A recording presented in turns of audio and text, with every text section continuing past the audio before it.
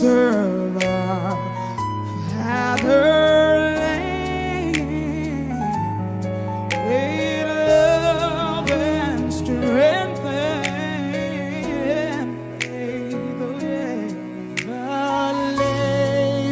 labor our heroes past shall never be in vain. To serve with heart and mind, one nation bound in freedom, peace and unity. Oh God of creation, direct our noble course. Guide our lead us right, help our youth the truth to know. In love and honesty to grow and live in just and true.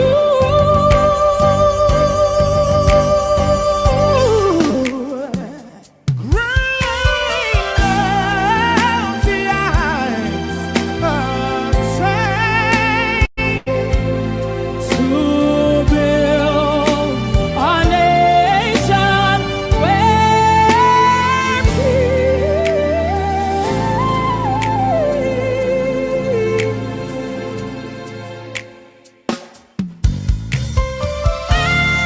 justice shall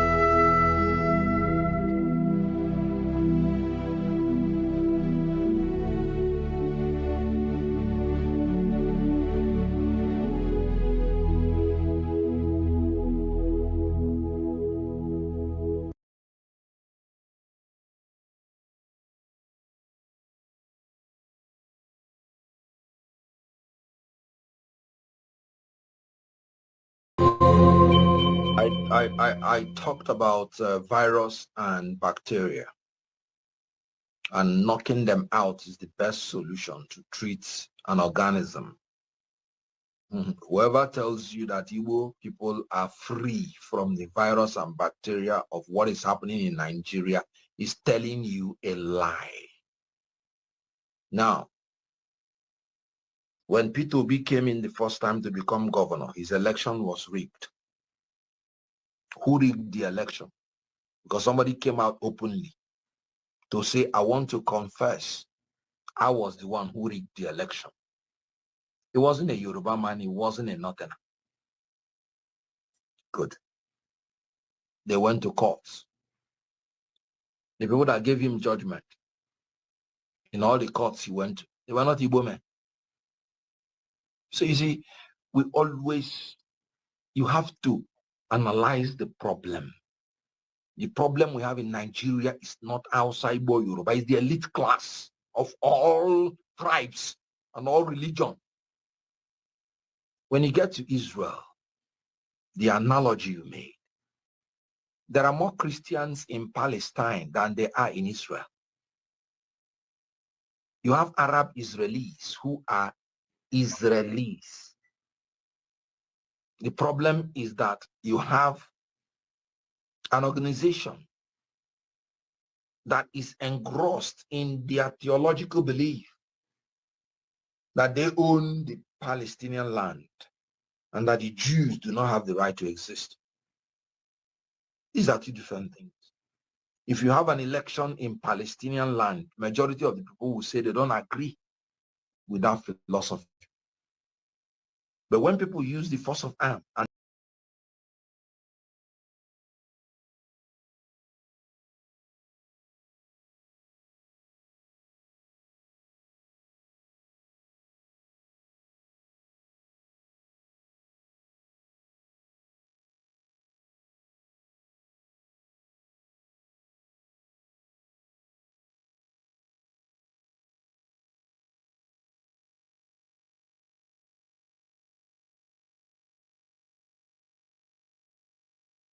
it was caught. They used to stop it. It wasn't the military or whatever.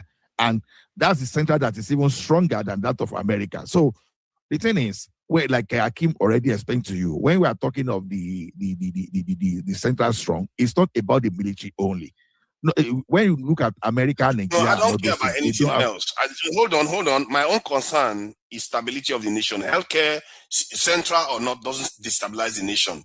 It's the military power. That's what I'm concerned about. Hold on now, Baba. Hold on. And when you now say we should create state police, you mentioned something. You said they are going to be weak. I said we have military. Military. Now look at why the creating state police will not weaken all those that you are talking about. Now the military is the one that is. I read Kulata's comment on you. Kulata is a child. Don't you understand?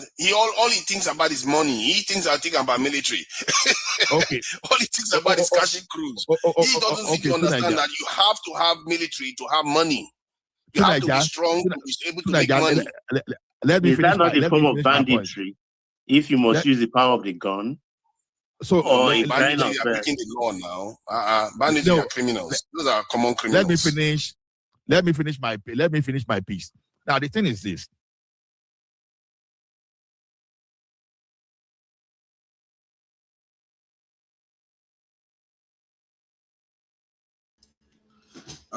Greetings, fellow Nigerians and viewers all over the world. My system seems to be experiencing some technical issues. I don't know. It seems to be trying to. I don't understand it. It's just being weird, and just doing a live stream seems to be wearing it out. I don't know what it is eating that is wearing it out. I'm not exactly stressing it out that much. So, but that said, we're going to be covering some topics today regarding the current affairs and things that have been going on around the world, in the week so far. Obviously, as always, the premise that we have these conversations or updates is not to malign any group. Sometimes when you are reporting news, it can come across as if you are being attacked. The purpose is not to attack you. The purpose is to shed light on the truth of at least the objective truth as much as possible of the situation. And like the title says, is Tinubu the worst president in terms of GDP of the country? That is something is very interesting that we will have to look into. We have to be objective about it. We cannot just say, oh, he's the worst president because we don't like him. We will not just say he's the worst president because of insecurity or anything like that, because other governments have also faced the same problem. We have to be fair and try to be as objective as possible based on the numbers and based on what we see. So I thought I should bring that on, because what I find is that in Nigeria, they don't like to talk facts. They like to talk about who they support. And to be fair, it's a human nature. It begins to dawn on me that this is a serious human nature problem. And I begin to find out that our consciousness is, some people argue that our consciousness is a kind of malignment of our existence. It's gone too far. Our consciousness has gone too far, and hence why we are the way that we are, where you can see the truth and distort it as if it's not true. So, but that's something I would explain later on in the show, when we have actually covered the current affairs of the day. Also, the other topic, as indicated in the flyers, is the bigotry we see in Nigeria. And I think this should become a big topic heading towards the election. I think I'm going to make it a serious topic. Insecurity, bigotry, economy, electricity. Those 4 anchors are going to be my major focus on towards this election, because the bigotry we see in Nigeria is just astounding. And this is a country that doesn't need it. This is a country that should have been trained by now, because of our diversity, to learn how to get along without resorting to this bigotry.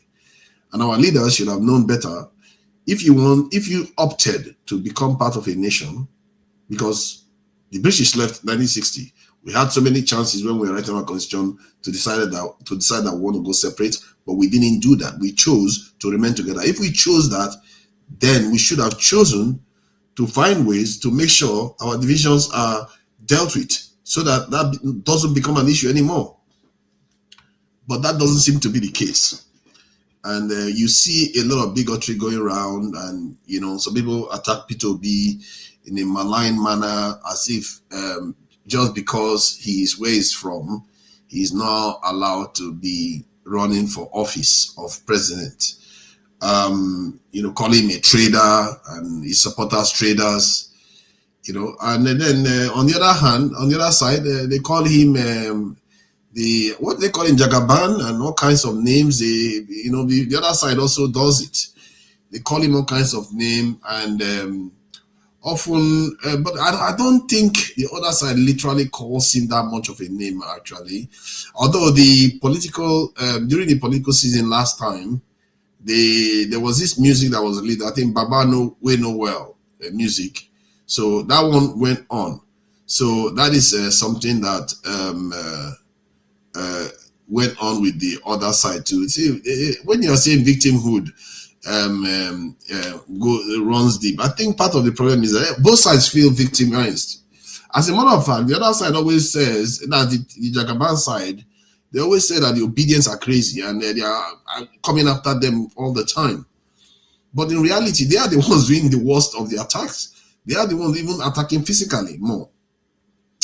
And I was also on a live stream recently when they said P2B, that the Southeast was where most of the rigging is done, because P2B got 90-something% of the votes in quite a few of the states in the Southeast. I said, yes, it's true that he got those high votes. Have you considered that maybe because his followers and that region, they've not fielded a presidential candidate that is viable for the last 25 years or so, that maybe that's why they are very energized. They want to support their man.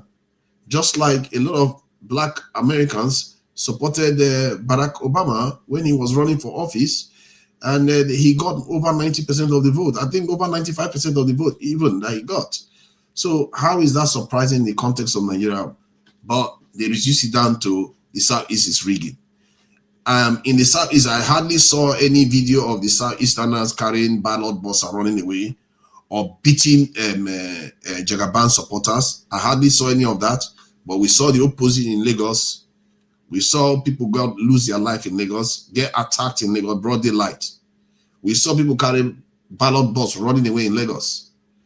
So we also know a proven one now that Liver State election was also rigged. This is something that is already proven based on various investigations, including that of the BBC. So that said, this is the nature of Nigeria, and we have to be talking about it and calling people that do things in a bigoted manner out regularly. Almost any show I host, one of the segments is to call out bigots, and I'll be naming them. I'm not going to name them just for the naming sake. I will say what they did, what they said, and what they stood by. Because sometimes, to be fair, if you are raised as a bigot, or you are raised to be a bigot, what tends to happen is that even when you don't intend it, you still come across like that. But my issue is when you are corrected and you double down on it, then that is a problem. You see what I mean? That's where you have a problem, because now it looks like you too share the belief. It's not by accident. You never intended to change your ways. You are doubling down that the other side is somehow problematic, inferior, whatever else you are, bigots do, isn't it? They figure out the way to do something. So, and I also had a conversation with a Brazilian this week, which was interesting. The conversation I had with the Brazilian was about the spirituality, because they were coming to the southwest of Nigeria, I think the Oshun Festival, and I had a conversation with them, and because a Nigerian came on that platform, and the Nigerian was from the southwest of Nigeria. He came on that platform and he was talking to this lady, and he never bothered to mention Nigeria once. It was all about Yoruba, Yoruba, Yoruba, and southwest, southwest, southwest. Nothing about Nigeria at all. And so I thought, okay, that reminded me of a conversation we had before. That, okay, why is it that this guy is talking about Yoruba? Because some of the conversations I've encountered with many Yoruba panelists, example, like the screenshot you saw on this screen, they are very Yoruba-centric, which is not a bad thing to be Yoruba-centric, really, because there's nothing wrong with being very, in touch with your roots. It's very important that we are all in touch with our roots. But where the issue was that they were claiming things that were not necessarily accurate, saying that the Yoruba influence in the Brazil was overwhelming, that they basically have Yoruba people in Brazil. I said, then when they said, I said, but it's not likely true now, because if they took Nigerians to Brazil, it's not likely that they are going to all end up Yoruba. It's because they are practicing the religion. They are not genetically Yoruba. But they didn't want to accept that. They say, oh, I'm badmouthing their Yoruba spirituality and their diaspora brothers, that these people even speak Yoruba better than some of them in Nigeria and all the rest. But that is not the point. The point that those people are Yoruba, they are not necessarily Yoruba people. They are people that came from all over Africa. Like they said, the percentage of Nigerians that were taken into the transatlantic slave trade was around 14%. 14%. So how did 14% or so become suddenly all the black people in Brazil? And even if you take 14% from Nigeria, that is not only Yoruba. So it was a common sense argument that I didn't need to even go and ask the Brazilians to find out. But it's also that I did need to do that, because I had to join this panel to speak to this lady. And I asked her that, is it true that, or do the Brazilians that practice, the black Brazilians that practice the Oshun religion, are they Yoruba? And is the religion, mostly Yoruba? She went on to say that it's very, very mixed, that is definitely not Yoruba, and that what she would describe it, that I might even play the video here so you all can hear it for yourself. That what she would describe it that is a kind of amalgamated religion of Brazil itself, that is not technically like they are Yoruba genetically. Definitely, according to her, genetically, they are definitely not Yoruba only. They are mixed. And then they also said, she also went on to say that, to say the beliefs of the Brazilians are just monolithically Yoruba kind of, that is a mistake, to put it that way. As a matter of fact, she put some distance from that. And she also seemed to be fascinated by the idea that we are debating it in Nigeria, that these people were Yoruba or not. She was a little bit fascinated by that. I will play the video so you guys can see it. Even if they are following the religion, and I actually said it on the panel to those panelists, some of them are on the screen, that the Yoruba religion is very coherent and it can be quite uniting to a lot of groups of people that are from different backgrounds. It might be that in Yoruba arena, in the religious arena, Yoruba religion show up a lot more, maybe even linguistically. But maybe in cuisine or other things, is you see the other tribes show up more, or music, different things. So it's an amalgamation of different peoples from different parts of Nigeria. So, but when people are ethnocentric, they refuse to see the realities that the numbers suggest. But that said, I'll move on from that. So there are various events that have occurred this week. So I will be trying to go through one of them one by one. We found that Trump is still struggling to make a deal with the Iranians. And there is a bit of statement that a report that Trump and Netanyahu were having a little bit of a tiff. Netanyahu, the leader of Israel, that they are having a little bit of a tiff argument over the phone, cussing each other out. I don't believe that. I don't believe Trump can cuss Netanyahu out. But he might have done. I don't know. Maybe he has. I don't know. But that's how they do it. They do it all the time. Then the next thing you hear that they are attacking Iran again. So that is one news that came through this week. The next one was about Iran possibly going for nuclear weapons now. This is something we have to wait for. If Iran decides to go for a nuclear weapon, we have a big problem in our hands. Because Saudi Arabia will look to go for it. And if Saudi Arabia goes for it, Egypt will want one. If Egypt wants one, Turkey will want one. And if Turkey wants one, maybe other African countries will start thinking, okay, maybe we too should get our own. Because you see, the whole thing is spinning out of control. Say whatever you like about Obama, maybe Obama had something right. Maybe he had something right. That decision that he made to do a deal with Iran wasn't a bad idea, after all. Because even if Iran was always going to go and become nuclear later on, or maybe become a nuclear threshold state, when they say nuclear threshold state, it means that you could decide to go nuclear any moment. If anybody aggravates you, you could go nuclear. You have the technology, you have the know-how, but you have not done it. You have not built a nuclear weapon. A country like Japan is a nuclear threshold state. I think Brazil is also one of them. There are quite a few other countries that are nuclear threshold states around the world. So that is where Iran was heading. Even if, let's say Iran wasn't even heading there. I'm thinking about it from the worst case scenario. That is the direction Iran was heading when Obama deal was on. But Trump came into office, removed it, started slapping sanctions on Iran, assassinating their people, then decided to start the first war against Iran. They started the first war against Iran. That one ended in a stalemate. They stopped. They said they destroyed Iran nuclear facility and everything. And Iran was pulling his punches then.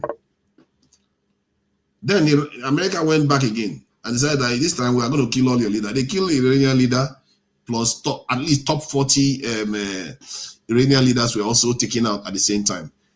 Guess what? Iranians decided that enough is enough, man. We are not going to have this anymore. They decided to start blowing everything up, attacking the UAE, Kuwait, Saudi Arabia, Israel. They were just fighting everybody. It's only Pakistan that was rebelling. They were just throwing missiles everywhere.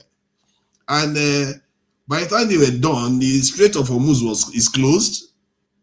And now 20% of, at least 20% of crude oil shipping that normally travels around the world goes through the Strait of Hormuz. And Iran has closed it. And now America is struggling to open it up again.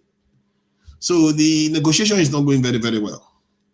And I don't know where that thing is going to go. I really don't know, because I don't see America ever allowing Iran to keep charging toll. God, that would be a joke. Iran start charging toll for ships to be going past. That's supposed to be against international law. So I don't see that happening. Okay, let's say Iran decides to open the Strait of Hormuz.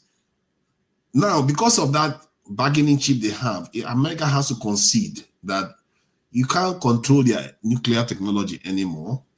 You can't control the sanctions you're going to issue on them anymore, because they can trade with China and Russia, maybe even India, giving America power winning now. So that Iran issue is a big headache for Trump. And I fear, I'm really worried. A lot of people are relaxed. No, I'm not relaxed. You can't humiliate a superpower like that. You can't. Hey, God, that bothers me a lot. You can't humiliate a superpower like that. If you do that, there will be consequences. So this episode is not over until you hear that Iran detonates a nuclear weapon somewhere, or a nuclear explosion somewhere.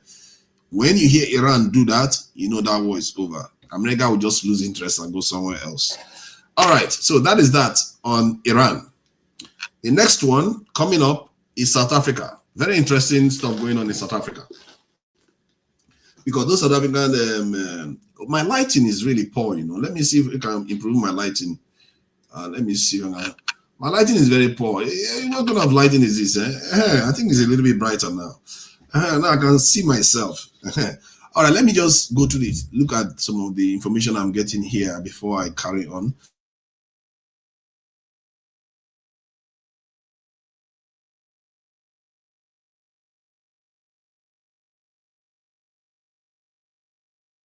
Why am I talking nonsense? You can be polite now, can't you? Why are people always very mean?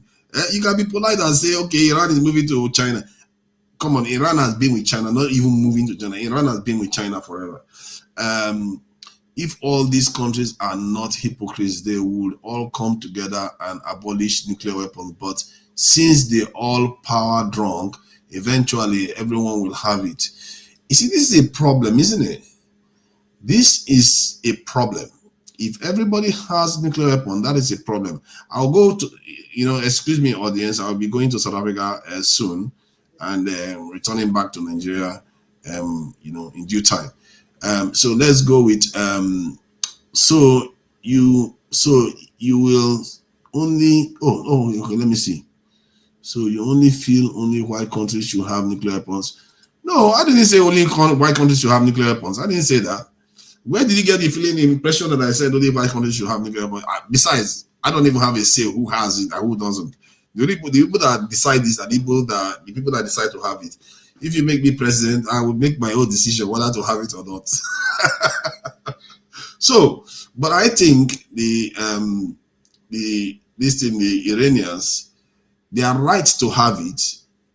I don't think they have a right to have it based on international law. I think international law says that no nation is supposed to go nuclear, but they are allowed to have nuclear technology in a civilian, for civilian use. So legally speaking, they are not allowed to build nuclear weapons anymore. Even America is not allowed to, but they are building.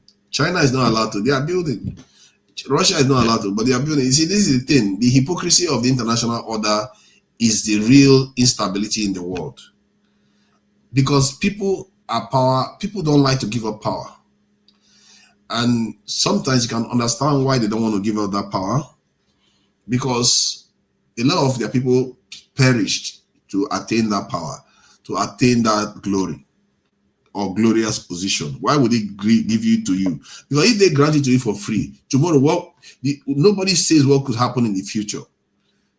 In the near future, maybe something will change, and suddenly the need to have military superiority will become important, and then you've just given up a lot of power in the meantime. You see why it's difficult for people to give up power.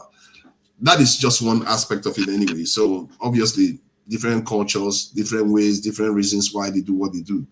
But that said, that is that on that front. Let me see if I can get some of these video parts going, because when this video that you're seeing here on the screen is because a lot of people, one of the reasons why I am very kind of frustrated with this video is because it basically depicts something about us as a people that is quite disturbing within our culture in Nigeria. Let me see.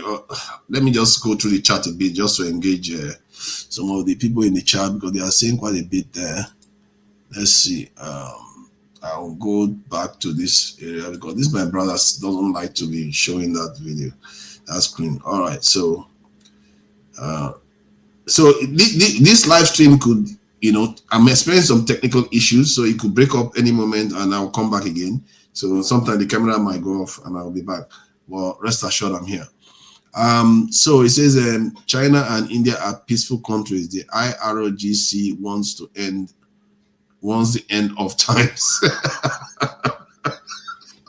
Who told you that? Who told you they want the end of times? Where did you get that one from? That because the religion said they want there's going to be end of times. Haven't you seen that this thing Islam believes that, Christianity believes that, and Judaism believes that. Most this in the Abrahamic religion, they believe in end of times. They believe in end of time. This is the term that I think what was the term they used for this idea? Eschatology. I think it's eschatology language. That's what they use for it. Okay, you post link to stop pontification.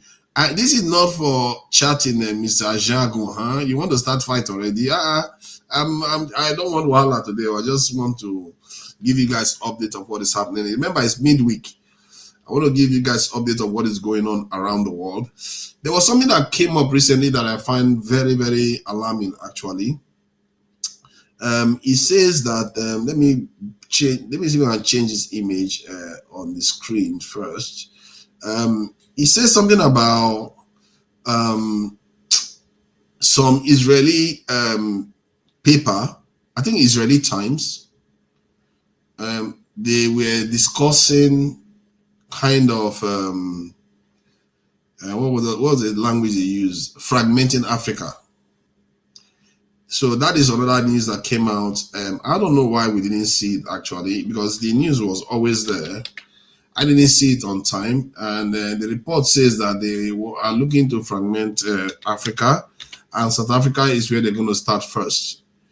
So that is quite disturbing, because it tells you that some of the issues that you are seeing in South Africa today is probably orchestrated, and it's about a plan to a kind of destabilize the continent, which is sad because we don't have any control. Can you imagine Israel can decide to destabilize Africa and we don't have much of a choice? A country of barely 10 million Western Jews in it are the ones threatening to destabilize the entire continent.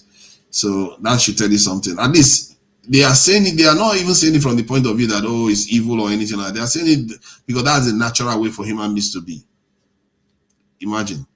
And the irony is that in America, that is actually funding Israel and powering Israel's machine, is a multi-ethnic, multi-religious, multi-racial, in short, multi-gender, anything multi.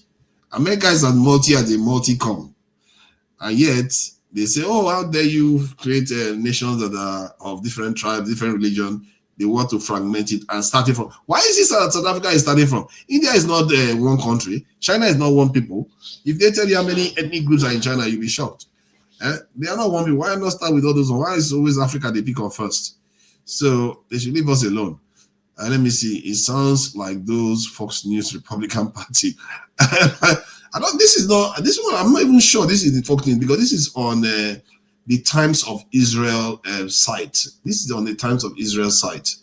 So that's where they put the information. So if you want me to share the link, I can share the link for you so you can check it out yourself. And it's very disturbing because they make some argument that a lot of Southeasterners would be happy to hear about why nations should not remain together and all those things. But the core of it is South Africa is South Africa is quite uniform compared to most African countries, especially West African countries. South Africa is one of the most uniform African countries, actually. They don't have that many tribes. But yet, they say they want to start with South Africa. Why would you start with one of the least divided societies? It tells you that they have an agenda, something that they don't like about South Africa. Maybe has something to do with South Africa taking them to international criminal court or something like that for the UN. So maybe that's why they are targeting South Africa now. This is the thing that some people they don't forget that when you slide them, they will remember. They want to take revenge. They don't play. So South Africa should be watching their back big time. And I funny enough, I was speaking to a South African panel some time ago, I think more than 2 weeks now. And I said to them that it's quite ironic that you guys are busy attacking us now, and at the same time, Nigeria may have to boycott South Africa, and the rest of the world may actually boycott South Africa because of some of the things South Africa has done, not because of this immigration issue, but because they went and took Israel to court internationally, and Trump has been looking for payback since then. So some of all these people, they are not going to take South Africa easy. They're not going to take it easy on South Africa. Also, they have to watch their back. That's what I say to them. Let me see if I can share the page so that some people see the. So that's the page there, showing there. I think it should be here now. Oh, okay, that's not the right one. I think I should share this page. Let me see. I think I can share it out actually. I think I can do that.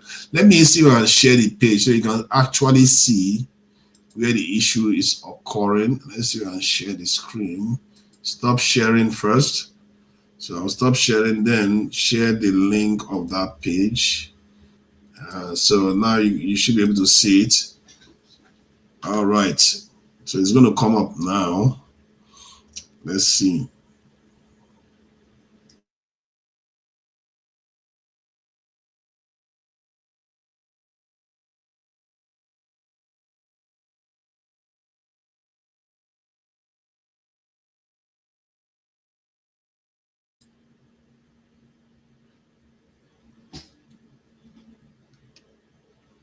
Who is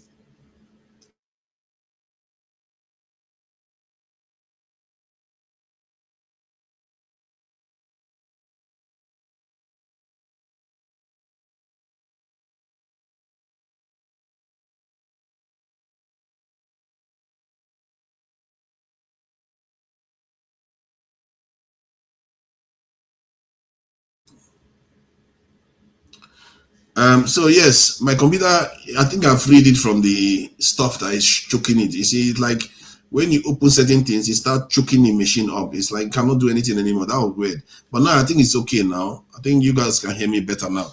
So let me see. All this because anyone look at this. No, see, one man, you're not going to hear the end of this. I think, to be fair, you guys have become a little bit of a you were like that towards the last election, and you've resorted to that behavior again. And this has nothing to do with Enigmatic. Enigmatic is a buffoon, and he's busy. Can you believe he's asking me what were the tiers of this in the arms of government? Like, that is how smart some of the people that come on your platform are. One man, he's asking me about the tiers of government, and what he actually meant was the arms of government, not the tiers, because he doesn't actually know what the tiers mean. Tiers are supposed to be federal, state, and local. He doesn't understand that. What he was referring to was judiciary, executive, and legislative. They don't have a clue what they are doing. But that is by the by. What I don't like is when people come on your platform and it seems like you're encouraging them, they use bigoted arguments against Southeasterners, and then they go on to be quite bigoted, and they're allowed to do that. Like, they literally said they don't want people to join the military because they fear that the Northerners will join the military. Oh, so you don't want to join the military, but you don't want others to join the military. What kind of attitude is that? You want to go and get educated, you want to go to school, you want to do university, you want to become a tech billionaire, but the people that don't care about that want to join the military, you don't want them to join the military. And then on that same day was, I think if I'm not mistaken, that was when those schoolgirls in Oyo State and this head teacher was kidnapped. How can Nigerians be suffering constantly, and you see grown men, especially that Baba, he will be like, no, we should not do anything about that. Well, let's go and balkanize Nigeria so that we'll become like DRC. That's what he would rather we have. These people, they can't see beyond their nose. They can't see beyond their nose. All they see is that one is a trader. Like they keep calling him a Tinubu trader. All kinds of names that they call other people from other parts of the country on the panel. And personally, and that was one man, to be fair, that was one of the biggest issues I had with you at first. When I came to your panel, that was more than 3 years ago. I had that same issue with you. I was like, why are you people so bigoted? That was one of my biggest gripes. And it came down mid-term, but it's going up again. If you don't realize it, maybe it's good that I'm pointing this out to you. And also about that Brazilian issue. I spoke to a Brazilian lady just yesterday. When Kolata was saying all Brazilians were like practically Yoruba. And I'll play the video here so that people can see it. Because some of all these things people say, they will say stuff even when it doesn't make sense. They will say stuff even when the data flies against it. I'm not here to badmouth Tinubu. I'm not here. If Tinubu is doing the right thing, I don't care. I will say it too. I don't care. Why should I even badmouth him if he's doing the right thing? Is that not supposed to be good for me too? But what you see on that panel, you tell them that Tinubu did something wrong, they will double down. They will accuse you of not knowing anything. And why they barely know anything? But if they only knew, they wouldn't be asking me about that guy wouldn't be asking me about the tiers of government, something that the primary school student is supposed to know. You're asking me about that. Let me move on to the bigger issues that we are actually dealing with instead of dealing with. And I'm going to have a session where I will be calling out some of all these people, because it's actually a dangerous thing, because they will claim that they care about their tribe, but they are the most toxic people to their own tribes. How can you say you care about your own tribe, but you don't want them to be protected because you are afraid of the other tribe more? Like, who does that? Why would you prevent your country from being strong so that they can fight terrorists because you're afraid of another tribe? Man, God help us. But yeah, those same people that you're afraid that are going to join the military, they are already in the military now, and they are already in the States. What is your problem? Yet you go to Nigeria, when you are saying that Nigeria is improved, who is helping to make it improve? Is it not the same military that you say that they are mostly Northerners? How does that even make sense? It's like you're saying that the proportion of the military should not remain the same. If they recruit more Northerners into the military, the Southerners are still going to join. So the proportions will still remain similar. So what is your problem? So that they can keep your people safe. That teacher now will probably be alive today if Nigerians only listen to what I was saying. Then that teacher will be alive today. Do you know how many videos I've seen of our women begging for their lives, begging Tinubu for their lives? Now, a general was kidnapped, and an ex-minister's sister has been kidnapped. That's the news. I think the ex-minister one just happened, I think yesterday or today. This is what is going on in Nigeria now. More and more people are getting taken. Now they are beginning to take higher ranking people. Like they are taking generals as if generals are nothing now. I think we lost about, although this one is not dead, it's not confirmed dead at all. Or in short, there's no report that he's died. He's just been kidnapped. But if we look at how many generals we've lost this year alone, generals serving once. And some people, when they tell them that things are getting worse, they will like, no. Let's just talk about it. No. You see, to be fair, if you say you don't want that strategy to recruit more into the security forces to secure the country, maybe you can argue that, okay, we prefer education more. You know, some people will say they prefer to focus on education, focus on manufacturing, focus on this. I can understand that. But when you start arguing that, oh, because you're afraid that the Northerners will join the military, that reveals something. And maybe Nigerians should start digging deep and ask themselves why they don't want to do that. Because maybe Nigerians don't want to recruit more into the military security force because they fear that the military is part of another group. That's why they've never solved this insecurity problem. Because normally, a normal nation, when they have this type of insecurity, they will mobilize immediately. All the young people, they will start mobilizing them and having them join the military immediately. And security forces. The whole country, if there was one kidnapping of a school, in short, 10 school students in the UK, just 10 school students in the UK, you kidnap them. Terrorists kidnap them in the UK. You are not going to hear the end of it. You're not going to hear the end of it. They will just, the whole country will change completely. Just how many days ago, they found out that a young man was stabbed by a foreigner. And the young man died. And they are talking about changing rules of policing in the UK now, just because of the death of one man. You guys are not serious people. If you value your people's lives, how can you be allowing this to happen? If you value your women's lives, how can you allow this type of things to keep happening? children. I'll leave it at that. And the other news that is coming through is the South African one, where the two Zimbabweans were lost their lives, were killed by South Africans, and that is being investigated. And some people are also criticizing Malema for Ghanaians are criticizing Malema for criticizing South Africa, Ghana, because Malema said, why is it that the South Africans were so much in a hurry to withdraw their citizens from South Africa? Why are they, one person, you are right, police killed one person and it looks like the whole United Kingdom is on fire. Yeah, that's true. And well, but if in Nigeria, they just take ministers and take key generals. I can't even imagine it.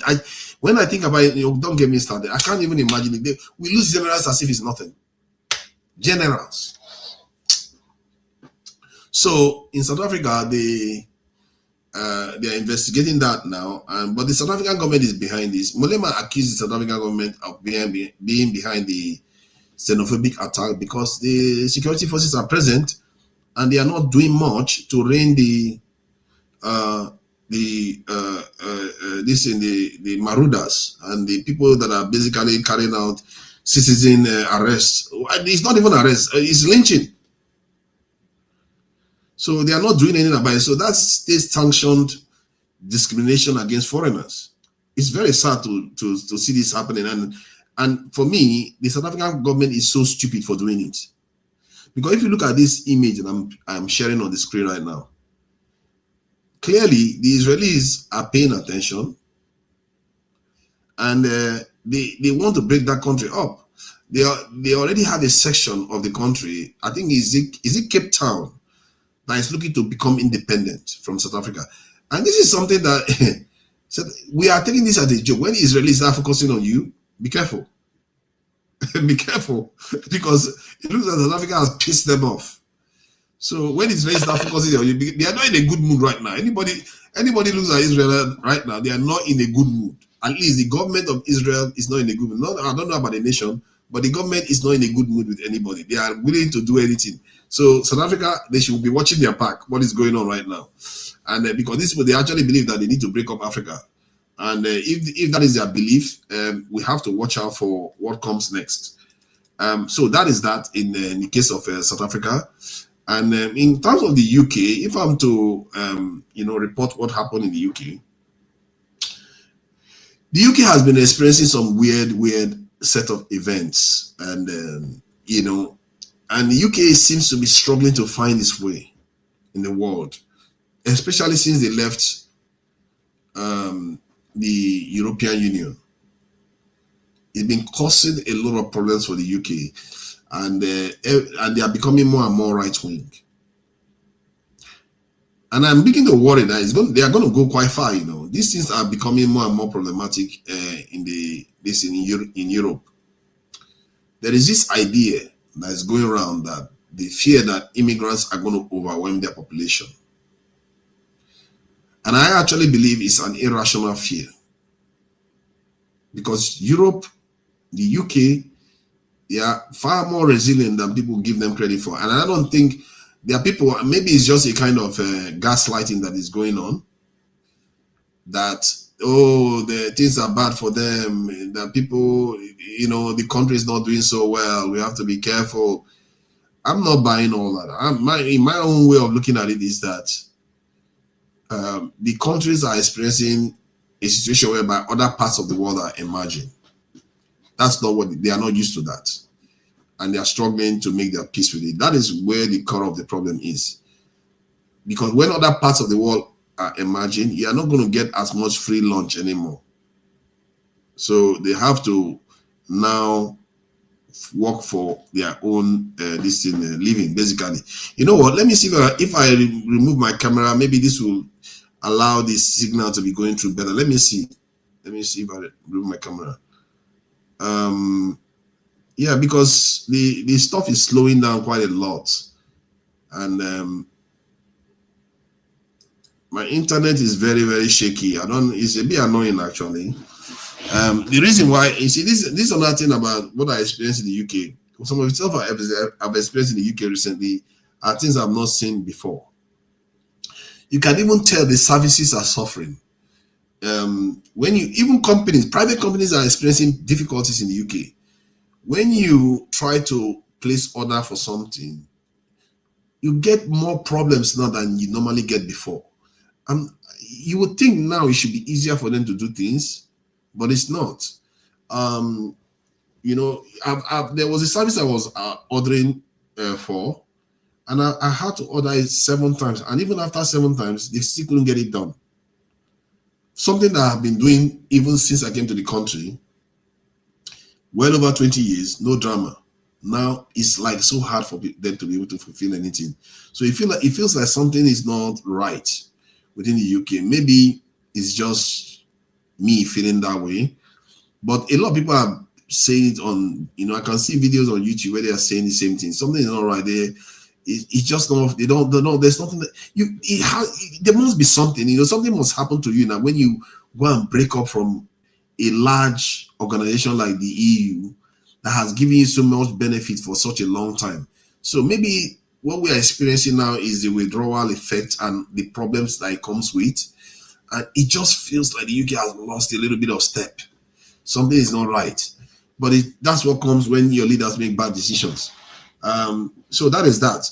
It looks like whenever I want to share information, it gets very tricky. So I try to do it from separate, you know, technically in a separate manner.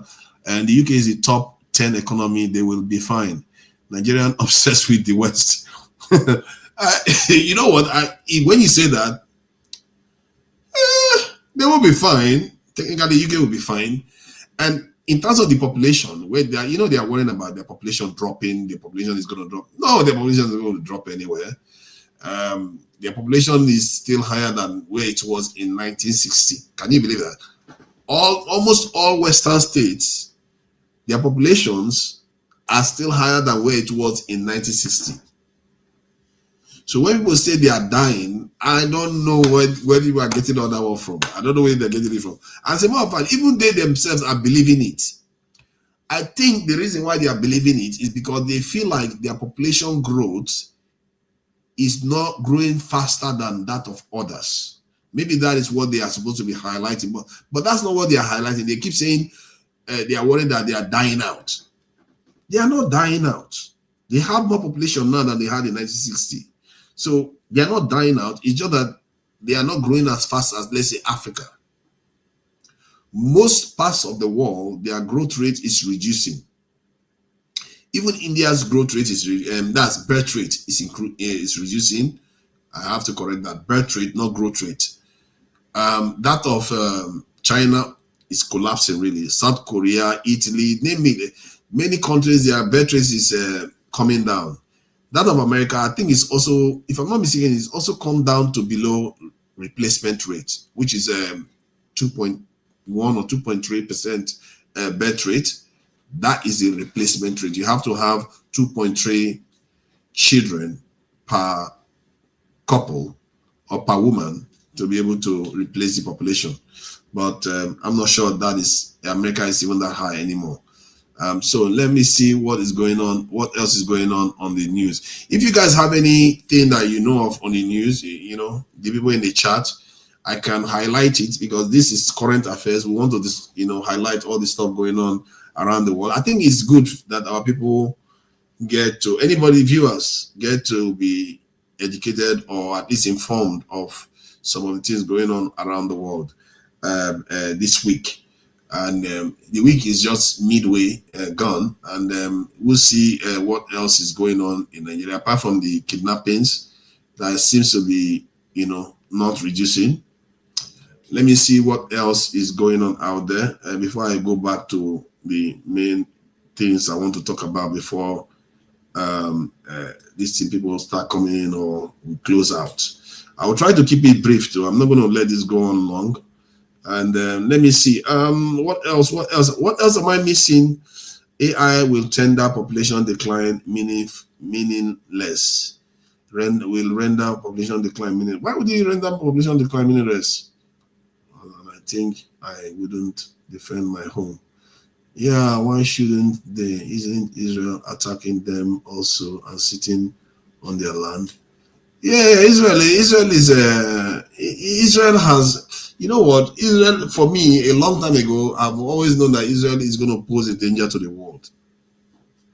I don't know whether Israel itself is the one posing the danger or is America enabling it to happen. The reason why I said that was because of what Israel's existence and actions were doing to the UN and what they were doing to the Palestinians. Because America keeps vetoing anything to force Israel to reach a peace deal with the Palestinians. And Israel keeps going on, you know, one day after the other, peeling away at the Palestinians, nipping away at them constantly. Do you understand what it's like? You know, if somebody says, you know what, let me give you this concept, you know, because that's how I feel about what is going on in Israel. If somebody says they are going to make you, you know, give you everything you want in life, but all I have to do is get, you know, take one man's life and you'll be fine. I will take one man's life, your life will be best. Versus, I will keep chopping the man up bit by bit every day to make your life better. Which one would you choose? If you have only those two options, people would choose the first one, get it over with. Why would you want to torture the man? Some people, because there is something about human beings that don't like continuous torture that is worse than death. So, and I think it's a good thing, because that is evil, to just watch in slow motion ethnic cleansing going on the Palestinians and stealing of their land. It's like continuous torture for decades. I think this has been going on for almost 50 years now. They've tried everything. They've tried peaceful means to get peace. They use peaceful method and they try to protest and walk towards the fence, and the Israelis were shooting to kill. They were killing them, like not just a joke. They were literally killing them. People that were unarmed, they were killing them. This is something that happened not very long ago, barely 10, 20 years ago. I think it's not up to, I think 10 years or so. And that was under Hamas, so they did this. Hamas tried to use peaceful method. They were literally shooting them and killing them.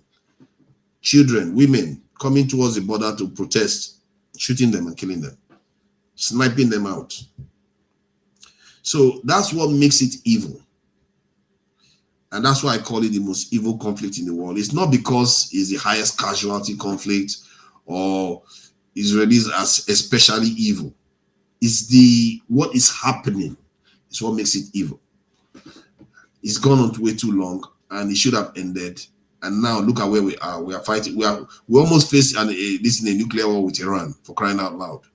Because there was a time we are actually afraid that Israel was going to nuke Iran or Trump was going to do it. That's how evil that conflict has become. It's still not over. It might still trigger a world war. Let's not assume it's over yet, because it's very rare you see a superpower walk away like this. Because it's one thing for America to walk away from Afghanistan, walk away from Vietnam, but it's another thing, or even Iraq. All those countries, when they walked away, they didn't leave that country a major power. But if America walks away from Iran, Iran is stronger than it was. All the other countries where America walked away, they were not stronger than they were when America left. Now, Iran is stronger, so I'm not so sure America can walk away from this, even if they want to. They will feel like this is worse than losing. We just make this country superpower. Now they're even going to cause more trouble. This is what makes Trump's situation very, very bad. But let's see what is going on now. If it ends up to being war, it will just turn into a religious war, which America cannot afford. Yes, America. You sure Americans are getting ready for Christian war these days? Artificial. Those people with their what they call it. What they call them? Those Christians. Uh, evangelical Christians. Evangelical Christians. Those ones are quite passionate about their belief in the religion and the Zionists and the coming of the end of Christ and all. So they believe in all that stuff. So they might be ready for war. You can't be too sure. You're talking to yourself. This guy, look at this one. This one says I'm talking to myself. Oh no, this is sad. Okay, let's say I'm talking to myself. I'm enjoying it. So what's your problem? Do you know how many people that are watching? I don't know. It doesn't even matter. Even if there are only one person there watching right now. I'm not talking to myself, and that makes your statement factually wrong. And if I'm talking to even myself, so what? I don't dislike myself so much. I'm not sure, whether you have issue with yourself. If you want to talk to yourself. No, AY, that's not what he meant to. He didn't mean that I'm talking to myself on the panel. I'm not trying to bring people on. He's just saying that I don't know what he meant. Maybe that's what he meant. I don't know. I never sent a link out there for people to join. It's quite nice, because sometimes people don't like me when I interact with them and I overtalk and all the rest. So, but this one, nobody is going to worry about that. There's a little bit of a freedom about it. You can talk and they can listen, and I'm not insulting them, and I'm listening to them, getting information from them and talking back. I do like that. Because I feel like I'm not very good at listening to people and talking to them, exchanging very well with them. Maybe because I'm, like someone like AY, and I can talk to AY till my kingdom come. I can talk to someone like Mascap till the kingdom come. I'll talk to someone like who else? Who else comes on this platform? Quite a lot of people actually. Jide, Femi, quite a lot of people that you can interact with, quite easily without, because these guys can interact with you point by point. They are not focused on specific issues. When I say that, it just reminds me of AY sometimes. Even when AY tries to, when it comes to religious discussions, sometimes it gets a little bit stunted. Yeah, Boom Boom Ray, Boom Boom Ray is quite okay. You can talk to Boom Boom Ray. I think Boom Boom Ray is quite, he tries to be logical, but sometimes I feel like he tries to use the fact that he thinks he knows more than you to bamboozle you, even when there is clear information out there that says otherwise. So I don't know where that idea in terms of Boom Boom Ray comes from. He likes to think that he exchanges idea openly, but he's quite rigid. He doesn't like to move position easily, and he likes to think that I'm the only one that does that. But I've seen like Mascot move position, openly on this platform, and that's one of the reasons why I respect him. AY has moved position position too. So they are some of the best people we have on these platforms. Because maybe I should count this type of. I will look at the population of people that come here, then look at the ones that you can actually discuss issues with on a point-by-point basis, not like to score points, but on agreement by agreement. When you get to this issue, you discuss it. Both of you reach an agreement on it. Then you move on to the next layer. Because of that, your understanding of the topics get richer. You get closer to the truth. And the closer you get to the truth, the better you can utilize the information to do real good in the world, isn't it? So that is why this type of conversation and people like that are very, very important. They are far more they are far less idealistic. They are not tied to any position. They try to reach out for the truth. It's not like we all don't share the same opinion on everything. We disagree on quite a few areas. But the areas that we agree is that we agree to try to learn and try to do the right things by our people, the country, and even the world. Because I think I'm getting to a point whereby when I discuss issues, I don't look at it only from our own point of view actually, the world is facing a serious situation right now. To be fair, it's been facing it for years now. You know, that the rest of the world is going through a change now that even they themselves cannot fully control.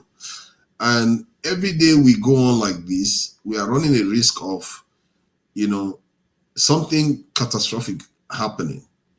And in the 60s, they came close. I think 50s, 60s, they came close. And then now again, that period is returning again. And we have to be careful. So that's why I always like peacemakers, people that interact peacefully. Because if you want to interact using force in this world now, I think we have to be careful because the consequences are too far-reaching. We are too dangerous now. You know, we have too many advanced technological capabilities to do damage. You know, the kind of weapons that are being manufactured, the kind of, I can't even start naming them, from chemical, biological, kinetic, nuclear, all kinds are out there. Drones, robotics. These are things that could end us.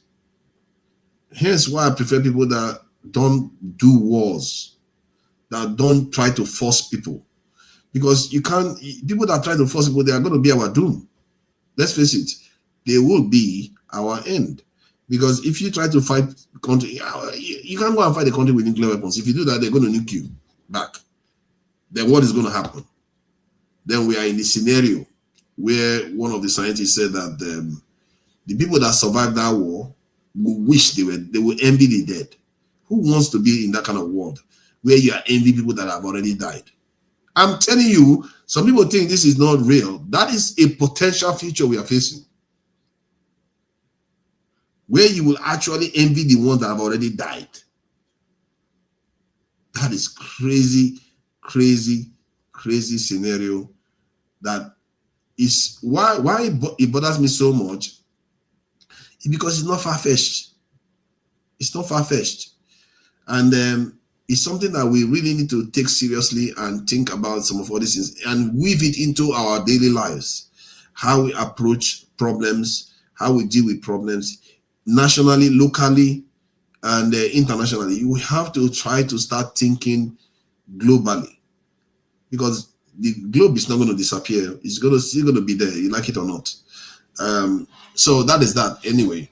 So let's get back to some of our glorious bigots of the centuries.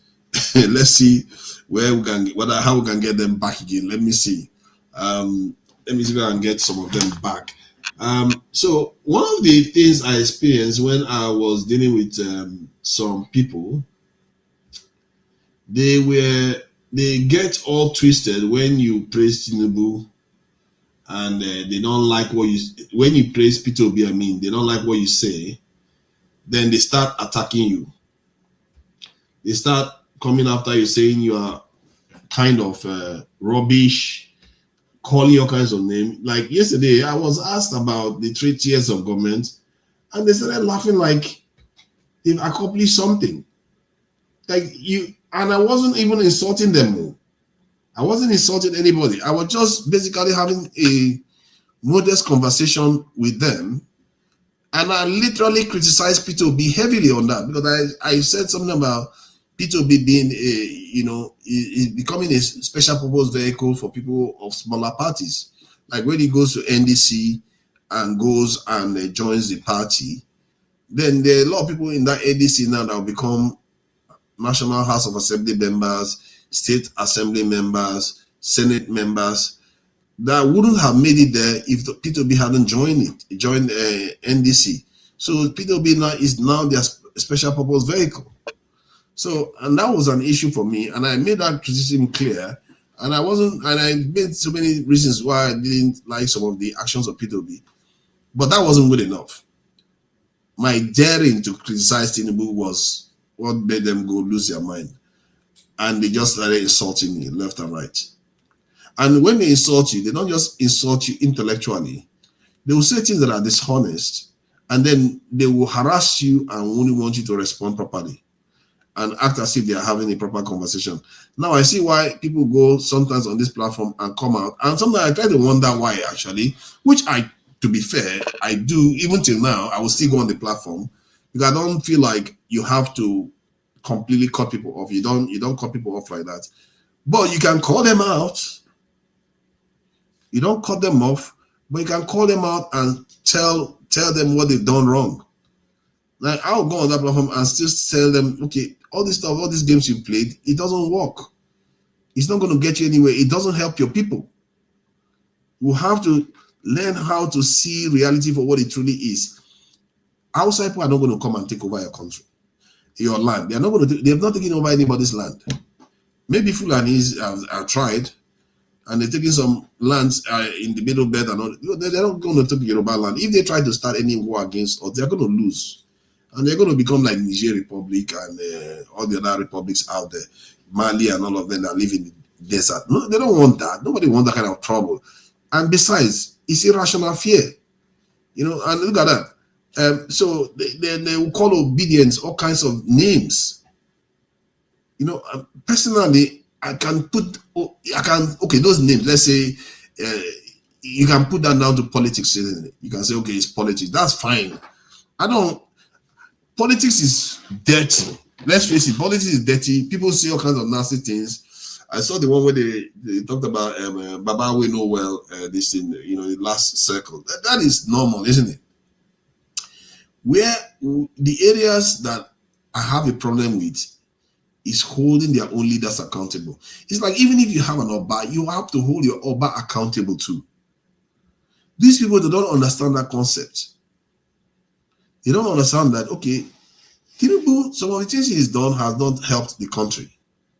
Now, let's go to one of the areas that he has not helped the country.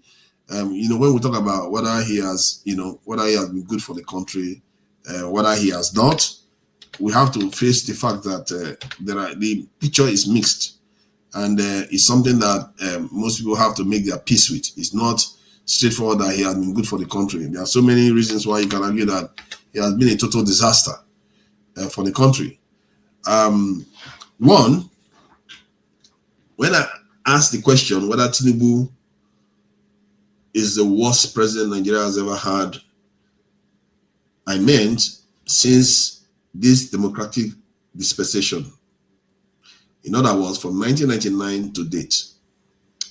If we go by GDP and how much the GDP has shrunk under his presidency and our GDP per capita, I would like to say that the facts point to him being the worst. As of today, you cannot necessarily say he's the worst so far because we don't know what's going to happen in a year. Because remember, it's 3 years he's been in office. We have to be fair. He's been in office 3 years.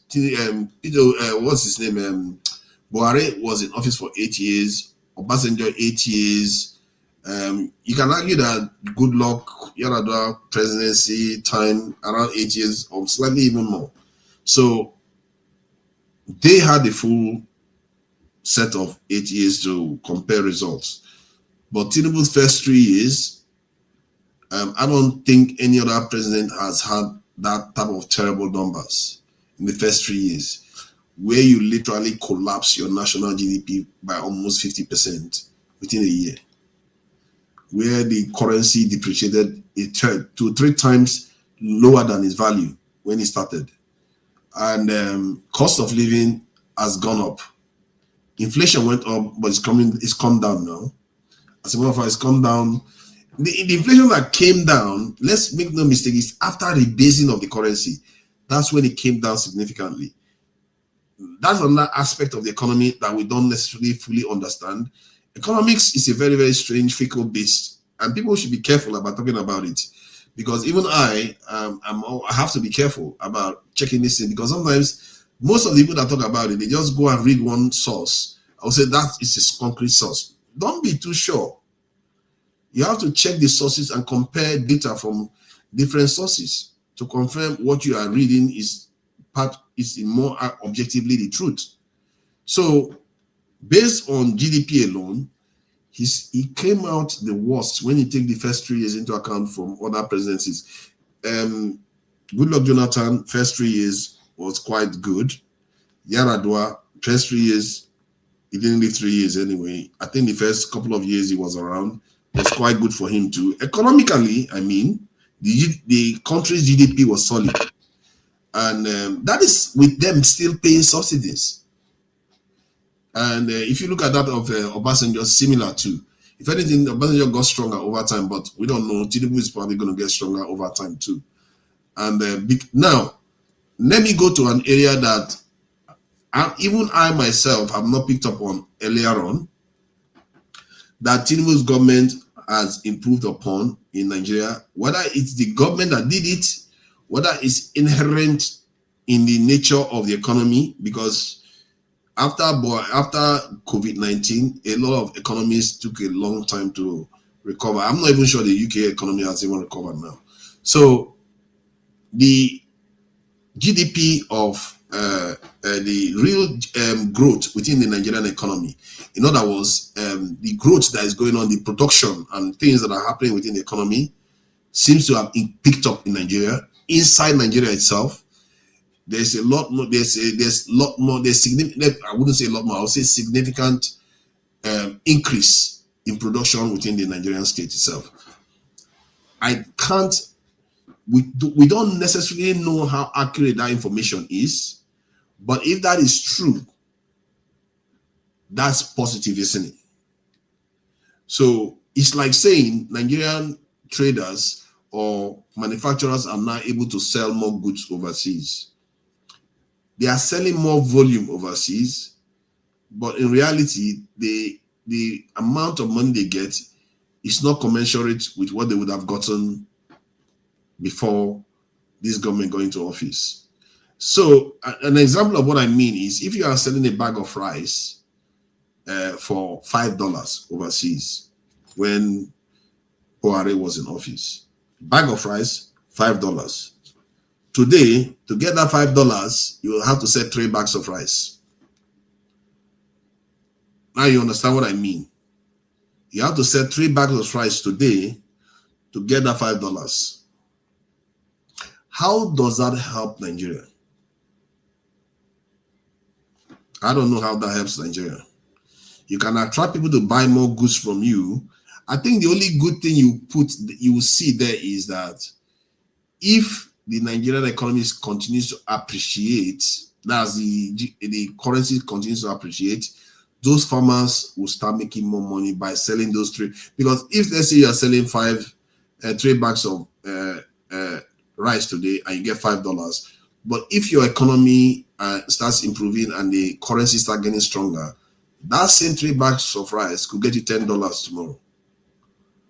So that is why you are not going to fully dismiss this current government, because this is the 3rd year. We don't know what's going to happen 4th year, 5th year, 6th year. But based on what has happened so far, I'm not holding my breath that much. Another area we have to look at is also the Dangote refinery. That part has also seen a lot of positive for Nigeria. It's mainly the reason why the Nigerian currency has appreciated the way it has now. And it's something that, in a way, to be fair, I did predict. It's something that anybody can predict. It's not rocket science. And some people were even not sure that was going to happen, but it was obvious it was going to happen. If you start doing more value-added manufacturing, your currency gets stronger. You have more foreign exchange, and thereby, you don't need to defend your currency as much anymore. That is the reason why I was against this government for floating the currency. Why did they rush to go and float the currency when that Dangote refinery was already coming to the rescue?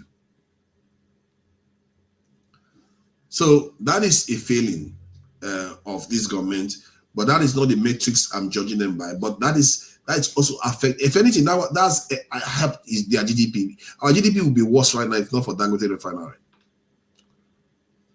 Dangote refinery single-handedly is doing the biggest value-added manufacturing for Nigeria. Single-handedly is doing all that. So there you go. based on the results, the current government is the worst in terms of GDP for the first 3 years, and the GDP was around $477 billion when this government got into office, and now the GDP has now appreciated back. Before it was around 180 something billion dollars. It's now appreciated after rebasing to around 200 and something billion dollars. So, and they are anticipating that it's going to get up to 300 something billion dollars. We'll see. So, in other words, even after 4 years, the government has still not gotten back to where it was in before they go into office. And I'm not sure any government has that record. I'm not sure any government, actually, as a matter of fact, I'm almost confident that any government doesn't have that much of a bad record. Yes, like Buhari now going to office when the GDP was almost 500 billion. And by the time he left office, it was slightly less, not significantly less. But this government's first 4 years, significantly less number of GDP. And the reason why GDP is important, because that's what your people pay. That's how you access funds overseas. That's how they describe they see your nation, whether your nation is rich or not. Because if somebody sees that your net value in your country, your net value, let's say, you know how they call high value men or high value personalities, VIPs and all the rest. The reason why they say those things is because they know this person has value. If your net worth is, let's say, $10, and some other person's net worth is $1,000, you can see that that person that is worth $1,000 will be given access more to resources, funds, loans, everything else, versus the person that is worth $10. That is what for this in the nominal GDP does for a country. The richer you are as a country, the more likely you are going to gain access to resources. Obviously, there are caveats to this. You could have a situation whereby your debt to this revenue ratio is so low that foreign institutions will not want to lend to you. That affects, no matter how high your GDP is, if your ability to raise revenue is very low, it will affect you. So there is not one size fits all when you just hear GDP. However, it's quite significant. It says something about the nation. And this is why Nigeria has fallen to, I think, third in Africa now. From number 1, we fell to third under this government. So, and before we get back to that $477 billion, I think I'm counting the days. I get a feeling that it's going to be at least 5-6 years before we get back to those numbers. Again, that's how much kneecapping this government did to the economy. And they, the one that annoys me the most, they didn't need to do it. They didn't need to do it. Dangote was already on stream. I think I gathered that Boa is building another refinery. Nigerians are building refineries left and right. Why did you have to rush to float the currency? Why didn't you wait so that Nigerians' cost of living and ability to procure equipment overseas doesn't get reduced? You allow Dangote refinery to come on stream. You allow just Dangote refinery is enough. Then you have more currency available to you because Dangote refinery is bringing in a foreign exchange to the country. But I'll leave that for the government to decide why they chose to float the currency. And some of his supporters will tell you that no, the currency was it was because they were making a lot of money doing round tripping. What do you think has happened now?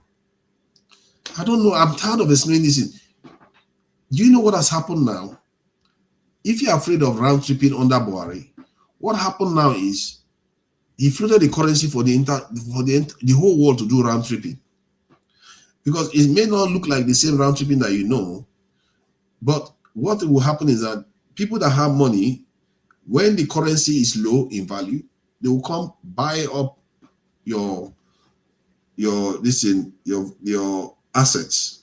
When they buy your assets at cheaper rate, and within months or years, the currency appreciates, then they sell it again. They will sell it again and make a lot of money in dollars, and then they are out of your market again. this is what they call short selling, isn't it? Or short, I don't even know the right terms. But in America, like when Trump always before Mondays start talking about peace with Iran and talking about ceasefires and talking about, he starts saying optimistic things about the war so that the market doesn't collapse in terms of the stock market. He says those things. What you notice is that when he's saying those things, there are people trading heavily just before he announces it.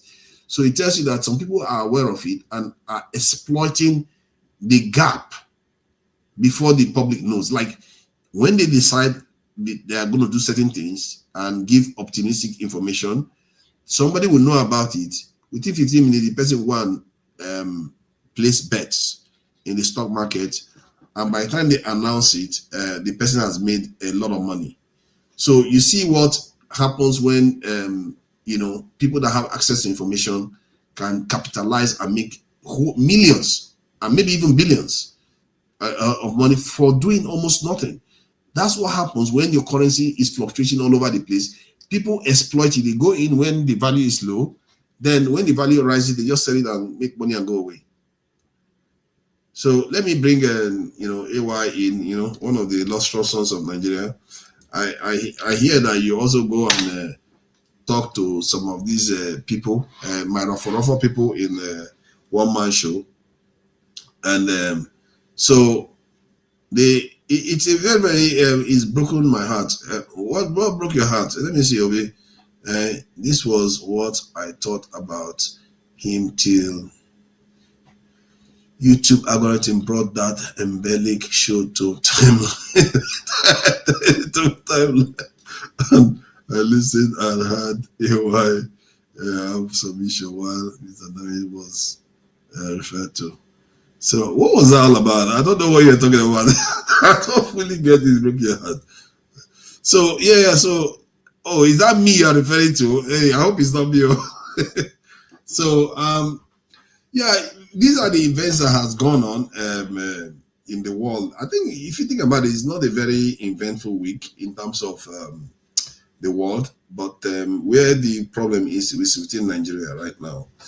And I'm going to be doing some things on my own, and I'm going to be calling out some of the bad things this government has done, and I'm going to be calling out the good things too. A lot of people are not going to like it. If they've done some good things, I will say it. And what I'm struggling with is that, when I went to Nigeria, I said it to everyone here. I said, I had this sense that things are a little bit better. I really did. Like, I don't know how to describe it. All the matrices are still there. All the things that are bad. The corruption is still there. The people are still corrupt. The mindset hasn't changed. You see, that's the thing that makes it difficult to put your finger on. The mindset hasn't changed. But you can see that the rate at which they take bribe is come down. So it means that there are other forces. And one of the forces that are at play is this ability to go viral on the internet. Is a big one. I believe it's a big one. Because they are always afraid that they're going to be captured on video taking bribe. So they are worried about that. You see that our people are very careful about that. And another one is the way many Nigerians have jobs overseas. Many of them, especially the young ones that are supposed to be feeling the pain. All these young people that are in South Africa, trying to fight people, chop people out. The reason why they do all those things is because South Africans can't compete with the people online. And Nigerians can compete with anybody. Although they struggle to compete with Indians online, but they can compete with most people around the world online. So Nigerians are okay online. Many of them are making money, or many of them are aspiring to make money. So in other words, they have something occupying their time. Especially like from 16, what am I saying 16? From 14 to 30, 35 years in Nigeria, they have some connection with the internet. Many of them that have access to phones have some connection with internet. So you can see why when you call them to come and protest, why would they come out? All they need is data. They want data. Once they get data, they go online.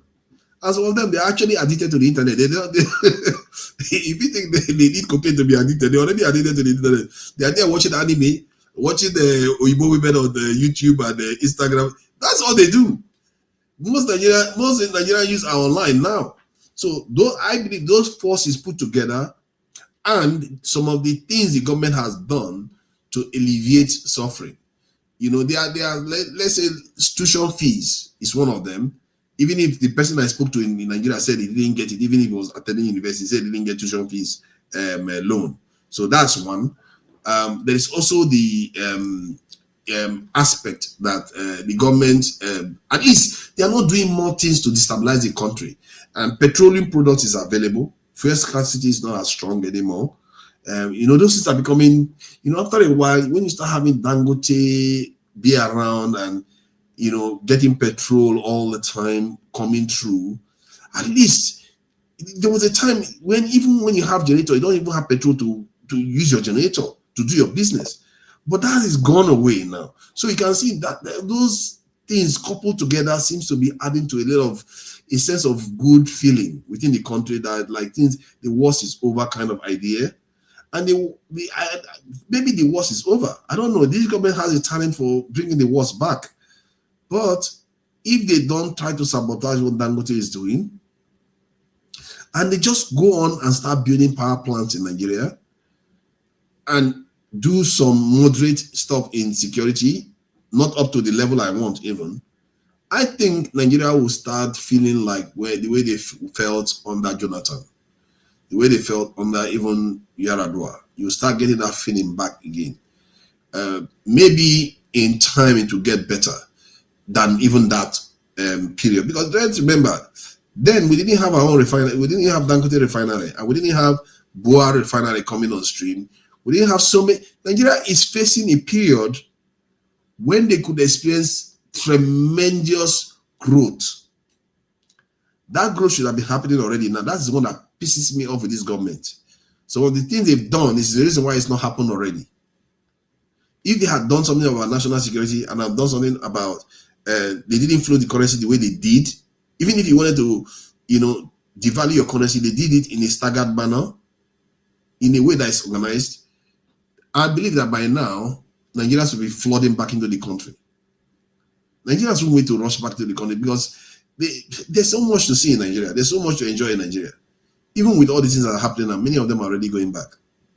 Me, I will go back. I will be going to Nigeria again soon anyway. So I want to see, you know, I have got things that I'm doing there in Nigeria. Welcome, this is AY. And and welcome, hello. Thank you for joining me.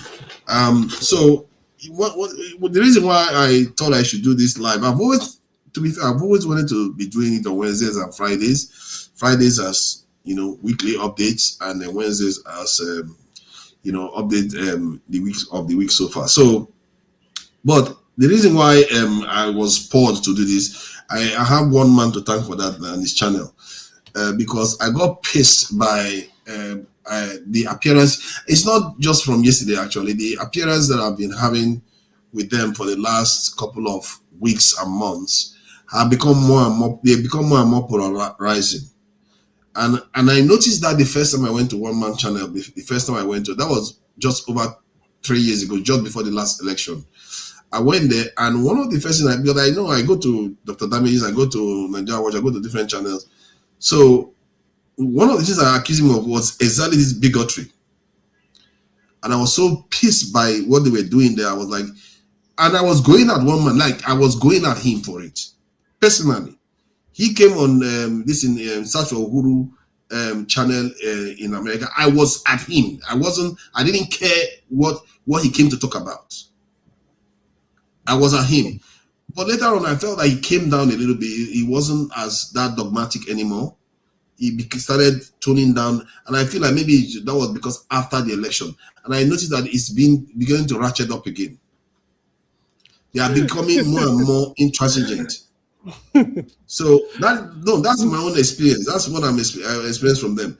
So, and because of that, that's why I feel like I need to start calling them out again for what is going on out there.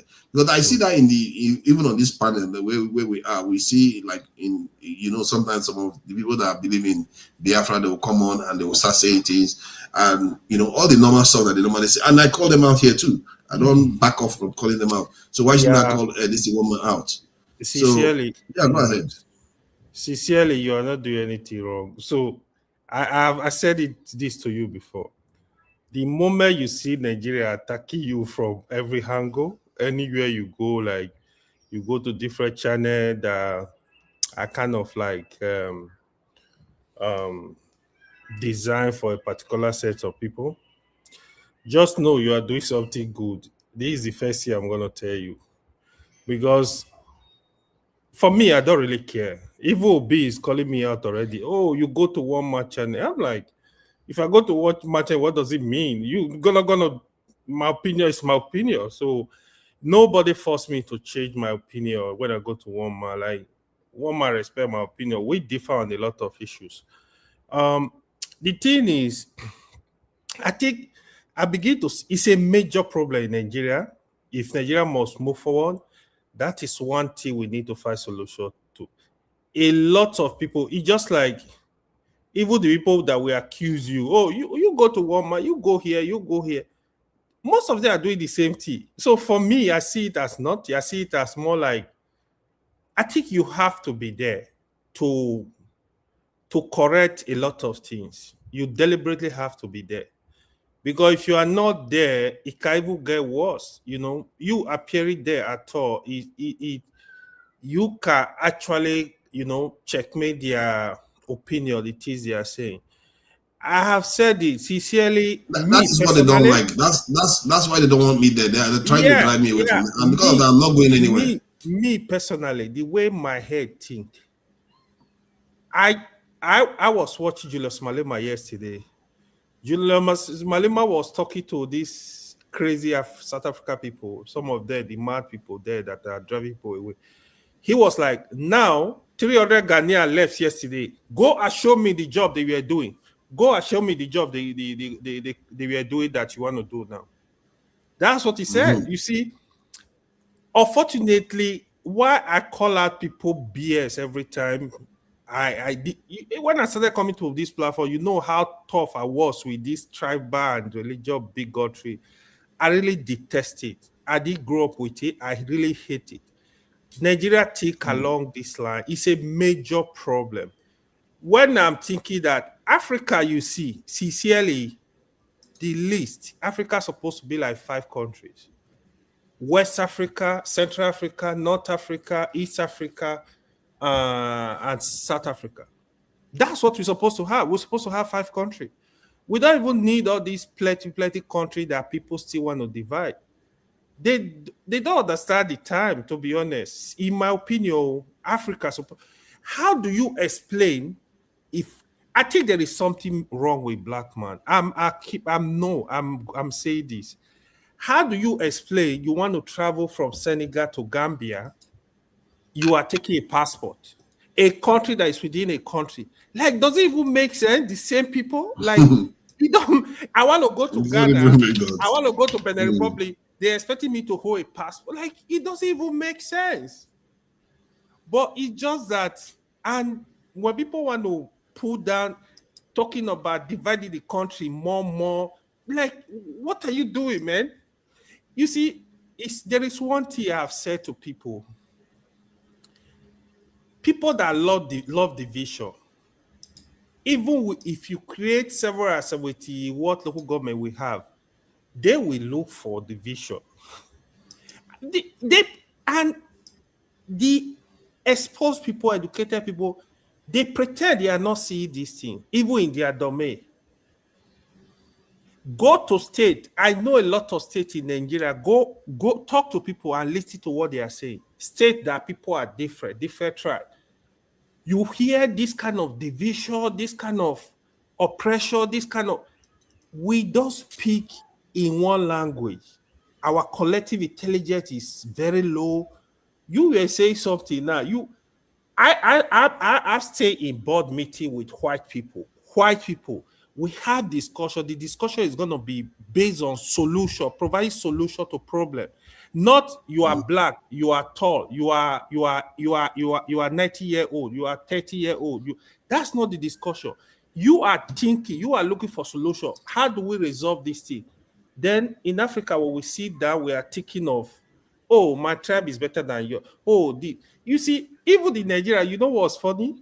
I personally believe The only thing even holding that country is that northern part you hear people are, if not break out from the south today, bro, we gonna have the south, we are gonna divide Oh in no, less the than South 1 will year. break up like It will crazy. scatter. See, the They will only break up thing like holding crazy. Nigeria, in my assessment, when I look at Nigeria, is the north. If the north, if Nigeria break out today, the south you hear, let me just keep my mouth shut. The They will crisis break up. you can't They will not waste time. People don't see all this stuff. So we don't have even in terms of this politics now, this political era. Sincerely, I'm tired. I don't even know who to support. All of them, I look at the party, the political party are the same. Even Peter Obi has really disappointed me. You see, look at the people supporting them. You can't share your view. When you share your view, the day you share your view that kind of favor Peter Obi, you are obedient. The day you share your view, maybe they favor Tinubu, you are an Agbadu, they call it. The way this is so weird that you not all of them. Look at them now. You are not seeing that nationalist. The only person I was even looking at recently, if he win the election, maybe I will support him, was Rotimi Amechi. Because the way he was speaking, I know Rotimi Amechi, like he's actually he has that nationalistic tendency. So I think Does he? yeah, he does. Yeah, Rotimi Amechi does. Trust me. Yeah, I have some reservation. I know he will definitely would that be a better person than Atiku. It's just Atiku is greedy. Almost anybody will be better than Atiku. I personally believe Amechi will be better than Atiku. Because Amechi, yeah, you might have something against him, but if you check his offices, he has actually delivered. As a governor, he did a lot of work. He cleaned up the security mess that was going on in Rivers then. If you remember Rivers then, when Amechi was governor, as NGF Governors Forum chairman, he did a lot. He tried to hold the federal government accountable. He did a lot. Transport minister, he did a lot of work in terms of the train. Since he left that office, do you hear anything again? I don't even know if they are working. I'm not saying, you see, the way Nigeria is now, it's more like choose the lesser evil. Because when you look at all of them, it's crazy. If you look at, okay, today Obasanjo that is making noise, you know how I praise Obasanjo on this channel. But when it comes to politics, Obasanjo was supposed to be the man that was supposed to redirect Nigeria. This is my own opinion because he had the capacity. Nigeria, we were just leaving the military era. Okay, after you did all your nonsense with the position of governors, impeachment of governors, kidnapping of governors, before you left the office, you could have set up a system that will work for Nigeria going forward. Instead, you were looking for term. That really like destroyed the whole political system. Then in the end, you went to look for somebody that is not healthy to be the president. And the man did not. So he was seriously looking for a third term.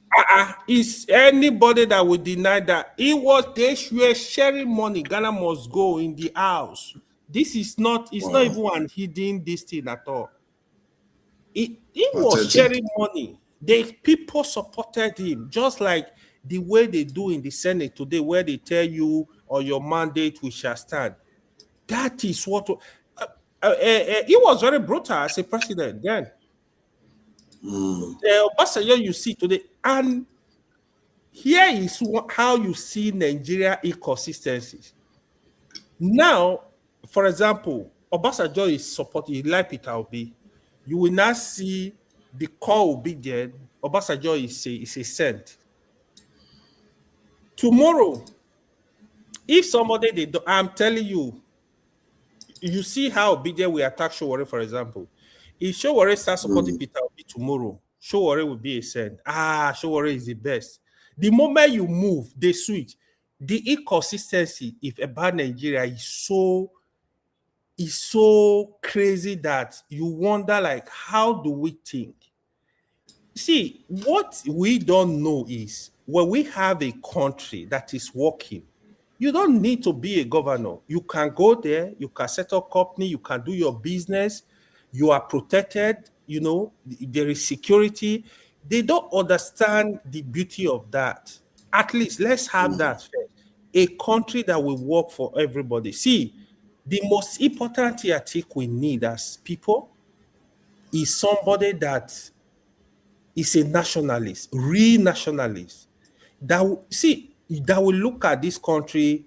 He's not differentiating between a Yoruba man, Igbo man, Hausa man, the Ishekiri man, Ijaw man. You look at it, you look at how this country will work for the people. What they don't know, if one region is good, if an area is good, it's going to benefit everybody. Even if you go and build a road anywhere in Nigeria, everybody is going to benefit it. Nobody is going to say, if you build a road in Kaduna, if you are not from the north, don't pass through the road. If you build a road, but on the platform the other day, they were telling me that if they recruited into the military, that it was going to be outside people that are going to join the military. That's thinking. That is the weird thinking. Sometimes you go into this argument. Sincerely, you said something very important. One thing that is really helping Tinubu administration that they really, even things are bad. There is poverty in the land. There is hunger.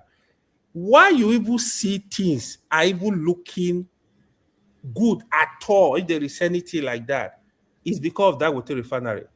Dangote refinery was a cover for this administration. Quote me anywhere. If that do you with this Iran crisis, do you know what Nigeria will be passing through without Dangote refinery? Even today, let me give you a number. Today alone, you were talking about the stock market because of the renewed tension in the Middle East. Today alone, in America's stock market, the stock market lost over $700 billion. Go and fact check me. Today alone, as we speak, today, just because of the renewed tension. That is why you see Trump is very careful to go back to that war, because that war is just going to mess the whole war up. And Iran, they are so abundant now, they don't even care anymore. They are ready to go back to war. They don't care.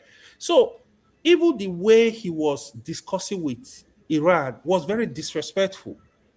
Iran is over 5,000 years old empire. You are talking of America that is 260 years old. You want to have an agreement with Iran, you are more like bully them. Wait, this is what I want. If you don't sign it, they are looking at you. Okay, you want to nuke? Oh, come on, nuke. We are ready.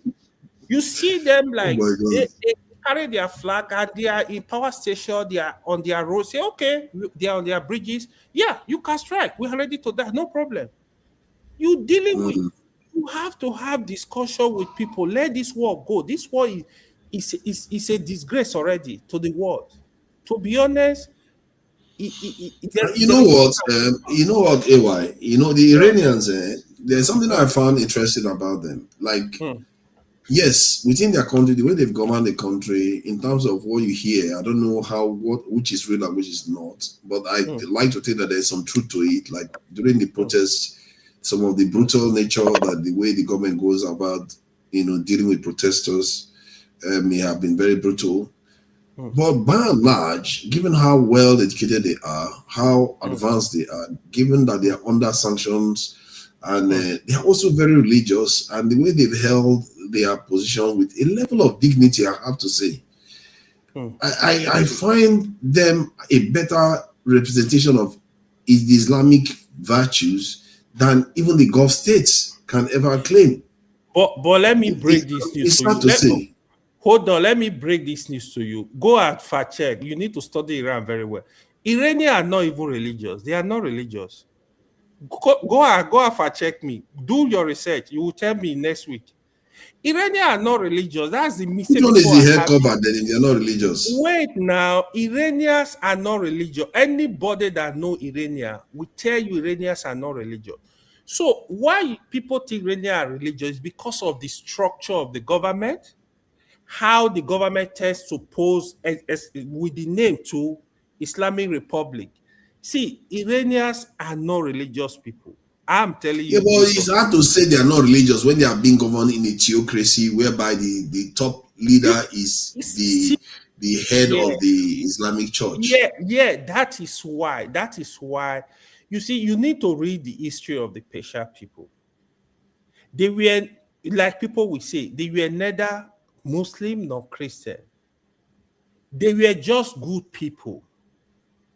They were just good people. It's the leadership. So when that leadership came, when after they removed the king, after they removed the Musada, that was where the Iranian problem started. So if you know the history of the Mossad, what he did was to nationalize their oil. It was just the same thing Gaddafi did in Libya.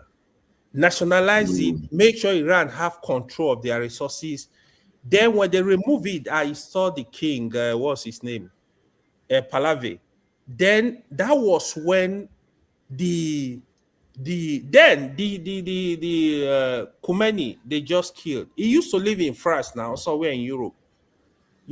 They came, they took over power, they conducted a referendum. This is the direction they want to go.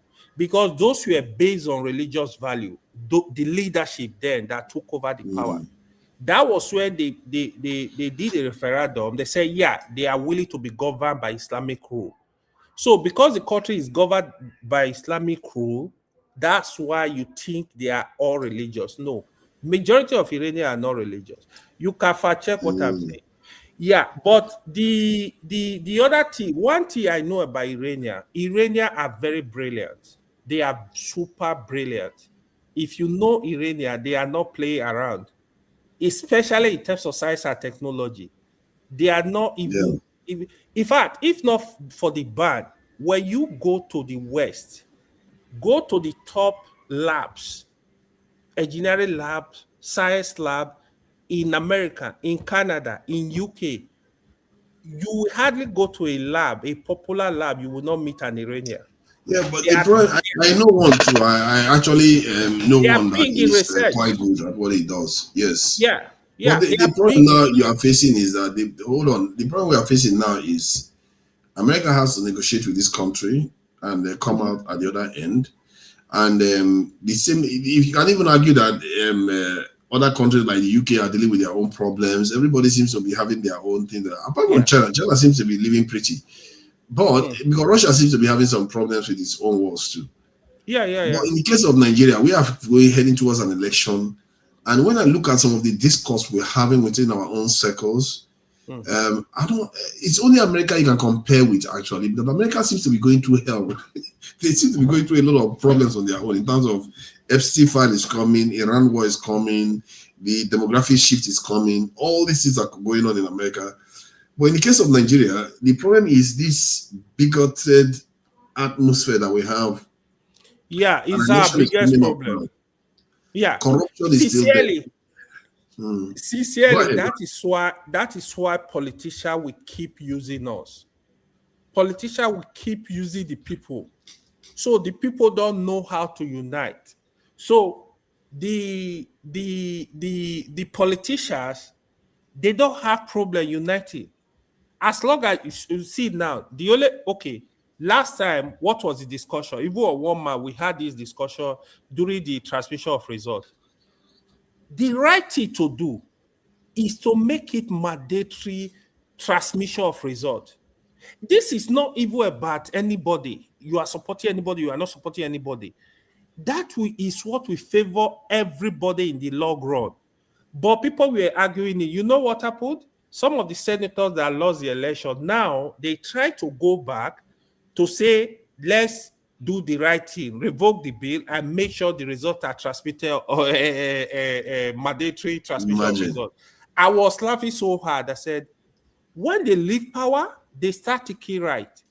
If you do the right thing, just do the right thing that will work for everybody. Because sincerely, if we don't fix our electoral system, we will not have the right people to drive the country to prosperity. We will not have them. But AY, hold on. The electoral, to me, if you look at the electoral system, it's not as broken as we like to think. Because I said it the other day that think about it now. Patutomi recently, I think this week, he said something, and this is one of the issues I had with the one-man panel again. He said something about aristocracy of something about the aristocracy of the best minds or something like that. This doesn't exist in Nigeria. Nigeria rejects it.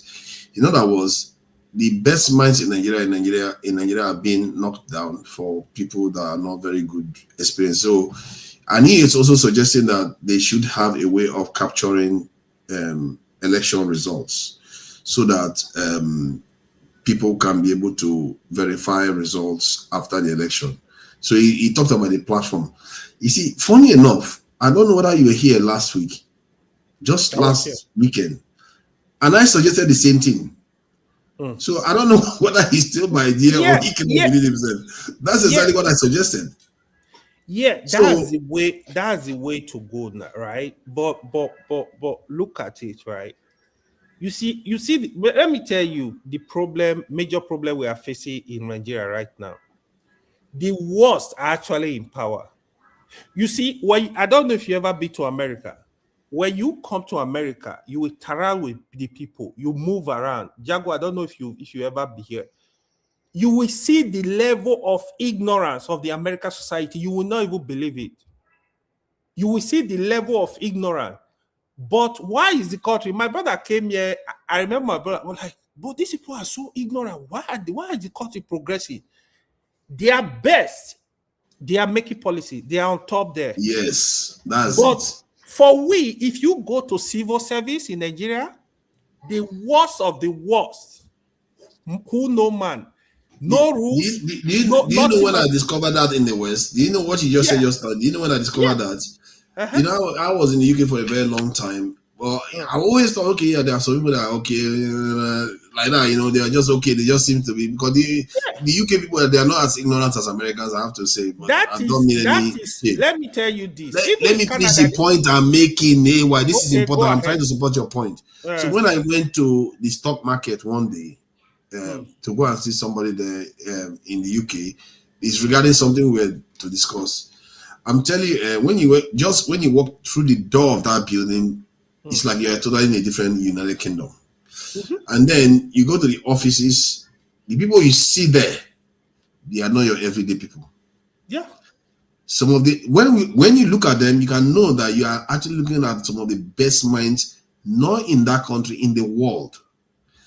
And the issues they are talking about, the concept they are talking about, you just know these are brilliant minds. There's no joke about it. They just and they are, like you said, their brilliant minds are in the key areas. But ours, the key areas. See, that is not even surprising. Was it Aristotle that said it?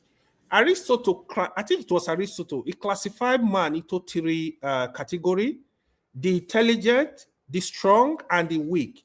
He said the intelligent should rule, the strong should protect until they become the intelligent. The common man should obey until he becomes the strong and the intelligent. I think it was Aristotle. So that was exactly that's quite interesting in America. Concept. Yeah, that's what is happening in America. So the American population, honestly, if you will be shocked, the level of ignorance, you will not even believe it. Say, this person grew up in America. Little things we know. They don't even understand continent. America will sit down and tell you Africa is a country. They don't understand.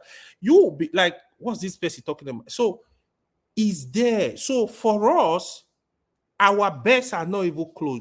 Our best supposed to be in civil service, formulating policies, driving the economy, driving the system. That's what we don't have. So what you have sitting there is just the corruption, and don't forget, in Nigeria, it's a country with worship certificate too. We need to move away from worshiping certificate and worshiping skills and talent, experiences. So people that can deliver results. I'll give you one crazy stuff. Nigeria civil service today, they want to promote you. They will tell you to go and write exam. How do you tell somebody to go and write an exam to get promoted to the next position? You evaluate people's performance based on performance yearly. You now see, okay, how is he doing? Does he need more training? Is he qualified to move to the next stage? This is how you evaluate people. You design a system that is... So we worship certificate. For example, in America, if you have a PhD, nobody cares about your PhD. If you go for an interview, they're interested. What can you do for us? What skills do you Exactly. have? Do you have this experience? In Nigeria, when you have a PhD, even if a BSc holder is more experienced, more competent, they think, you should be the end. Like, what the heck? We need to move away from society that worships certificate and try to build skills. So in that way, even when you are in university, see, in our university, I don't know if you graduated from Nigeria University. In Nigerian University, people are taking in terms of, let me make first, let me make two. You gotta be, some people will cram book, they don't even understand it, they do everything in some school, bribery and corruption for them to get the grade they want. When you do that, students will start thinking differently. I want to work in this company. They need this knowledge. They need knowledge of Java. I need to know my Java very well. I need to understand, have some soft skill. I need to understand this. Then they will start thinking in terms of, they know this is what the company want. You try to grab your skills across all the positions you are interested in. If you are interested, let's say you want to be a software engineer. You know these tools you need to be a software engineer. You got to learn those tools. You got to develop those skills along that path so that you can get job and get more, deliver on your job. But we don't have this. So let me bring Jago in so that we Hello can. is here. Hello is here. Yeah, Hello is here. She doesn't have to take her turn. She can speak anytime she wants. Hello, you can speak anytime. Queue. I'm on the queue. Seriously. You can really join the queue if you want to. Welcome. Thank you for joining us. Hello. Body they bite me, anyhow. We are waiting for you. Not like the way they were talking about P2B the other day, and at the same time, they don't like you criticizing their president, and I don't like when people are behaving in a bigoted manner in Nigeria, and I'm sure you are not. You are one of the best of Nigerians. I must say, because I begin to think that people that are not bigoted, they should be regarded as some of the best Nigerians, actually, because these bigoted people, they are really doing the country down. They are causing so much problems. Whenever there's politics, all hell breaks loose. They are causing violence on the streets, and they are forcing us to talk about other things when we should be focusing on building the country. So, and I'm beginning to see why many countries, when they are having a revolution, these are some of the things they go after first. All these traditionalist people that always think in a narrow fashion, they go after them with a very vengeful approach. The Chinese went after, you would think you should not go after your traditional thing. The Chinese went after their traditional beliefs and all the things they used to do before. So the point I'm trying to make is that my conversations that I've had, I've seen that many of us are quite close-minded. We don't want to discuss issues that are going to help the country. Even if our own people are dying. Can you believe that?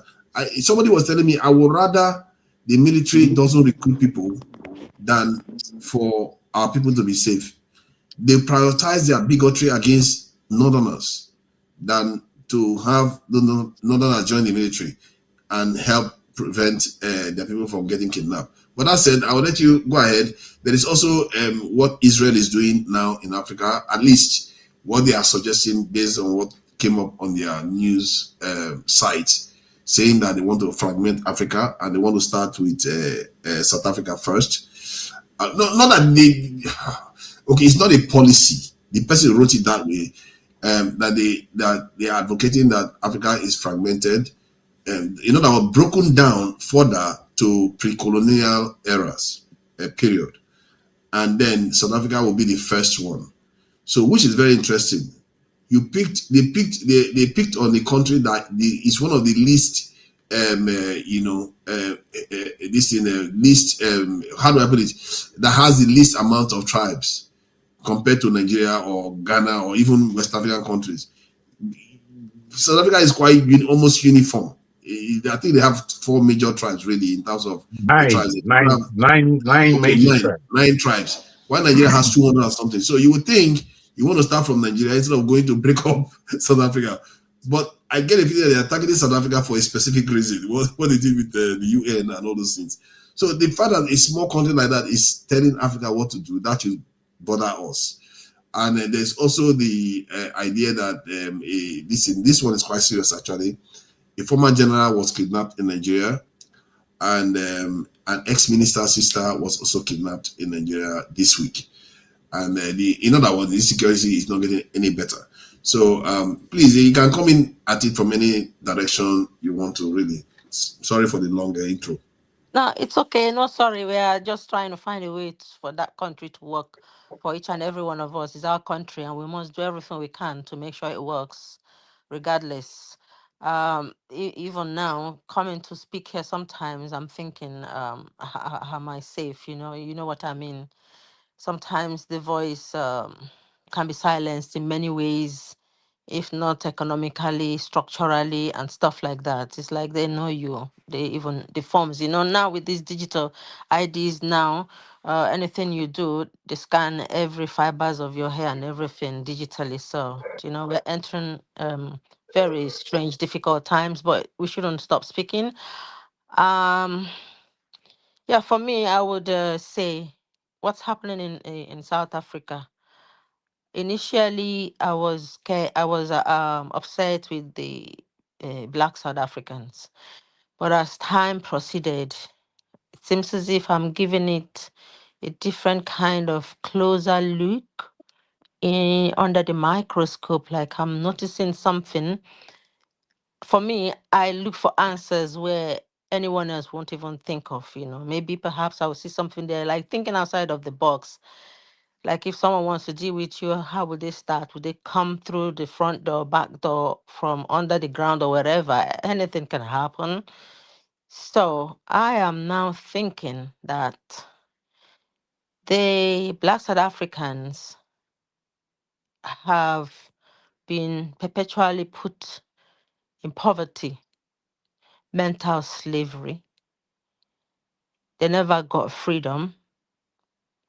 At least in Nigeria, our sort of mental slavery is different from South Africans' one. South Africans, black ones, are not just economic, um, not just financial. Um, they have this Oyibo syndrome. It's like your torturer, your abuser, the person who is sucking life out of you, is right in front of you and smiling with you every day, blowing you with cool breeze, building nice infrastructures wherever they deem fit for personal gain, never anything that would benefit you in any way. You are, in fact, not a human. They are gradually sucking life out of you, driving you mad. And then you can't face them because you think they are more sophisticated. They have beaten fear into you. They have weaponized everything under this earth, within them and outside, to put fear into the Black South Africans, that the Black South Africans, you know, are now kind of blind and can easily be used, like by tapping the finger, not just by money, giving them any money, just whisper something, and they will go because they have this movie. I watched a movie whereby you can be tortured to believe something exists that does not, and it puts fear into you, and you just jump at anything, and then you can easily begin to believe something that does not exist. Like these people, the other Africans that are even there supporting you. I don't support illegal migrations, but those Africans there, some of them, the ones that are legal, that have spaza shops, that employ South Africans, are trying to help them.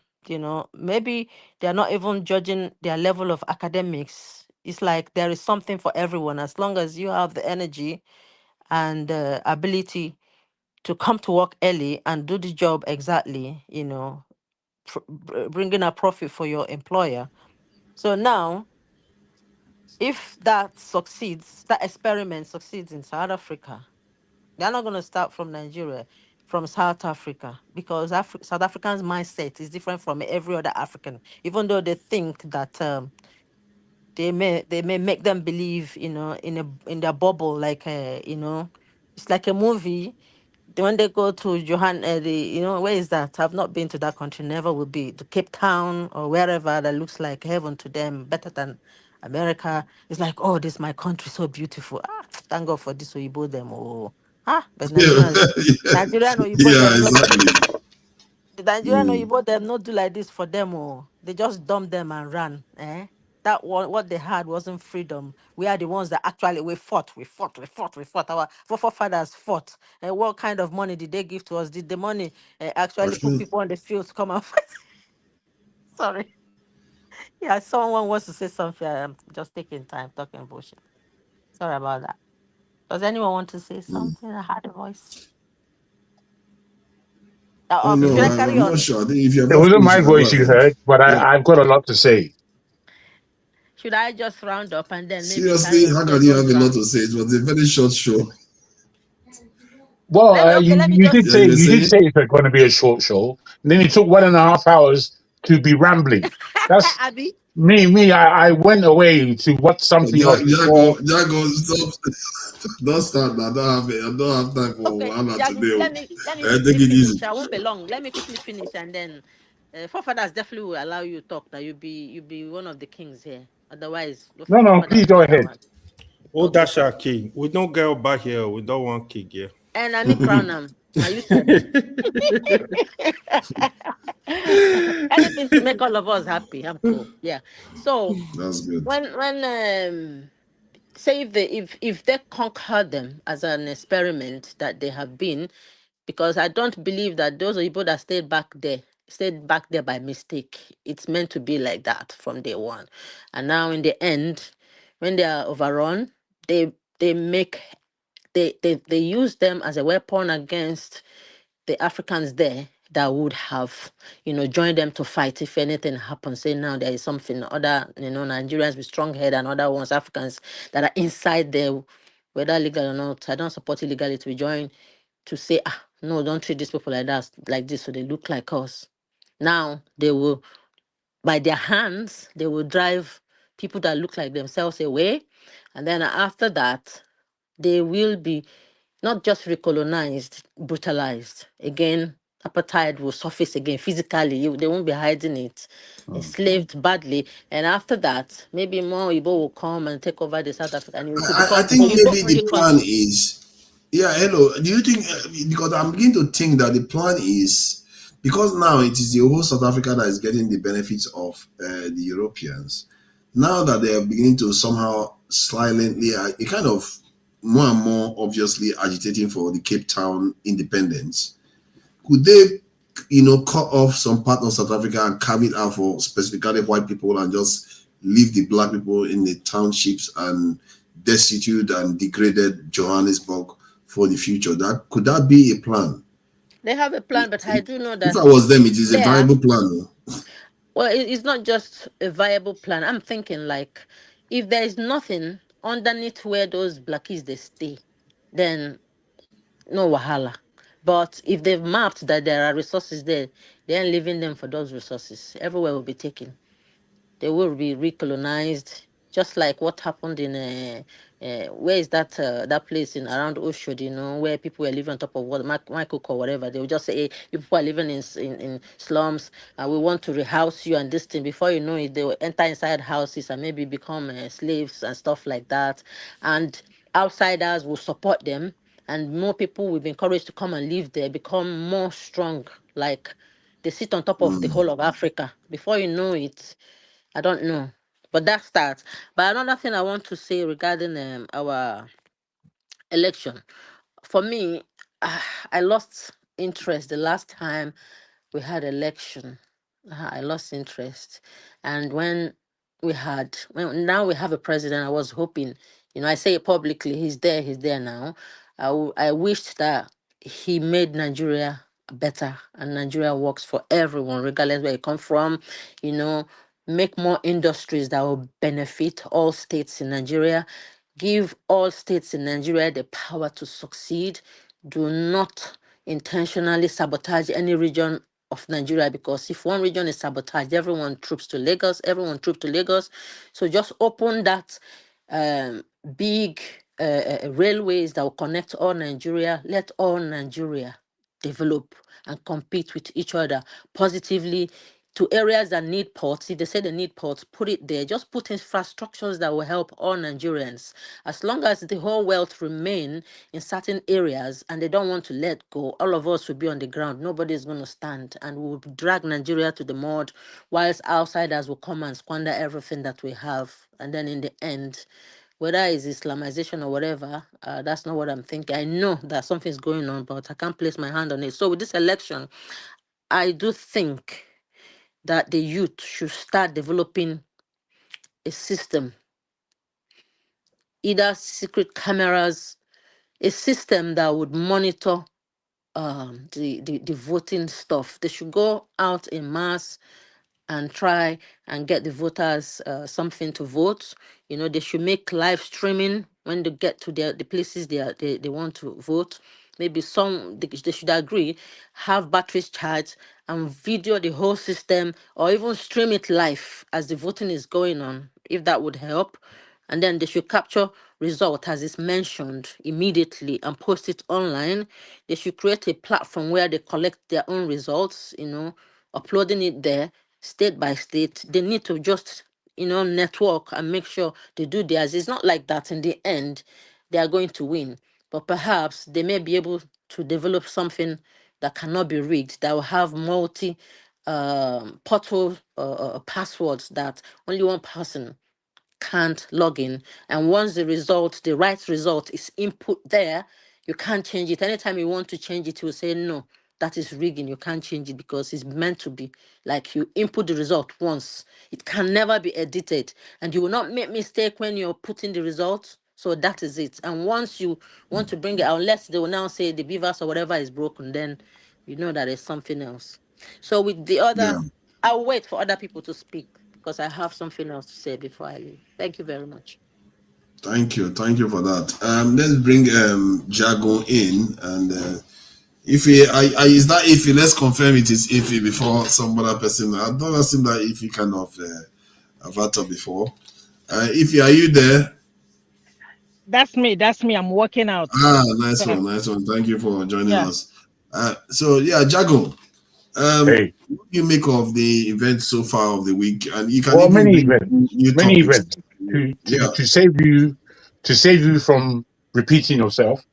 There are three things I would like to speak about right now, very succinctly. One would be the Novak situation, which I've just learned about, really. Two would be what you spoke about in terms of Brazil. And I would like to compound that with what's going on with South African blacks and American blacks, and the Nigerian factor in itself. And the third one, I'll come to that. With the Novak situation, who, if you know AY and those who are not British, is a Sikh individual apparently stabbed a Slovak man, white individual in this country. The police somehow got involved in their arguments, in their problem, and it seemed like the police were siding the Sikh individual against the Slovak man, jumped on him, looking to arrest him. The man had been stabbed by that time, and within the stabbing, they had the guy told the police that he cannot breathe. Subsequently, the guy bled out and died, and that basically, in a nutshell, is what took place. Now, since then, there's been an uproar from the British public, heightened to an idiotic extent by the likes of Tommy Robinson and Nigel Farage, the head of Reform Party, a MAGA man, to say the least. Now, when I look at that whole thing, and I've just come into it, in that a friend of mine, I've been looking at it, I've been looking at social media, and I've been seeing it, but I didn't want to put my head there for some reason. I looked at it for a while and I thought, this is unnecessary nonsense again. And a friend of mine called me this evening and broke down the whole thing to me. And I said, this is why I didn't look at it. I didn't look at it because I know this kind of thing. You see, what's happening in the world is that they're trying to create all kinds of ways of alerting the general public to the ills, the suffering of the Oyinbo in the West. And the suffering of the Oyinbo in the West is coming from the aspects of Black lives and the importance of Black lives.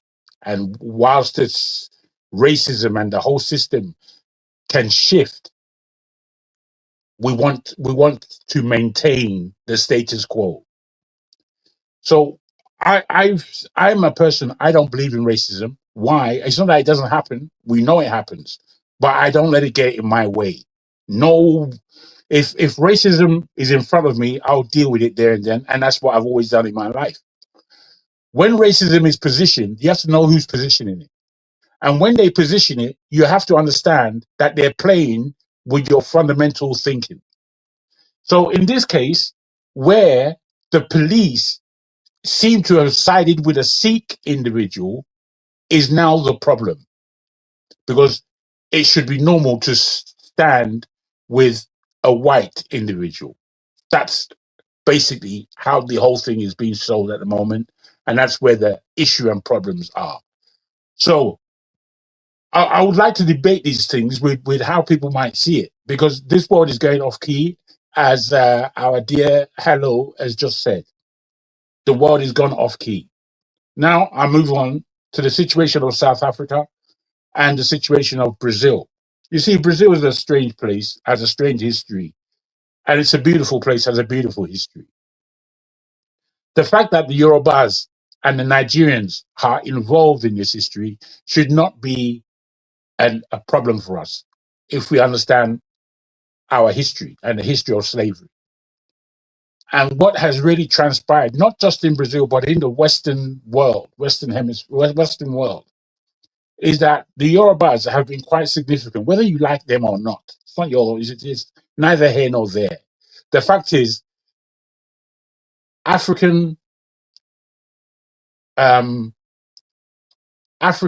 heritage has extended to the West.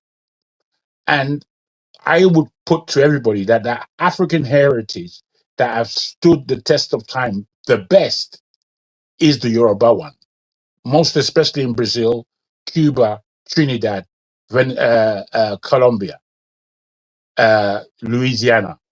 And Haiti. Indeed, my dear. Thank you so much. Now, with this, we have to understand, with the Brazilian background and with what silly Kulata has said, because he's very silly, it's not just Yorubas. When you talk about Brazil, you must speak about Angola. You must speak about the Congo, which is where the majority of the Black Brazilians come from. The whole idea, what we have to understand of the Yorubas, is that the Yorubas are a very influential group. We have systems and we have traditions that continue wherever we go. Wherever we go. So, there are ways and ways of really understanding who we are, but we refuse to understand who we are because we are bigoted within ourselves and we are tribalistic, which is why we're always hailing our own, as opposed to really looking at things for what they really are and admitting that, now these people, that comes from our people, that comes from the Igbos, that comes from the Hausa. We know, but we refuse to know because we like bringing ourselves down. Now, where the South African thing comes in, and this has to be understood, in that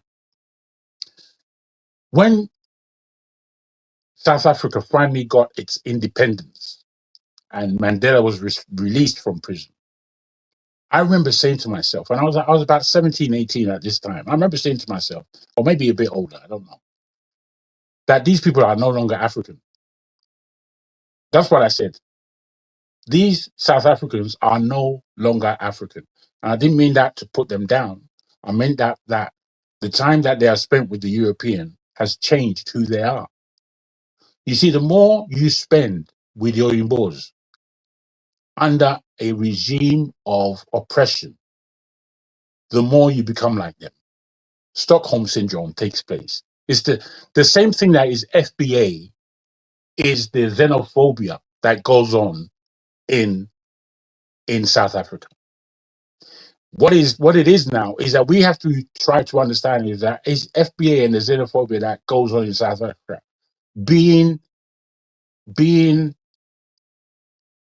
organized by the West, or indeed are they just taking advantage of what seems to be natural? I'll put to you that is not only South Africa that is not only South Africa in the African concept that will go through this, that there is a plan for Africa and Africans in the world. Why? Because we are gaining more ground slowly for me, but we are gaining more ground on the global stage than white people are comfortable with. The fact of the matter is, if Africa and black people across the world can really agree and come together and have some level of unity and dignity about themselves, the world will be ours. The world would be ours. Before even the Chinese finish their own turn, if you like, now my turn. Before they finish their turn, it would be in our hands, because the Chinese aren't as influential as they are, and as much as they have soft power, it's not up to the level of the soft power and the influence that black people in this world have, that Africans in this world have. It is not. So if our intelligentsia and our level of thinking and our level of building for ourselves the infrastructure that we need, if we have that, there is little competition for us in this world.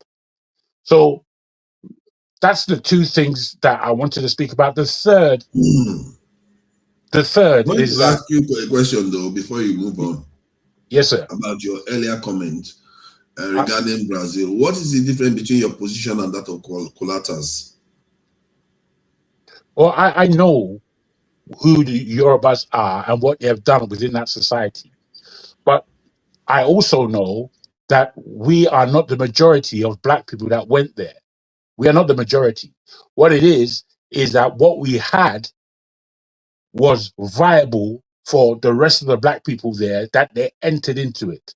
One, because they had their own spirituality, and two is because the spirituality that came in through the Yorubas was galvanizing, as you said earlier. And it galvanized the black people to do so many things where the Americas is concerned. We if you look at the history of America, USA that is, if you look at the history of the Caribbean, if you look at the history of South America, the Yorubas feature highly. I think maybe the mistake we are making is that we are doing what ethnocentrism do, whereby they see what is that is connected to them. Like let me give you an example. Why do you think I'm doing that? No, that's why I want to give you an example. It's not deliberate. The reason why I said that is because, like, the religion, you can see that Yoruba religion is showing up there a lot, but you are not seeing that the other aspects of the culture is also from the other part, like the salsa that comes from the Central African areas, and all those other aspects of the society that is dominated by the other cultures. But I've said that you're not. Again, you did admit that you're not good at listening, and we know that. Wait. Hold on, let me finish. Let me finish what I'm saying. What you said was different from what I said. I know you acknowledge that there were people from other parts of the world, but you never described what. I don't like it. Yeah, but then you already started insulting now. So I'll let you speak, but don't mute me, man. But Come on. You interrupted me. Hey, it's okay. You interrupt me. I'm not going to mute you again. Don't interrupt me. So the point is that you did acknowledge that there were other people there, but I'm trying to say that you are seeing, when you say that like those people absorb this Yoruba culture is very influential, and they absorb it. I'm trying to say that it's not fundamentally like in that the religious aspect. Yes, it is true that the Yoruba aspect of their religion is the most pronounced one in the religion. Not the only one, but the most pronounced one. But in the other areas of society, like the musical culture and other areas, is the other culture that are emerging the most. And in their own eyes, let's say you go to I don't think what you're saying is a fundamental for me, because that is easy to admit. It's very easy to admit. We know that we are not the yeah, only. but yeah, I agree with you because you are honest and you are trying to engage. This is what makes you different from some of the other people that will just reject it outright. You see what I mean? So I agree with you on that. So please go ahead and explain your own end from what you wanted to Well, say. you see, just to continue. Do you know Bookman? Bookman was a Jamaican, but he was the one who traveled to Haiti to infuse um, Louverture and his friend Toussaint into the Haitian revolution. Bookman was a Yoruba of what today is Benin, Republic of Benin. He infused them with the mindset of the Orishas. It's not like they didn't have it there already, but he was the one who really put in their minds that, oh boy, we can do this, and this is how we're going to do it. He was the one. Now, the fact that he's Yoruba now, not Nigerian Yoruba, but Yoruba now, Nigerian Yoruba, Benin Yoruba, what's the difference? Yoruba. The fact that he's Yoruba, are we going to now change his ethnicity because we don't like the fact of Yorubaness? Too much Yorubas. It's what we do. It's the ignorance that we keep displaying. We're afraid of the truth, as far as I'm concerned. We don't like the truth. We want to Well, mix it up. that is not being disputed. I'm just saying that you see what No, you are not doing from you. again. I'm not speaking about you. I'm speaking about in general. That's how we think as Black people. We like to bring ourselves down. And the more we do this, the more we give space to the Oyinbo to just re-colonize and re-enslave us, as Hello has underlined. It's going to happen. The writing's on the wall. No, nobody wants to give up power or lose power. And the Oyimbos are the last. The Oyimbos are the kind of people, it's written in many of their workings, that before they hand power over, they'll blow the world up. They'll blow it all up. If I can't have it, nobody's going to have it. This is the mindset that we're dealing with. I heard you speaking earlier about Abrahamic religions having this accord to speak about the Armageddon and the end of the world. Now, what you have to understand is when you speak about Abrahamic religions, you're largely speaking about the West. You're speaking about the West and Islam. You're speaking about Europe and Asia, who have this kind of mentality. This is why being a Christian and being a Muslim, I think is a fallacy and a falsehood. And that's not to point at anybody. If that's who you are, you have to know that you really have put your mindset away from who you are and entered into the mindset of others. Basically, you're not yourself. You're not yourself. If you are Muslim as an African, you're not yourself. You have Arabized your mind. Unfortunately, Christianity does not come from Europe. You understand me? It does not. But they have Europeanized Christianity to the point that an African can't be a Christian in the same way as a European. If you're a Christian, you can't be, because it's it's opposed to who we are as human beings. Funny enough, when you're in Nigeria, one of the things I noticed in Nigeria was, there is this churches they call Cherubim and Seraphim, Yeah, and yeah. I think The white, Olumba. There's also Olumba. And these churches seem to infuse a lot more Africanness into the religion than the European versions like the Pentecostals, yeah. Catholics. but the society tried to ridicule them. Funny enough, that is one thing I noticed in Nigeria. When we were talking about this just now, it came to me that those people were more African, even if they were practicing Christianity, but they didn't dress like Christians. They were doing things that most Christians would not like to be seen, like rituals that didn't gel with Western Christianity. So it's like even our own culture in Africa is hostile to our own traditional religions. We are, because even more than in Brazil and this in Forefather, to be honest, right? Even what Jago is saying, Jago is just I don't know what he's talking about. The Nigeria, we practice European Christianity. Don't sugarcoat it. The only country in Africa that really practice real Christianity from the source is Ethiopia. When you go and study Ethiopia, how they practice their religion, the Orthodox Christian. Why would you say you don't know what I'm talking about, or you don't understand me? Because you said you try to paint because I spoke about Muslims. No, that's not the reason. It's something you are very wrong. You try to paint it that the Christianity they practice in Nigeria is not European Christianity. No, that's what forefather said. I didn't say that. Yeah, that's not correct.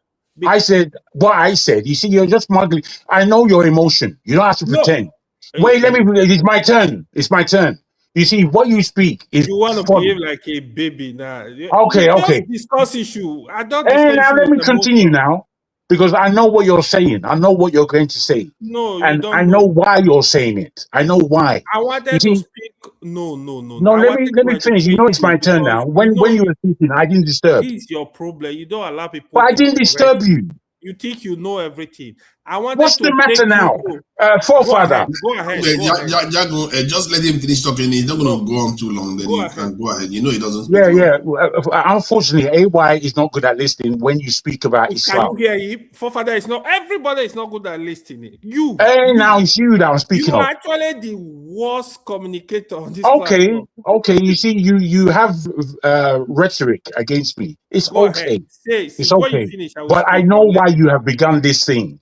I know why. It's simply because I said Arabization of the African Muslim is a folly. Europeanization of the African of the European version of Christianity is folly. Let me say what when you began speaking, you began saying what I said, and then saying that you don't understand what I'm saying. I better go and sit down, bloody arsehole.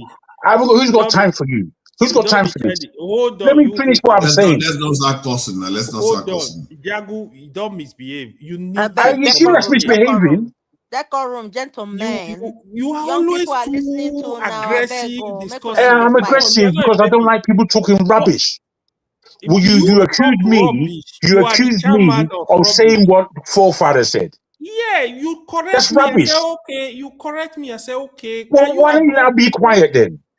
Why are we fighting? Why? Because AY is an ignoramus. That's why. Too much Igbo that why are we fighting? Just let him. No. Imagine what he's saying now. Too much Igbo. I'm the worst listener. I don't know how to communicate. Adrenaline too much. Okay. Let's calm down now. If you are not going to communicate, you are going to give me a reason to just empty out the stage, the studio, and me and it's unfortunate that you muted me again. Let me have a suggestion for my brother Jago and AY. You guys, later on, just go and have a cold shower and sort yourselves out. Release your adrenaline. I'm cool. Jago is always like that. Adrenaline and be punching each other out. You're stressed Jago, out. you know, he fight with everybody. Is that Jago for you? Is his way? I think it's a bit of all of us want the best for Nigeria. I'm not going to take it's any not side. Even Nigeria. Forefather, what I wanted to say, I was referring to the Ethiopia Orthodox Christian, how they practice. But you didn't have to do that. Why?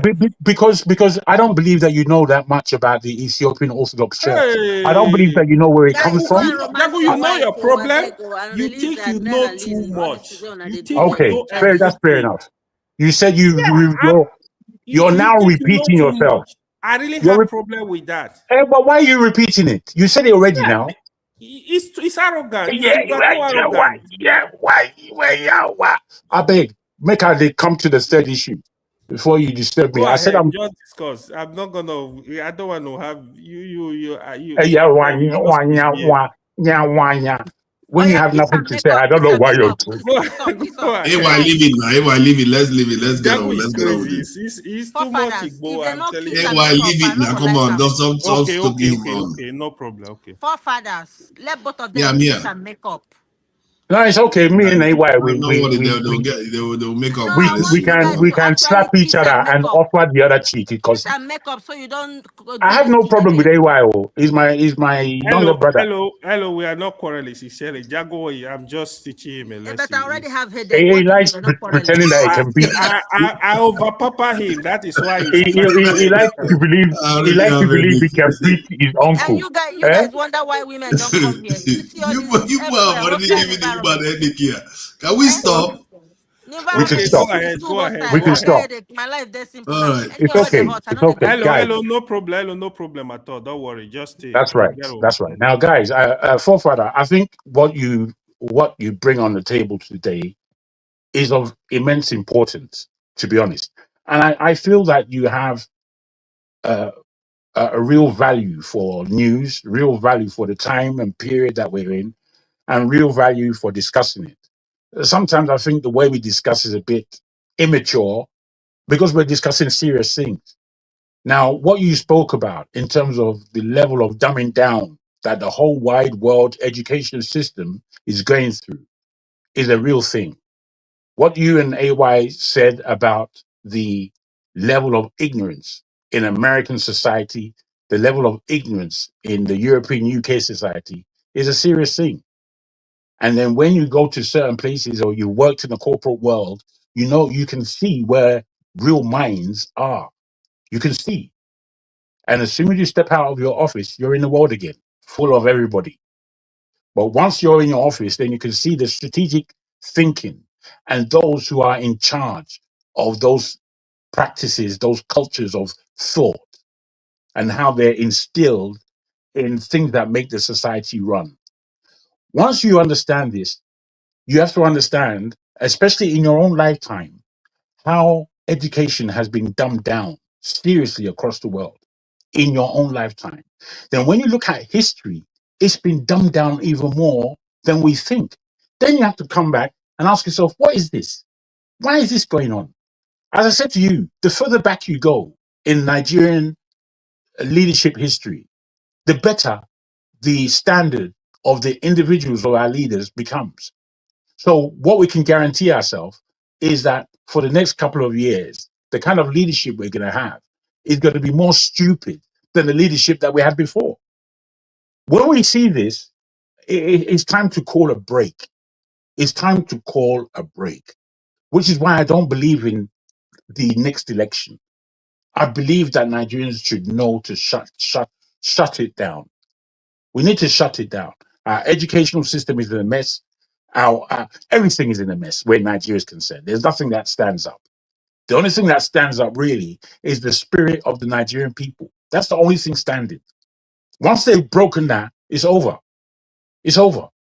So unless we want to be honest to ourselves, and as much as we attach abuse to the things that we don't like, the fact is, unless we take a hold of what's real and stop our false pretense that we do all over the place, we have less and less hope going forward. And that's where I'll put it down. Thank you, Father, and AY, and hello for the time given to me. Thank you. Thank you, brother. Thank you. That's one. Yeah, hello. You wanted to say some more, you wanted to Yes, add more to what you submitted. yes, please. Like there has been like I started making research, making some research recently, and things I'm finding out not sitting well with me. Initially, I wasn't interested in politics, but as time went on, I started repositioning myself, digging more, and like I found out that there was this Western logic that dictates Nigeria's must lease its mineral lands to multinational corporations, forcing them to accept tiny percentages like 3 to 5% royalty, and then let the foreign banks control the profits. I don't know if it's possible to break this cycle and implement total state mineral command that works for Nigeria, kind of create structures, around Nigeria to educate our children about the past, the now, and the future, infusing history into the fabric of every Nigerian child. The olden history before civilization, before colonization, our children need to know from day one where they come from. Because if they don't know where they come from and what is happening now, they won't know what the future will be. They have to be prepared. They need to restructure their mindsets, not just restructuring the country. Like from day one, create schools that would educate people with skills like AY said before, science and technology.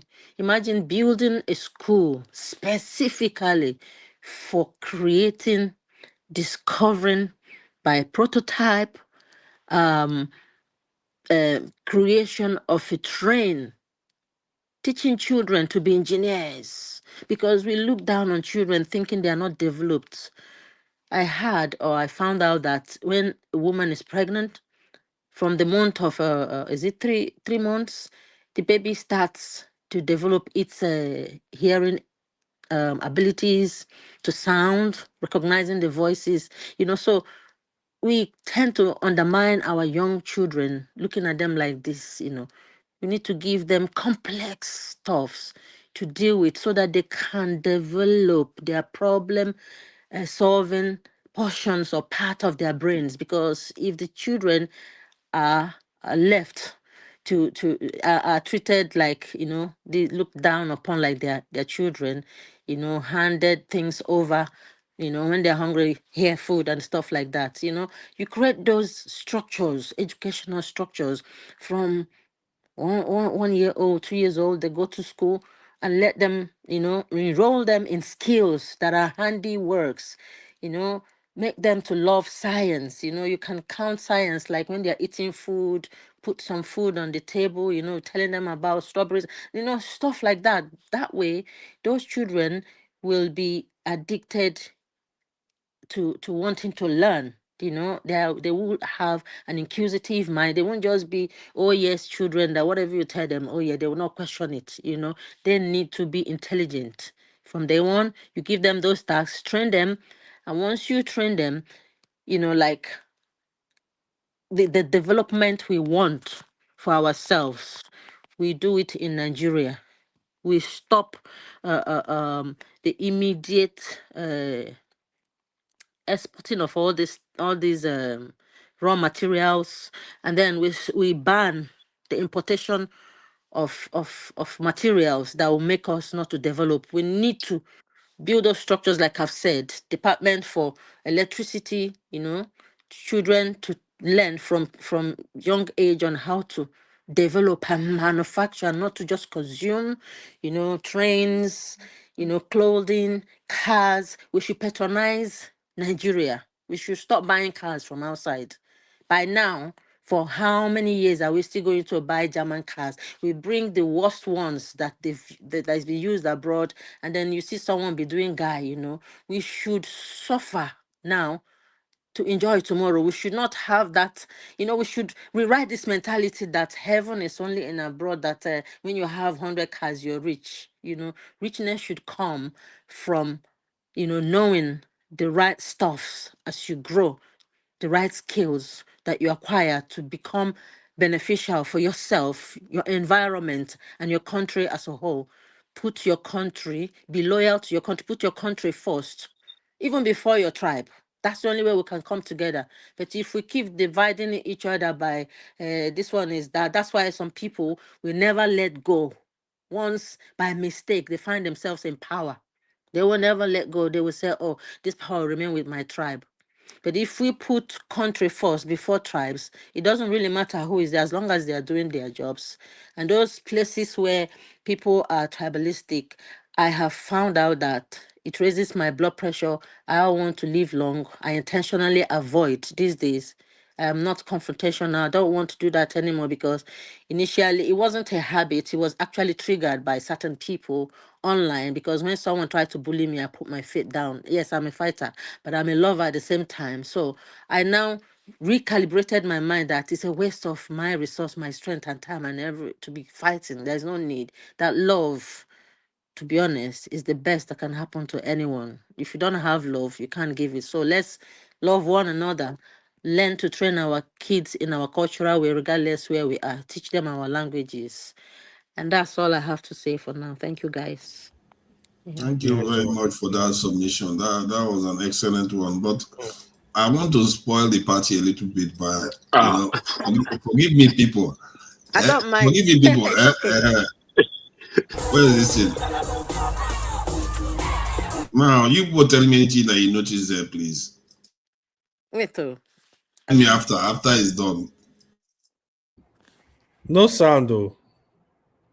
Deliberately now, so they don't go and flag us. But just watch them, not the song.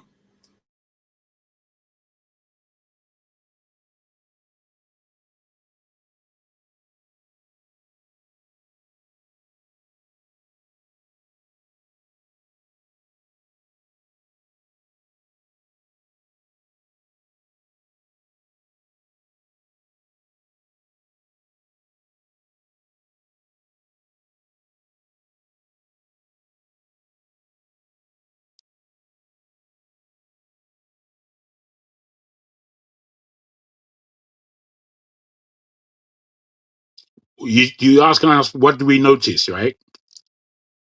Yes, what do you notice in the song? It goes for a while because they're going to be showing other people there.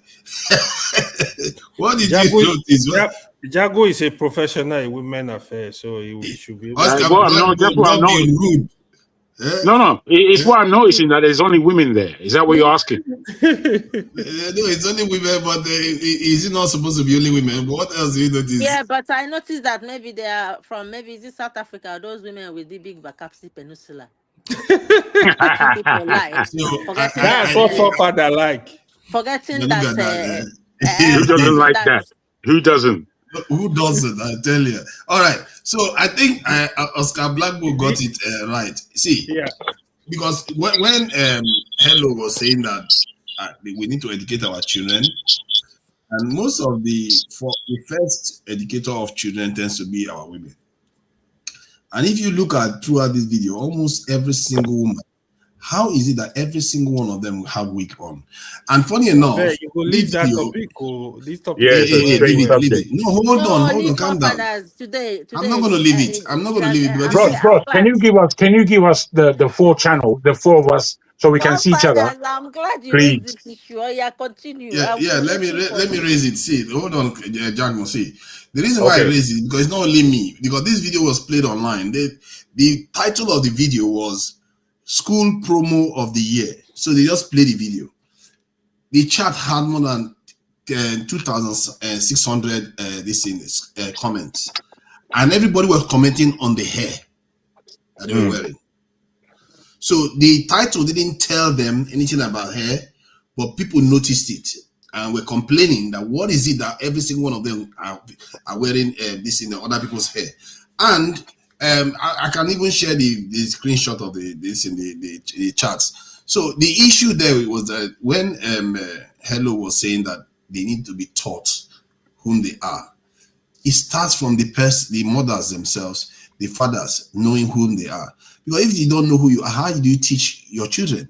And I'm sure Hello knows herself more, and a lot of our women do that. But vast majority of them don't have a clue what they are doing. And can I explain? You want to say something? Yeah, I beg your pardon. I know exactly where you're going, and it's always correct But to just bring. hold on. I'm not going to go long. I'm not going to go long. I will come to you now. Okay. So the vast majority of them don't know what they are doing, and I don't know where this pandemic come from. Where the best our women, our best women feel like they need to wear foreign hair to be able to be acceptable. I don't know where it Yeah, came from, and that needs to go forefathers. sooner or later. Yeah, forefathers. Please Can go I ahead. just? I'll just show you something briefly so that you know that African women are not silly. Sometimes they can change their looks, and they mirror you guys. Is what you want to do. So 1 minute. This is my hair. Yeah. Yeah. Okay. Yeah, So now I'm not showing it because I want to make myself feel a type of a way or to please anybody or any man, to be honest. It depends on age as well. As people grow, they grow out of things. Most depending on what age a woman is, I'm speaking from a woman perspective. I did wear wig, but not for long. Um, Basically, we had a salon, and I know how to do hair because in my household, you have to be handy to help out. Whatever parents are doing, you have to. That way, you help. So, perhaps that's how hair was installed in me doing hair. Even as my hair is now, when my mom sees it like this, she wants me to be redoing it regardless. Um, so with that pressure that you have to look after yourself, look a particular way, not for a man, but depending on what family background you're coming from, some people believe that cleanliness is not just your clothing and stuff like that. It's the tidying of your hair and stuff like that. So some people find it painful, like me. When they braid my hair, I have bumps all over my scalp and stuff like that.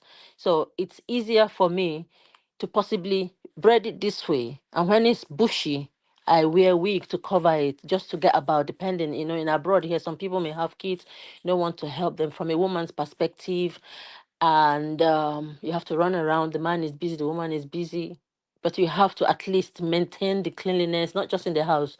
Look good, look clean. I won't say good. Look clean and happy with yourself. That you look at yourself in the mirror and you say, "Yes, I'm grateful for life. That I'm a human being. I'm not a beanbag. I want to be this way." Yes, because I believe if you don't look after yourself, it's a sin. I find it a sin. You just living yourself, then just go then. Go me. You don't need to live. If you're living life, just look after yourself. Unless maybe someone has been formally diagnosed to be depressed, is affecting and interfering the quality of your life, then get help and stuff like that. So women wear wigs for various reasons. So as time progressed, not that when a woman gets older, they lose that tidiness. Um, they just their mindset changes. I want to speak. Oh, These things don't matter anymore and stuff like that. And maybe they're tired of going out. They don't really want to go out. If you don't have a place to go, no, you're not out there. Do you know what I mean? Depending if you're an extrovert or introvert. And some people, like, I thought of even cutting my hair to look like, and my someone said to me, "You're going to look like a tomboy." I said, "I don't care, as long as I don't have to braid my hair, because it's so painful, and it's so difficult to comb. If you have a very full African hair, it is difficult. If it's Oyibo hair, you just cut it like that. I'm not saying I want to have Oyibo hair. Sometimes when an African woman speaks, she's misunderstood. For me, growing up, I I don't really want to judge anyone based on where they come from. I weigh what whoever that is standing in front of me, the way they treat me is the way I would take it. I won't say uh, uh, um uh, um I see beauty in everyone, unless you make yourself ugly in front of me by the way you behave. So I see all colors, even Oyibo, I see them beautiful. Then I separate the ordinary Oyibo people from the foundations of the colonization stuff. There are good yeah, Oyibos, There are, so I'm colorblind. I always say that. That's the way I'm brought up. So when people start saying some of our women are bleaching their skins, they want to be like Oyibo and stuff like that. It's not that. It's It's that that. some It's of us. that. No. You're It's making not that. excuses, I'm afraid. But I'm not making I'll let you excuses. finish. I'm not making excuses. I know myself, and that's why. That's why I have problem with men. That's It's good. why. Hello, No, don't listen stop, to Hey, them. Don't Jago, listen to let's them. hear stop. her out because When Hey, a I'm let, listening. let's try to understand, not the says word, because there's this something she's is saying that we will she. have to try to Yeah, get. you guys should let the woman You speak men now. don't. Some of these men don't listen. That's why Yeah. we have I'm problems listening. in marriages. All You right. You stop can. You interjecting can. You're he, not her, inside a Jago. woman's heart. If a woman, I don't owe you any explanations, and I'm just telling you from one woman voice. Maybe other ones think different. Maybe your woman think different. I The can't thing speak is, for her. what it is that I just want to push back a little bit on what you That's said, and that's better. all. That's a better Let, point. let her finish. Let That's a her better point. finish. But you caught me. You don't know where I'm going. I'm trying to say that. Ah, Mama, I know exactly where you're going, but I'm You don't know hearing where you. I'm Jago, why going. you You argue can't with read my mind. everybody? That's why for you. Go find a Why are control you this raising guy your Hey, voice? now. boy, let Jago rest now. He Jago, did the same to me. He's doing it to Hello Let now. Jago Leave her Mr. rest. alone. Jago, Mr. Jago, me, I can handle you. Oh. You know, see me, No, no, I you no can't. send Oh, oh. you can't. Well, Nobody can. I know relax. When Hey, me and you go fight, Me, I where can Jago, you go handle do nobody you? you. You can. go collect. I go fight you. Oh. Jago, let's I dey leave it. Okay, respect you. Well, please, I dey respect you. Oh. Don't make let's me hear vex. her Oh. contribution. I really want to learn about this because this is something deep, you know. Yeah, I allow really her to need to explain. understand it. It's a very, very serious AY, issue. she doesn't need your defense. Madam, hello, I please don't call me continue. madam. Me and you don't fight. Continue. Don't I'm interject hearing her you. again. If you Mr. interject Jago, her, I'm gonna remove my you. bad, Jao. Sorry, Yellow. Don't mind this Jago. I Lobby. my Small don't time worry, now, it's my lobby. brother. I know if I leave, I'm no tell him off. It's okay. Okay. So, yeah, we are one. For me, I see beauty in many shades. I do not believe a woman or anybody should bleach their skin. But fortunately, I won't say unfortunately because I don't want anyone to demonize my skin tone and say because other people are bleaching, so all women are bleaching. So now, when you now come publicly and saying your women are bleaching, so some people that didn't bleach, you're demonizing them, and now saying okay, a child that is born light skinned will start feeling bad that they are light skinned. No, every shade is beautiful. We should not pitch each other against one another. Light skin versus dark. If you're born in your shade, stay with it, maintain it. That's fine. But don't use the same brush and think that, oh, I can see Oyiban like Oyiban, so what? If the Oyibo is a human being that is good, I can't because of the sins of their forefather.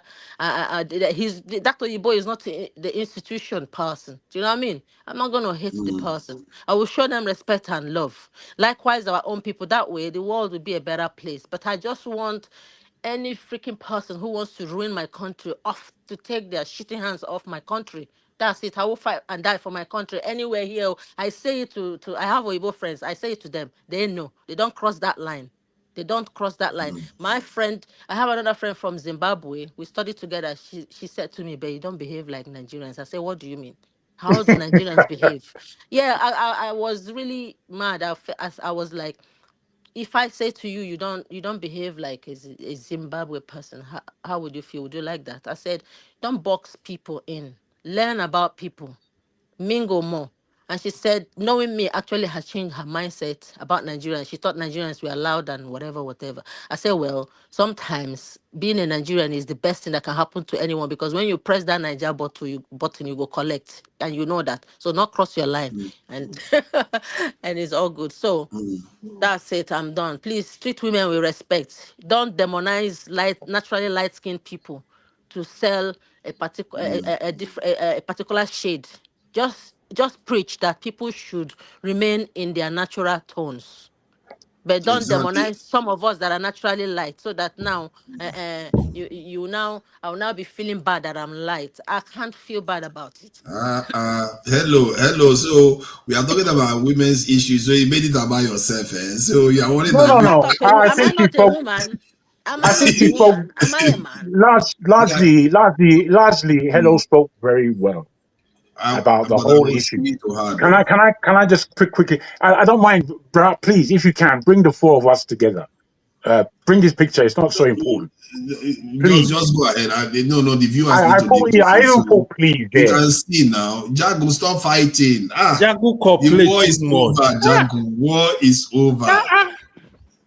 Come and He love Warrior. fighting. You people should anyway, allow this is your Jago turn. now. This is your time to bring out all your gusto, You all the better rubbish inside. you Bring it better go out. to you better go I Mr. to have something to Jago, Nigeria. say more than your Mr. Jago, they're complaint, just or winding you up. They know I you know easily they're get so. upset. It's not No, fair he's the about one their that keeps feelings. making sense now. But I Let wanted me to let say me something let about me. what I said. You interrupted me. I Can you wanted to say remember? something about what she said. Because this Yes, issue is thank you. very deep. Okay, you know what, Jagu, go so that after you finish, then I speak. Okay. Absolutely, thank you. Now, I really enjoyed everything you said. I didn't agree with all of it. No, You it's not see, true. You did enjoy it. That's why you interjected. all right, be quiet, be quiet. AY, You got nothing. stop. No, it's You know, okay. for what Jagu is talking, stop disturbing AY. Jagu, please go ahead. I enjoyed all of what she said. I didn't agree with all of it. And that's where I wanted to push back because these things are rather complicated. And in order for us to tell ourselves the truth, we have to tell ourselves the truth. You see, whiteism, oyimboness, westernization is what has taken place over the last 500 years. The reason why black women are like this is simply because in order to enter into the workplace of the Western world, they have underlined our hair in many ways. And we as black people have shifted here and there in order to please the controlling group. That is what has taken place historically. Now, whether you understand that or not is your own ignorance. However, the reason why black women straighten their hair the way they do, put all these additives into their head, borrow hair from other women in India, uh, uh, do all kinds of things cosmetically to improve their looks according to the Western standard is the reason why you see this thing here. So it's very complicated. It's not straightforward. What I look at my mother, I will speak about her, was extremely good looking. And I look at pictures of her in the 50s and 60s. And man, I understand my dad has a great eye. Now, the thing is, when I look at a lot of those pictures, the further back it goes, the more African my mom's hair is. The more, as she's coming into like 22, 23, 24, and that time she was in Europe, she had a big bouffant, which is like a straightened hair, almost like a wig that they used to put on. You understand? Now, the reason why this translated is because at that time she was in the UK and she was fitting in with the UK fashion. You understand? We have to be honest. If if you look at the old Egyptian hieroglyphs and pictorials, you would see clearly that there are too many African styles. Too many African styles. The styles that we are using today, they're there on the walls. Why is that? That is because Egypt at a time was the center of the world. It was the most what's the word? Cosmopolitan society on earth. Just as when you come to London, you see everybody. There's nobody that's not here. Not there's not a demographic of the world that's not in this country. It's the center of the world. We have to really be honest with ourselves if we're going to change anything. Now, whilst modern world is quite complex, it doesn't mean that we can't really tell ourselves the truth and see that all these black women who are dancing and showing off their beautiful black skin and their Africanness. What we are underlining is that in the hair, it's false. Now, whilst we can give ourselves all kinds of excuses, that's all they are, is excuses. And I even agree with the excuses. A black woman's hair is not easy to look after. It's not. At the end of the day, if a black woman is going on the street and she has her hair half done, she'll just put on a wig and go outside, or not even a wig. Sometimes they just put on a covering and then go. All these are the reasons why. The rest are excuses, I'm afraid. And we have to know that we're giving ourselves these outlets of excuse. That's all they are. So I put that on the table. Jagun, they are not excuses. I'm not And I've trying said it to and I've said banter the you. reason. No, I'm I've not said it. bantering you. I know. Uh, You have right to your point. I'm not Now, bantering you. I think if a woman, like I'm a woman and I am speaking for myself. I say woman. I don't know about any other woman. I know about myself. Yeah. So if I plait my hair and I have boils all over my head, because some people have very sensitive scalp. You know, our hairs are tightly coiled. The hell we go through. Do you know? Sometimes that's why you see some African women they bond their hairs in two or in one. It is hell. Some of them cut the hair, but that my mom would say the beauty of a woman is the hair. Don't cut it. But it's so hard to maintain. I wish it was softer. And you see those women from Ethiopia and stuff like that. Not that I want my hair to be like that. It's easier. When something is easy, you get up and go. It's easy for anybody who is not in the shoes of women to be judgmental and say, oh, why not do it this way? Yeah, women mirror you guys. They want to please you guys. But at the same time, you cannot be selfish. You need to be in the shoes of your women to understand. okay. If you can, 1 minute, sir. If men Let me can't guys, find a let me ask you a solution, question. wait. Let me answer. If men can't find that solution, they have to find a way to bear it. If your woman agrees not to wear wig, fine. For me, you can see my hair. I take it to work. I have no problem with that. I don't have to explain myself to any employer, and I'm not going out wearing whatever to say, okay, because of my hair, I'm going to attract a man today. I don't think like that. I don't think most women do. Sometimes men think that all the times when women dress, they are dressing for them. No, sometimes you, as a human being, should not be like a beanbag. Like I said, it's a sin to just waste I yourself. agree. As I Stand said, in I front agree of the with. mirror I and agree. appreciate yourself. That way, you look Okay, after okay. yourself, I and then you understand. can You live said all longer and this. stuff. You Jagun, let other people speak. no, no, no. I'm She done. said all this. I want to put a question to her now. Don't give me any direction, my friend. No. I'm the Don't give next. me direction. AY, Just stop it. Stop Anyway, it. Fafana, stop let him disturbing ask. now. No Jago, problem, please. sir. Yeah, Let me speak now. AY speak. AY, AY shut has up, man. You spoken. got So, nothing to say. You got No, nothing to no, say. no, but no, Jago, you have no, spoken no. now. They just give It's him chance okay. to It's speak. okay. I'm not Continue gonna allow your Jago to speak. strangeness. Sorry, my You sister. see, I'm not gonna allow uh, Jago. uh, uh, Let the other two men speak. At least two women have spoken. Let two men speak now. are you Um, a man? Women. AY, Are you a AY, man? you're not going to stop today. AY just came to I will look. not accept that from Mr. Jago. Not Mr. You just came to okay, look let for me trouble. let me speak. Because of all this is because of Islam. Let Mr. This is what Jago ask Islamic his people do. question now. Maybe I'll be No able man, to help Jago. him more. I'll help him Okay, with straight stuff because only a sincerely, woman can answer. You see, hello. I wanted to ask you a question, You but see I Jagu? can't do You it see now because Jagu? of these two. See Jagu? Jagu, can you calm down? Your blood is too hot. Calm down. And let it be hot. Let my blood be hot. Let my blood be hot. Farabare. You see him. Forefather, sincerely, these are the real Gen Z body in the first place. I don't even know why I don't know why you like this topic.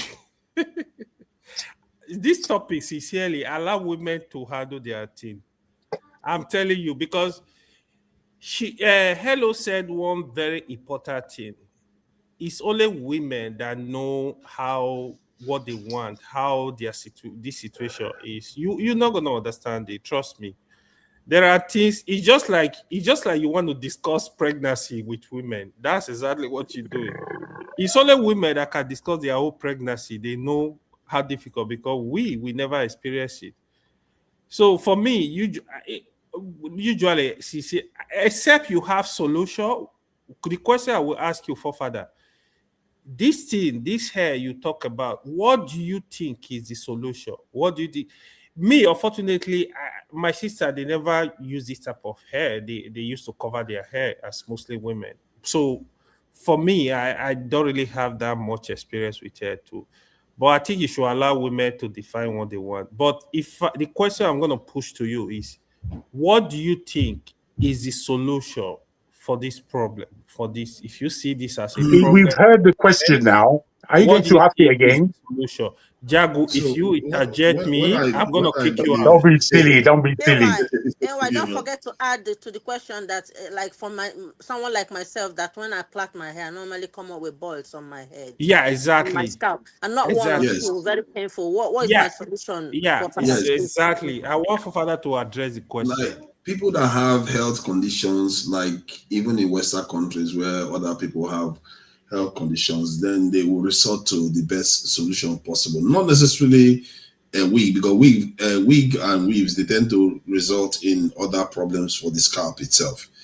You can deal with. Have you I think worn wig wig before? is different from weave. Pardon? Have you worn wig before to know that it gives us problems?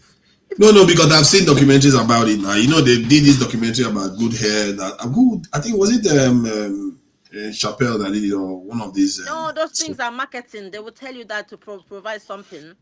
It's marketing strategy. No, they were trying to do away with it because, like in the 70s and early 80s, if I'm not mistaken, Black Americans started going out with their natural hair. So the point is that even black men used to do Jerry curls before. And obviously, the black men will also have an excuse to say, "Oh, you know, our hair is very hard to take care of, so we need to carry hair. So let's wear Jerry curls." You see what I mean? So my point is that women's is different. Of course, women is not the same as men. But most black men have done away with many of the physical appearance that they used to copy Oyibo people for. As a matter of fact, some people argue that Michael Jackson, the reason why he did so many stuff to his nose was because he didn't feel comfortable being black. That's why he did so many things. But you see that black men now have become confident in themselves. And if we say our women don't want to wear their hair today, how did our mothers do it? The ancestors did it. They were wearing their natural hair. There must be a way that they wear it without causing them all kinds of chaos and issues on their hair.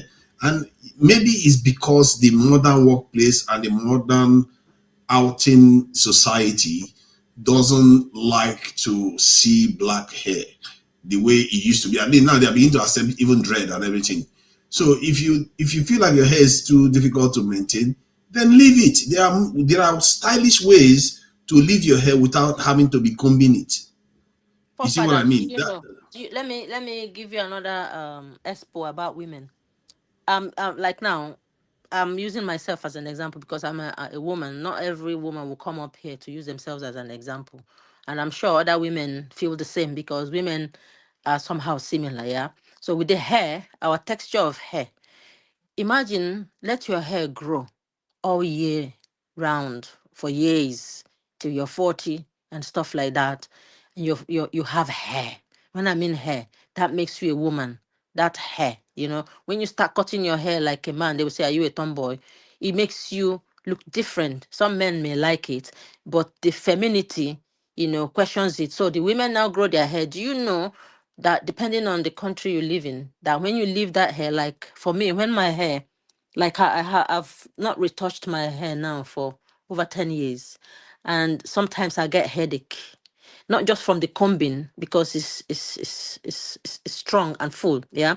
So apart from those balls and stuff like that, when you plait it, and when I plait it now, I've plaited this, I've had it for over 1 month, in fear of losing it because I have to think of what I'm going to do to it. I'm not saying this for any pity from anyone. I'm just telling you humanity, womanhood, not feminism, like you guys will say it to win over you guys, and stuff like that. So now, if you don't retouch your hair as a woman and it's a natural hair, you'll be having headaches. You will be having headaches until you relax it and get a bit of fresh air into that scalp.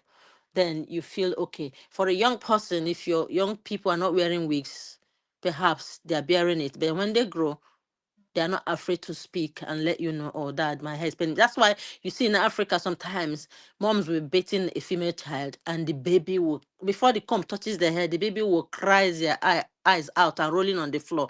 You'll be even, struggling with the baby to make their hair. They won't sit. It's painful. So maybe that's why women switch to the other side. But I'm not saying one should not be proud of their hair. There are wigs that look like Afro hair. I don't mind those. That is close to our texture. Do you know what I mean? So when some of our women wear those that are close to our hair, that is like Afro hair, they are making it these Yeah. days. And I'm Mm, promoting that, make it to look real. close to our texture. And it's like when you retouch afro hair how it is, or when you straighten it with a hot comb how it is, there are hairs Yeah. like that, then you can style that and wear it. But when it's Yeah. silky like Oyibo and blonde, and then it's a different ballgame. But I can't speak for other women on how to live their life. The reason why that is important is because the reason why even this stuff triggered me is connected to what I can fire. I would like to say that he educated me on that to an extent. Because every time we spoke about our problems, we keep talking about the men and all. He said, but the women also play a significant role. They educate the children. They do so many things, and that we should be looking in that direction too. That's when all this stuff came out. And when he said that we needed to educate our children, when you were making that submission about Nigeria, we need to educate our children, tell them history and all those things. That's when it occurred to me that, okay, most of this stuff tend to come from the women. They are the ones that tend to start the education of the children. And you can see even men value their mothers more than anybody. Sorry, let me finish what I'm saying. Let me finish what I'm saying, please. Even men value their mothers more than anybody in this world. Like, even if, like, let's say something happens, you can insult a man's mother, a man's father, they will forgive you. But if you insult their mother, you're going to have a problem on your hand. So mothers are exceedingly important. And then if your own mother is advertising the hair of some other entire race, like you said, if they were wearing their own race's hair, it's a different thing. But if your mother is advertising the hair of some other entire race, spending a whole heap of money getting it, you begin to wonder that when you grow up, and those children, they grow up, the men, they grow up, and they see the real deal, what did you expect them to do? Sometimes it's even subconscious, because this stuff has been ingrained in them from a very young age. And you go to America, you go to many Western countries, you see our superstars, the men often get married to Igbo people. Michael Jackson don't even have a black child. Many of our top people, they go, especially the Tells ones, you a lot. they marry Oyibo people, they go and marry different races. Dave Chappelle, one of our best comedians, is married to an Asian. So these things are happening. Even myself, I'm brainwashed. I was, okay, let's put it this way, I was brainwashed when I was younger too. I was like that too. I preferred to go with, okay, not like I didn't fancy Nigeria women. That is why you marry a white woman? Look at this here, man. Shut up. I'm trying to tell you something here. My point is that I too was brainwashed. When I was growing up, I couldn't even draw a black woman. I used to like be quite creative and to draw some. I couldn't draw a black person. The only people I could draw was white. Can you imagine how you look at it? This is not right. This is not right. I'm trying to share a very personal stuff with you. And you're laughing at me. Forefathers, you're guilty of I would just like to say in support. No, I'm not finished. No, I'm not finished. I'm not finished. Let me support you. Don't support me, Jack. I don't need your support. Let me finish what I'm saying. Because this is serious. I'm trying to tell you something here. Like, even I couldn't draw a black person's face. I could draw a white person's face because all I knew how to draw was, for a human being, the outlines were that of white people when you are learning how to draw and all the rest. So this type of stuff, it really has deep impact on you. And I really think that if our women figure out a way to get past it, because they've gotten past it, they can get past it. They did it in the 70s. So what is happening now that is not allowing them to share it? Let me say this, please. You see, this thing that you're speaking about and you're underlining women, black men went through the same thing, as you said, until they became confident. If you look at pictures from the 20s, you'll see that black men used to process their hair, straighten their hair, have a quiff, and all this level. Why? It's because we were under the same imagery. The thing that you're speaking about is imagery, which is why religion a lot of times speaks about imagery and the fact that we should not be assuaded by images. Therefore, do not draw images of men, of women. This is why they said this thing. And we have to understand the power that has happened, which is why I maintain my stance on saying that we give ourselves excuses on the woman fabric. You see, the fact of the matter is 500 years or that length of time under the assuasion of the European is very strong in that imagery. The only reason that you could draw a white person and not a black person is simply because of imagery. There were images coming to you that you depicted because you liked these images. And these images somehow was that there was a preference from what you liked or found easy to draw and what you didn't like and found difficult to draw. This is pure imagery. And this is what goes on in human psyche. But because we have all kinds of manners of grammar, we will speak this grammar and then tell ourselves we're a woman. You don't understand what it is to be a woman. All of that is bullshit excuses. What it is that this imagery thing is a real level of juju, but we don't believe Oyinbos have juju. But Oyinbos have the livingest imagery juju called the television. And on the television, we see all kinds of images, and we now look to copy these imageries. But because, again, we are weak, see our man AY that likes to talk nonsense, his sisters and his women, they're not even allowed to show themselves, which is fair enough. But that, again, is Jago, an you have understanding. a problem. Okay, AY. It's an understanding Why as did you to, mention me again now? Okay, because you're very ugly. Let's Because discuss you're the issue ugly. then. Let's discuss the issue. It's the issue I'm What you are discussing. talking is actually that's nonsense. what we have resorted to now. Oh, yeah, It's not easy. Let Jago finish. Let Jago Jago finish. does not know what he's talking about. Like, Thank you for that's that. actually That's nonsense. another repetitious thing that you Allow said. women, listen. Allow No, women to decide AY, their understand fate. me. I'm going to finish what I've got to say. Because But you see, he's talking nonsense. AY, you can speak. Speak in He your does own not know time. what You he's saying talking that we should about. allow men. Okay, AY, let's finish. Allow I women think I'm to not responding discuss. to you actually. I should respond I to you. wish if he AY was is very here. much a child. You're childish. You've heard from Elo. I wish if he was here, if he would contribute, you Hey, understand let me what they finish are what I'm saying feeling. now. You don't want to You haven't listen understood to them. anything from what I've said. Yeah, but AY though, is it Especially not very Jago, passive to say? stubborn. It's not like we are forcing women to do anything, but it's helpful to speak about it so that even they too could maybe pick What up does something Jago because they will say understand about hair? Does he have hair? Do you take care of your hair? you don't need to understand. See, hold on. See, AY, let me say this. Okay. I'm If you gonna have allow high, you guys. if you have okay, AY, hold Jago, on. don't call my name again, If there so I don't is call if my there I'll name. is call high your name infant anytime I want. mortality, hold on. Sorry. Let's not stun the conversation. Let's get somewhere, please. Yeah, go If ahead. there is high One man infant is stunting mortality, the Jago, conversation. stop unmuting yourself now. Come on. If there is high infant mortality in hospitals, Jago, allow if there is high infant mortality in hospitals, AY, stop bringing Jago in. If there is high infant mortality going on in a hospital because it's happening to women, would you say let's leave it for the women to solve? That's different. That's medical issue. How is that different? Because we have men that understand the issue of that are in healthcare, that understand the problem there. What makes you think that people that are highlighting this? When you finish, I have a question for Father and Mr. Jago, and I need a solution. If you don't give me solution, then your Thank you. point. Yeah, Your ask them. point, you cannot make your point again until you find solution. I want to ask both of you, and it's honest Jago will answer. just be rambling. Two of you say you Don't have waste your time.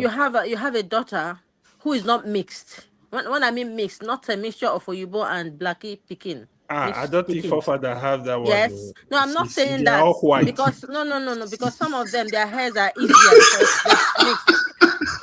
No, I'm not targeting Father anybody now. Why you really need to stop with AY, I'm not saying Father or anybody. I'm saying, oh now, what's going on? Not by the AY just be silly. So now my question is here. Say you guys have a daughter who had, you remember, an African child's hair differ from one another.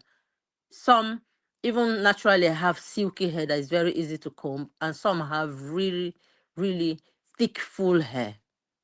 So if you have a daughter who has thick, full hair, and then every time they go to braid their hair, they come up with a it's not an allergic reaction because braiding the hair is very painful. Some people have a very sensitive scalp and they come up with balls all over their head. It's not a medical something because they only have that when they braid their hairs. What is the solution for that child? Would you cut the child's hair as they grow into their puberty? What would you do to that child? Would you say don't grow your hair?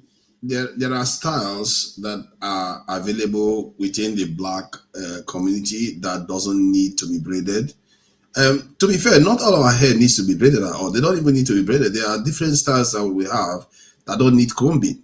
There Take are into different types of. consideration about the weather as well. When the weather is hot and the because I've said to you, when I like since I stopped touching my hair, I frequently get headache because of my bulky hair. I have full hair. So what's the solution? Be taking paracetamol? What do I do? No, I feel not to better. have bulky hair, because there are two ways to go about it. But one of the, like in particular cases, like people that have illnesses like cancer that they lose their hair, or people that have serious medical conditions, of course you have to do what you need to do to keep yourself as healthy as possible. But I can assure you that that is not the case for vast majority of the people that are actually engaged in this practice, But you and that don't know is where the issue forefathers. is. You don't know. You're not a Our woman. forefathers, I'm telling you, our I get foreparents, headache. look, madam, our parents, our great grandparents were using their natural hair. They didn't need to change it. Have So you why? seen How this? are they able Have to you do it seen and we the? can't do it? Have you seen the state of those our forefathers? Have you seen their pictures? When I see their pictures, sometimes are you gonna compare life now when people used to sleep with mat on the ground and now? Are you gonna turn Yeah, back the clock of time, but or are you gonna they looked fine with their hair. wait? Are you gonna update life? Are we gonna go back to the times when men used to wear leaves and cover their blockers? Is that what we want to do? Because we can always turn the table. I'm not trying to be No, rude. I understand what you are saying, but I'm not saying we should not use shampoo on our hair because we want to go back in time. But I'm saying that we need to, because the most important aspect in life, there are very few things in life that is even worth worrying about. Like the ability to procreate is very, very important, and the desirability is very, very important as part of that equation. If you decide to downgrade your own people's desirability by advertising for other people, other races, don't be surprised you lead to your own people's extermination. It may not even be through war, just by natural selection. You see what I mean? There are consequences to these things. Even when animals have different colors, it leads to one being exterminated. Like in the wild now, if a lion decides to be was born white in the African savannah, that white lion doesn't make it to adulthood. That shows you how even simple color can determine survival. And yet we carry other people's hair on and on for decades now, maybe even hundreds of years now, and we think we are going to prosper when we keep doing that, because you're advertising for other people. And I believe that doing that kind of stuff doesn't help your sons gain confidence. There's a level of confidence you gain if you are advertising something for other people. That person that I do carries the not stuff believe. originally I do will not be believe more confident forefathers. about it. I don't believe that women should wear silky wig, but I do believe that if women want to wear wig, they should wear it close to afro hair when they have plaited their I hair. don't Like where my exactly. husband is now. That takes care of that problem. That is one problem. That Yes, area because of it looks advertising for closer. other people. Yes, it takes care of that problem. Advertise There's our another area hair. of cost. There's Mm. another area of cost that it costs us far more to maintain our hair based on this paradigm than other groups. And these things matter over time. So As well. this is why I called some of all these things out, because there are so many layers that it's problematic, and people keep saying just leave it. No, it's a serious of money that a parent can use to put their child for get private tuition. They can spend that on one hair alone, and the next month they want to change it again, just on hair alone. Something Yes, that because a woman, Indian woman doesn't have to do. They just yeah, because their hair pay is the money. very easy to manage. They don't. Is that hair that is like they don't even need to comb their hair. They wake up in the morning, bond it, and off they go. But you, as an Neither do African you. woman, You assume that you need to comb your hair. You don't need to. I just told you. forefathers, You are don't you need living to. in this real world? You are the No, one I'm that will reading see the me real world. now. I've You will been see with me black No, now no. people and that be don't Let, need let to me comb this their allow hair. African woman guys, has guys. that Actually, been with problem. black women that don't need to comb their hair. You are one of the people that will see me with that hair and say this woman they're mad. Oh God! Let me say See, this. there are women that wear this is Forefather, dreads, different types of dreads. Now go ahead. forefather. Thank you. Finally, I'm trying to break into this. You see, when we as human beings, as black people particularly, this subject of hair is a serious one. Tell me who in the world has our type of hair apart from us. Nobody. Indians, Chinese, anyone in the world have the same level hair as Europeans. The straightest hair in the world is Japanese hair. The straightest. Are you with me? Now, once we understand that this is the lay of the land, we have to ask ourselves why. Why do black people have this type of hair and everybody else doesn't? I'll tell you why. Our hair grows upwards. Everybody else's hair grows down. Let me tell you about hair. Hair is an antenna. It's the consciousness of the human being. It's the beauty as well, but it's the consciousness. And our consciousness, therefore, is different from the consciousness of everybody else on the planet. This gives us Hello is talking about. She now, because she's black, she doesn't believe Oyimbos have problems with their hair or with hairstyling, the hair breakages. Wait, Yes, let me finish, please. Hair breakages, hair falling out, all kinds of different maintenance. issues. All kind of different issues. She's speaking as though black. Do you? Is it what you're saying about girls plaiting their hair or combing their hair? Do you think that men's hair, when they combed it, that the same effect didn't happen? It's the same effect. We can't be pretending about what it is we are. That's why when you speak as a woman, I understand you as a woman, both in terms of vanity and in terms of practicality. I understand everything you're saying. There's nothing wrong with what you're saying. It's only that we have to understand where we're excusing ourselves for the things that we do and when we are telling the truth. The truth of the matter is, one, everybody on the earth, no matter their ethnicity, has issues with every part of their body the same way everybody else does. It may be lesser, it may be more, but it's the same issue. I'll tell you about consciousness. When Rastafarianism came into Jamaica, the Rastas were constantly spoken about in a very downtrodden way. Like this is not how to look. This is not an appearance. They were ridiculed, and in that ridicule, it's not to say that they didn't come with a lot of consciousness. What they were doing is showing that I'm different. I'm different because I'm an African, and I'll show you this African hair how rough it can be. But it's a glory to me. It's a glory to me. And these are things that we forget because we ourselves know that there's Dada in Africa now. It's not that way. It's strange to us what it is to be have locks on your head. It's not strange to us. That's our hairstyle.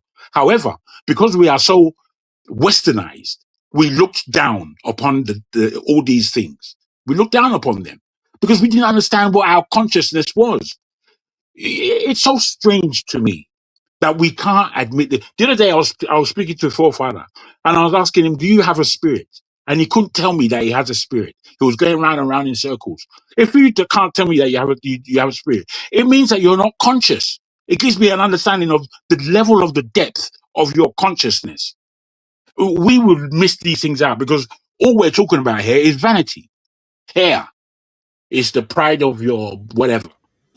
Just all vanity. And it's not to say we don't understand what vanity is. When you said as a woman you understood that, do you mean you're a woman? No, I don't mean that. I mean, what I mean is, let me answer your question.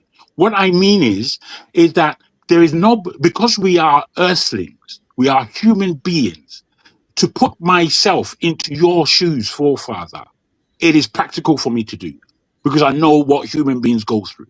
So when they give me this woman thing, it's fair. There are things that women go through that men do not necessarily go through, but it's not to say that they cannot understand. That's why the doctors who are looking after women and looking after women's issues, that they could be male or female. Mr. They can be Jasmine, male I or want to female. ask you something. I'll be brief. Do you think our African men are in the culture of body shaming their women? And I would think so too. they change it whenever it suits them and sweep it around and then frame it You see, as maintaining their yes, lineage. you asked. As forefather said earlier, one, we've all been through this, and two, men who ridicule the shape or features of black women, they are oppressed mentally because they are not accepting what it is to the differences between black and white, the physical differences and the mental differences, the cultural differences. We're not really bringing them in. We're rejecting them. And that's what goes on, because the effect of westernization is not only upon the black woman, it is upon the black man as well. So, I don't believe we should give ourselves all these excuses. They're just excuses, and I would only see them as that. I would only see them as Yeah, that. because You as it concerns me to an extent. You know what I often ask myself? If we are You already guys have using not other given me people's hair, my the solution to my question. Oh. I You gave say you now I have a solution. I problem. told you you don't need to comb your I don't hair. need to comb my hair. So do you know, like Jagun says, our hair grows upwards. I sleep now, it grows up. You know, when you an African hair, you sleep, that side goes flat, the other way is bulky. I don't comb my hair, just walk on out like that. And you know that we live in a social construct society that defines every structure that says what madness looks like and shouldn't look like.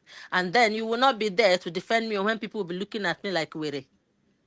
Okay, what I mean by that is there are women within our community that wear different type of dreads. Some of them are very, very thin, and they wear it. It's just normal. It looks like normal straight hair. This one doesn't necessarily grow upward. It grows like normal hair that is But they call almost, it locking of the yeah. hair. They love it. Mm. Yeah. They're tiny dreads. They grow like, they don't need to comb their hair. They just wash it and they are ready to go again, just like any other group of people. And I'm sure our ancestors used to do these things. They had ways of managing these things without taking too long to do them. So my point is that, like you said, I think we are in agreement on that one. We have to try to look African like the way we are, instead of having our own shop and we're advertising for some other people. And then we have to take into account the cost and time and effort it takes to do those things. We don't even get into water. When are we ever going to start swimming? Are we ever going to start swimming when we are busy worrying about hair constantly? So I guess you can learn swimming when you're younger at school, then later on. But in life, you will never swim then because you don't want to use going to swimming pool that much. My point is that it has cost implication, even has functional implication. We can't even function fully. We can't be our full selves when you're busy worrying about the fake hair on your head.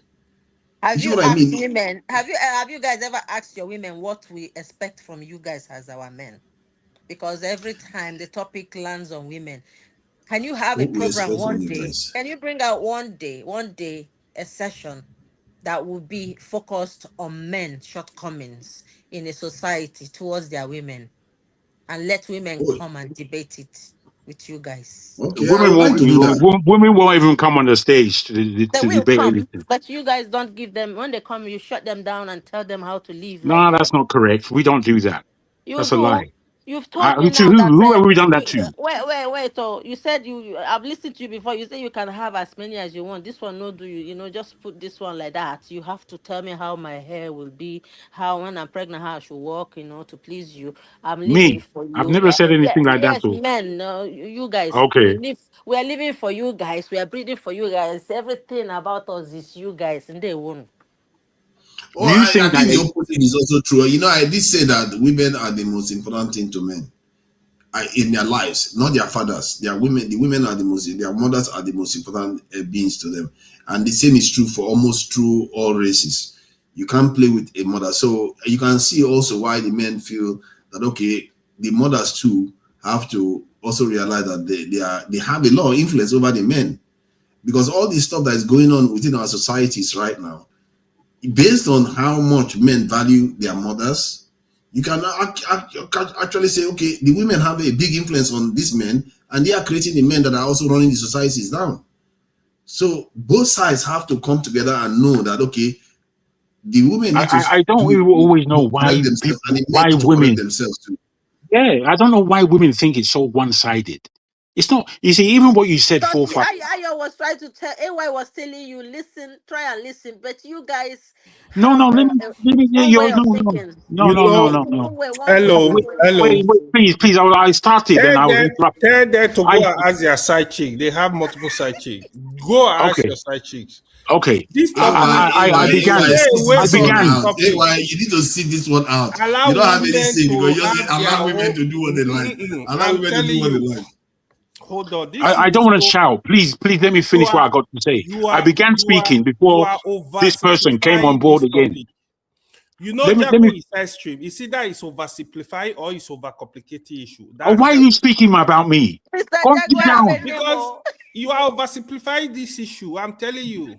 So, but Oversimplifying it You how? are you saying understand that it. you are okay with Don't. you are fine with women just wearing I think you nisab? just I learned said, that let word. the women have the discussion and provide solutions. See, sincerely, the way these women. Oh, do you the see it way as a they problem feel- or not? Hold on. Do you see it as a problem or not? Sincerely, I don't see it as a problem. Let women define Exactly. it. That's where the issue What is. I'm You don't see saying, it as a problem. hold on. Let the women determine This if brother it's a talking problem rubbish. or you talking nonsense. Rubbish. You listen to me. The fact you don't Listen. see this as a It's got problem, absolutely then nothing it to just add. shows It's you. just here Very, Do you as a know? very troll. Do soon. you know Very our men soon. spend so much more money on their hair than If any it's the other race money, in the you world? tell the woman to give you the money. Yeah, I mean, if that's your It's not problem. the money is not going to the children that they are supposed to be raising to. At the So, same father, time, is that what you is are advertising binding for you? other people. Is that your See, problem? Spending money see. unnecessarily on your No, woman's because the hair? money, see, you are competing with other groups of people. No, If you have father, a culture, hold on, AY, this one you are really on a totally different distance. How can you say when we are spending? I think our women are spending more than 4-5 times what other it's $1 races of women billion. spend on Yeah, their I know it's billions of dollars so, industry. and we are the It's not poorest. trillions. Hey, we are the Let's poorest allow group, Mr. and you are spending that much money on hair. That is a disaster. Don't you see that as a problem when we are the poorest group and we are Here is spending that where I much will money on hair? fault you.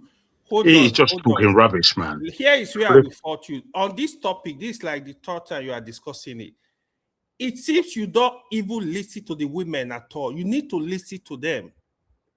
So it's not that we cannot, you need, further you are muted. You need to listen to them more. I've heard everything they said and I've responded precisely to the question. So what is it I'm missing that they said? Provide solutions. Yeah, Listen, provide solutions. can you hear me out? Can you hear me now? You see, yeah, please.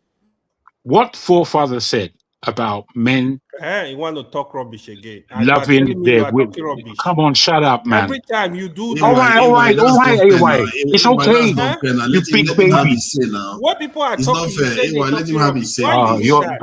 Bruh, you've got nothing to Go add. I don't make go you ahead. mute you now. This Go time ahead. you are the Go one. ahead. It's not by your permission. No, But you've go got ahead. nothing serious to add. You've got nothing. Yeah.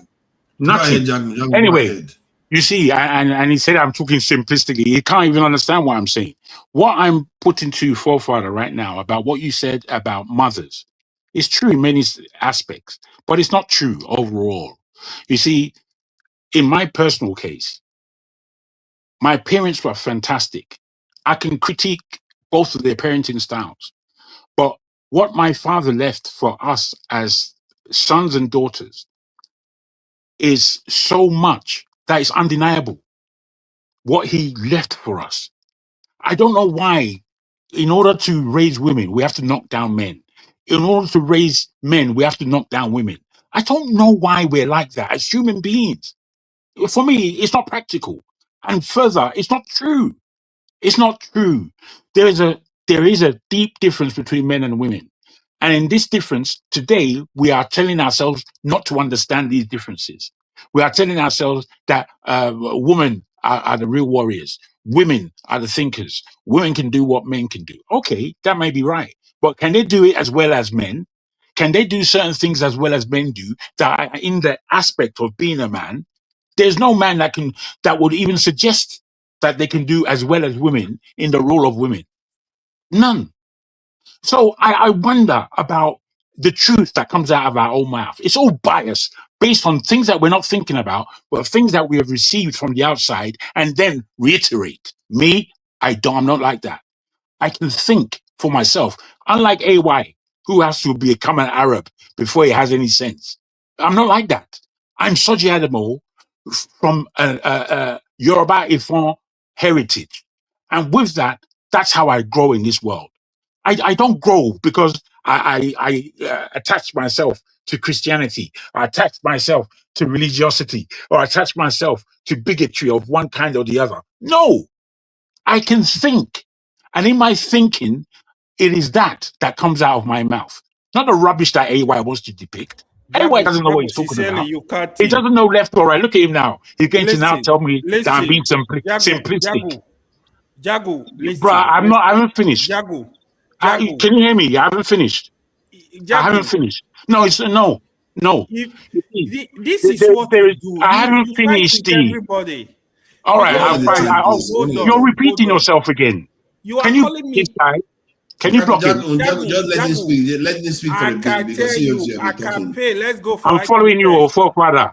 I'm following you. You overrate yourself. That's your problem. What So I don't know about that, but you are talking. What do you know about Tinky? Tinky. What do I know about Tinky? What is Tinky? You can't. Tinky. I'm going to Tinky. Come on. You Bruh, think it's to smoke, it's not your fault. sit down. You think you know it's not your fault, T. I beg. You guys are good examples, so bro. Hey, bro, you're just continuing embarrassing yourself. But you're embarrassing. AY, it looks like you are betraying the fact that why is it that you are so against? Is it because you said something about religion? No. On me now. Forefather, this is not the first time. No, we're not ganging up on you. And don't worry, we are going to move it on to Islam soon. Forefather, sincerely, Forefather, even the first day you discussed this topic, you know my position was still my position today. Sincerely, I don't double speak. This is my position. I don't think you double speak. You are in a best position. You are always repeating yourself. Hold on. I don't think you are in a best position to tell women what they should do with their hair because you don't know how they feel. You don't know. You need to understand them. You need to listen to them. You need to speak to them. You said this before. We just listened to them. We just did. Saying the same thing. You are not. No, AY, we just listened to them, and they too have to hear. Is telling you. He's just talking rubbish. He hasn't got anything to say. It's you that talk rubbish every time. Yeah. AY, do you know that there are women that hold the same position that we hold? Okay. Can you bring so one what here? do you make of that? Adama holds the same position position that I hold. She does. I'm telling you, even Adama holds the same position that I hold. You know, it's a shame. It's a shame that from all the subjects that we did underline, we're stuck here. I think it's a great shame. And I think Madame has gone. She has left now because you drove her away. That's right. I was trying to drive you away. You two having a go at this thing. Right, you made it a bit wrong, but it's all right. She might return back. No, it was him that did it. Probably she didn't drop out of the thing just because of this thing that she dropped out. Probably. So, but let's try to keep it civil. She's back. But this is AY. This is that you are doing. I say, let them, take care of it and say let them decide this thing. I'm not sure because women speak about men's issues too, and they also share similar opinions. There are women that share similar opinions, and I have too. Let me tell you what both of you don't know right now. Sincerely, you guys both of you have not taken the time to listen to her. This is the problem. We just listening. There is this is active listening. What you're asking, you know what? Okay, it says active listening. He's asking us to accept everything I said. Don't do that now. Don't do that. Let me get where AY is coming from. Jago, don't distract now. AY, don't use Jago to distract. Don't use Jago to distract. You are trying to use Jago to distract. AY, don't be mischievous now. So AY, I want to put you so that you truly explain your position. What did you hear from her? Since you are saying active listening, what did you hear from her? No, you got to listen to her again. No, great question. What did you hear? You just said active listening, so you are listening to her, and you are suggesting to us that we should let her have a say. Listen, so what did you hear that she said? Here is the problem. She's telling you guys something, right? She's explaining the difficulty. You're not answering his question. You hold on, Jago. You talk too much. No, but you're not answering the question. You're avoiding. Woman, man. He just started speaking. Give him a chance to answer. He just started speaking. Respect yourself. I'm serious. Terrible. Really bad. You are worse than anything. Now, let me explain this to you. she's explaining the problem. She's explaining the difficulty. She even used herself as an example. So when you speak to more women, you will listen to different issues. Listen, on this topic, I've had this discussion with my classmates. She was explaining to me how difficult. I used to think like both of you. One day you will You understand the can't need to problem. think like me. Oh. Jagu, you. I'm telling you, you are overrating yourself. Your IQ, I don't think is even up to 50. IQ. You think What is you IQ are going to be? intelligent. AY, IQ doesn't don't do mean this anything now. today. Yeah, It I've not mean seen you it being means this petty something. before, AY. Why are No, you Not so today. he's the up one. He's on the Jagu one. today? And he I've want to Leave it. not swamp seen me. you He's go looking on for a somebody way like to this for this It's swamp long. because me he's on an the Arab. TV. It's because he wants to be Arab. Okay, it's enough. If you come after me, tell him to stop calling my name now. Mr. AY, If I not want that I respect you, take time, Jago. You are my Hello elder is brother. hello is speaking. Hello is trying to Hello. say something. I can. Yeah, I'm listening. I want to say to forefathers, like, there are a lot of women that have decided to go on low court. They are happy doing that. It's not that their man forced them, because this thing is a personal choice. Women are human beings that deserve to live, as long as, a woman, is not committing crime by wearing a wig. If you don't like such women, do not go to them for coupling. The society That's correct. society we have today, and women are wearing wigs, it is the fault of the men, because you guys are the ones giving the women the money to do that. Yeah. I see. And in another way, Mm-hmm. it is the man's world, regardless how you Wow, see it. you see And when that? a woman, one moment, Excellent point. and when a woman is trying to explain herself, it turns to femininity. It becomes a labeling. And some of us have not lost our values as Africans. It lives in us. I always tell people, Africa lives in me. The forest lives in me. The farmland lives in me. I farmed. I know how to do palm. What was it to Kernel. make palm this thing? Yeah, I farmed yam. I know how to harvest yam. Not everyone knows how to do that. You must harvest yam in a strategic way, otherwise you break it. So there are more to a woman than just her physicality. If you find a good woman, try and understand her and find a way to reach an understandable position, so that there will be peace and long coupling. That's why we have broken marriages. Nice one. Men don't listen. They talk. They Yeah. think women are to follow like animals, but don't forget, women have feelings. Even the ones that are very loyal, they may not like what you have said, but because they are loyal, not that they are afraid of being single, they are loyal. We have a culture that when you're in for the long run, you make it work. But at the Hello. same time, it's not just about the man. It's not a man's world. You people that are men should try and listen to your women. Find a solution. If you have a child that is always crying every time, this baby is always crying, they're combing the hair, you go and cut the hair. And then she goes out and say, Daddy, I don't want to look like a boy, because men are the ones with low cut. What do you do? Yeah. And she Hello. says she don't want Hello, to you are she right. wants to wear wig. And then try to tell her why wig is not enough. Educate her in a positive way, not by condemnation, like as if she's competing with Oyibo. Hell, what is Oyibo? We've been here before Oyibo. What do you mean? It's most women, African women, that don't know their history. If you teach, that's why I say history is important. You are an Sincere, African. You please. can't change it. You can't wash your skin off. Do you know what we go through on the train when we go to work? How we're being stared at, for good and for bad. The things we go, I've gone to work and been spat at. Someone begged me money. There was a light-skinned Oyibo woman sat beside me. This beggar left that woman, came to me and felt, what are you doing here? And begged me money. Didn't say a word to her. She spat on me. Yes.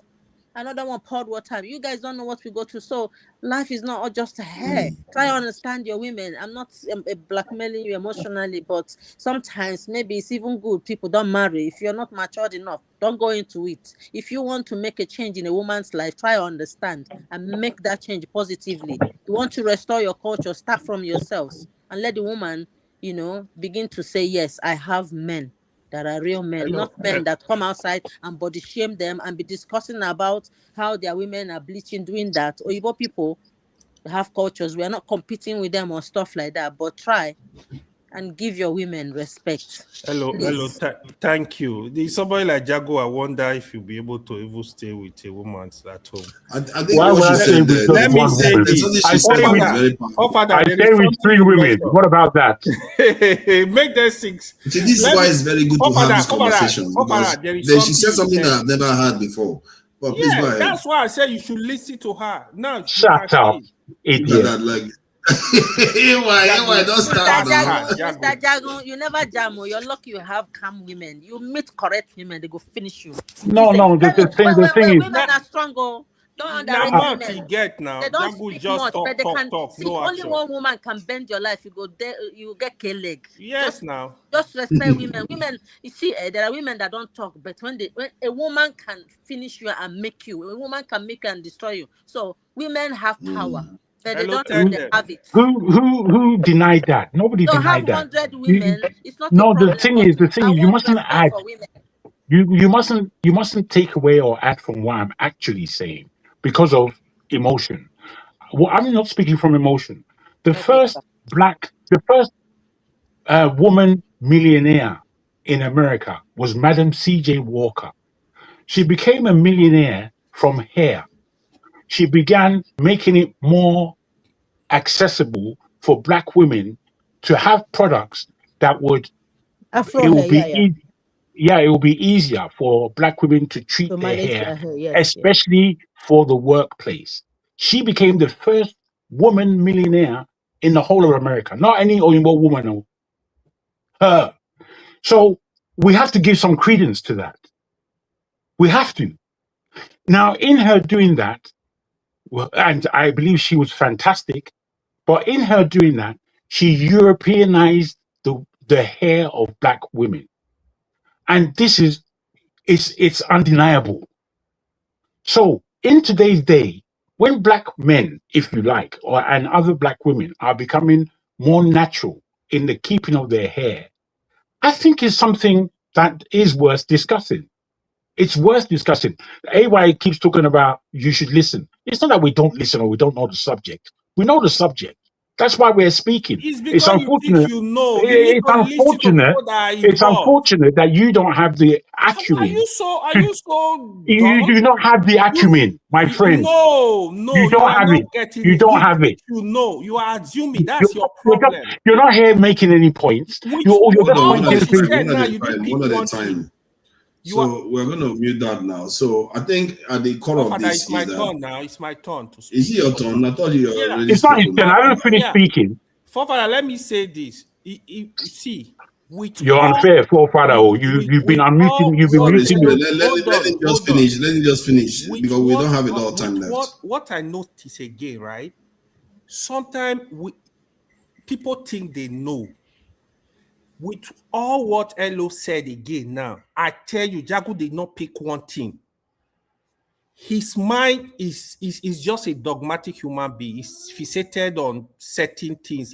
He does not want to change his opinion on it. It's a problem. Forefather, you said one thing. Your concern is about the money the women are spending. What about the money the men are wasting? For example, Talking our men rubbish. that go to club, they go to club and spend thousands of dollars a night. So what about the money the men are wasting on alcohol?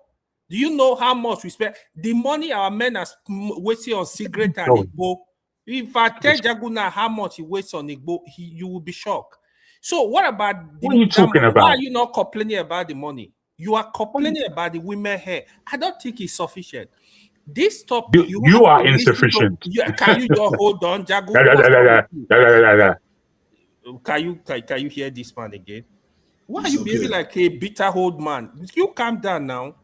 Okay, now you have to listen to the women. That's what I'm still saying. You guys think you are not listening. But did you hear anything that she said that could help? Yeah. I'm just Like surprised. what? Jago was saying different entirely, but Like I'm what just she gonna said leave now. you What did guys. she say that could help? Well, Well, she's explaining the situation, the difficulty. You guys don't want to know about their situation. That is my Okay, problem. now to tell you that I'm listening more closely, you didn't even hear it. Now, she said He something didn't hear that it I've because never it's heard. hypocritical, idiotic. Exactly, you didn't hear it. Hold on now, come on, let's not do this. What is going on here now? Come on. It's Jago, me you are and a this man foolish now. old We have man. issues. I swear, You you are a guys foolish old fought man. somewhere and came here to finish the fight. Is that it? Come on, calm down. See, she said something that the men are the one that give the women the money to go and buy it.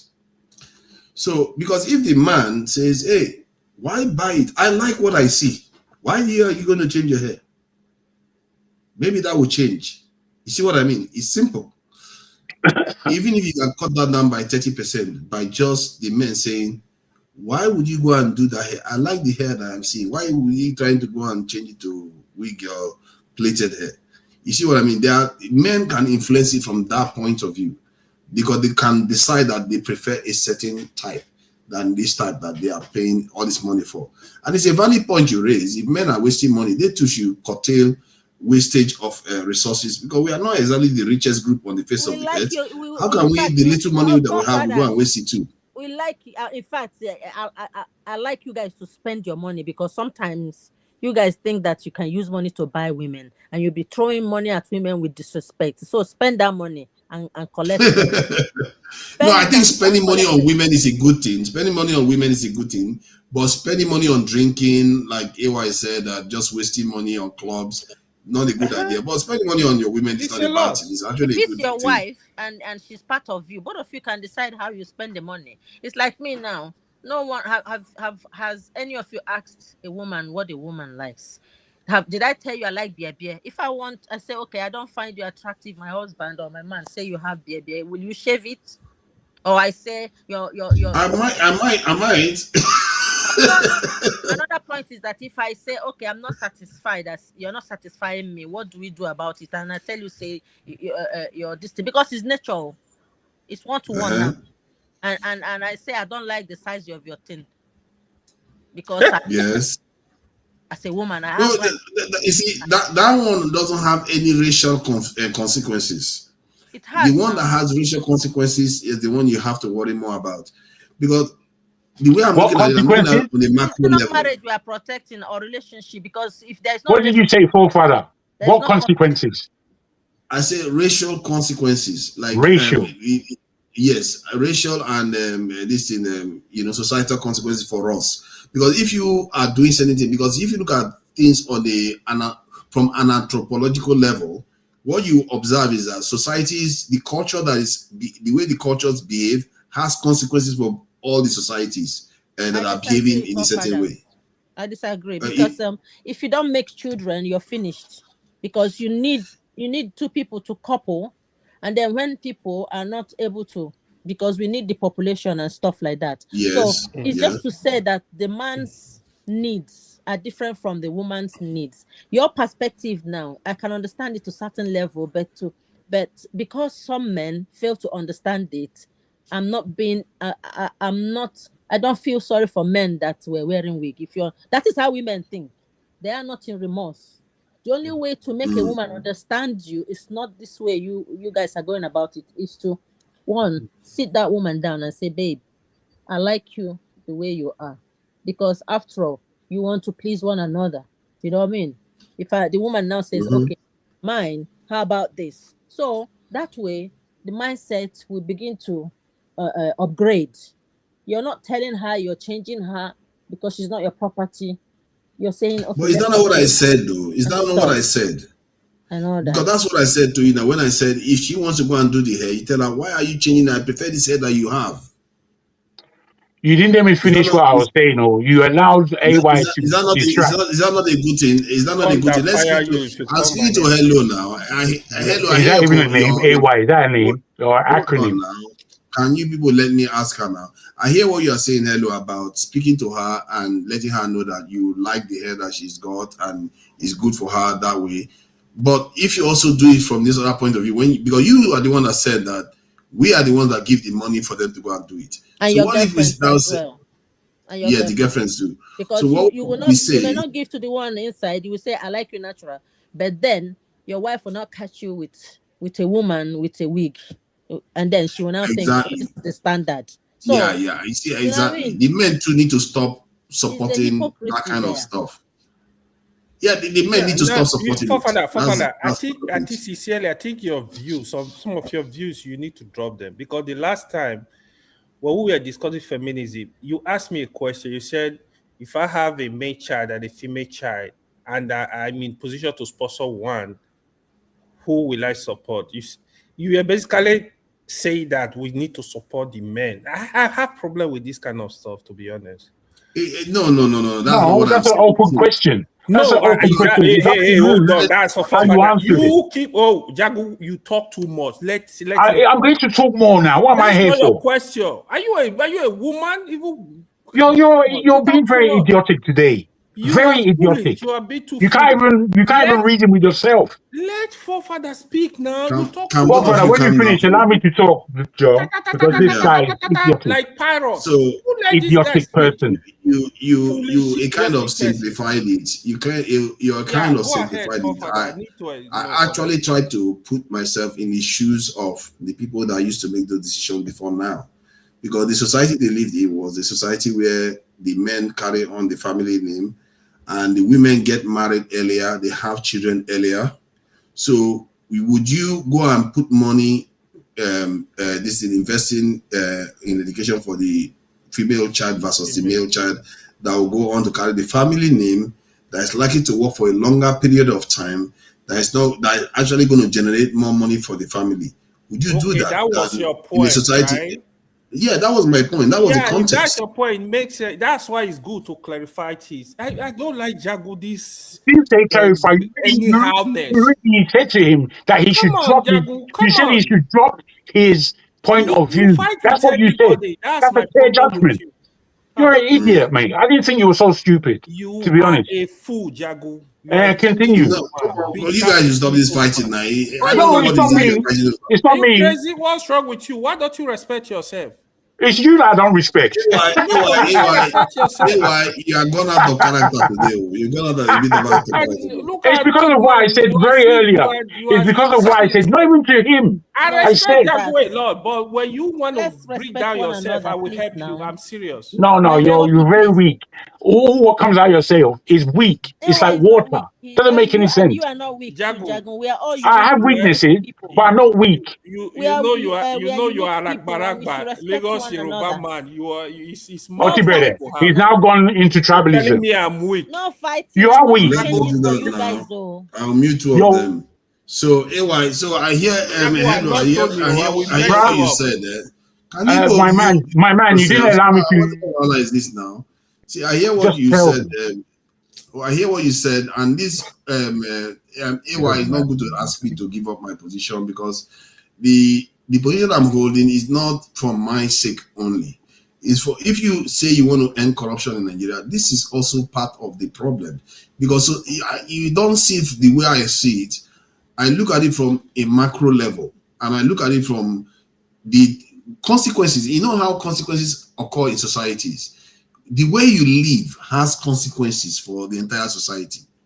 Hence, everything you do contributes to whether that society is going to go on to do better than any other rival society or other societies out there. So if you want to prosper, your society has to be more fine-tuned to prospering than other societies. Like if you look at China now, because of the way they tweaked their society, before they were lagging behind, but their society now has been tweaked in such a way that they are more fine-tuned to grow faster than the Western society. That's why the Western society is struggling to catch up. It's not like it's just an individual. They tweak the society to be like that. They dismiss a lot of things. They change a lot of things to head in this direction. And that's what I'm looking at. I'm not looking at it from just only individual level. But you can do individual, but you have to look at on the macro level the consequences of not doing it. And that's why I feel like if we don't do those things, everything else you are saying you love to do is still going to fail, because those things have not been done. That's what I'm trying to say. Fofana, you make a lot of sense. See, it's not that I'm absolutely supporting the women or supporting them on the other side.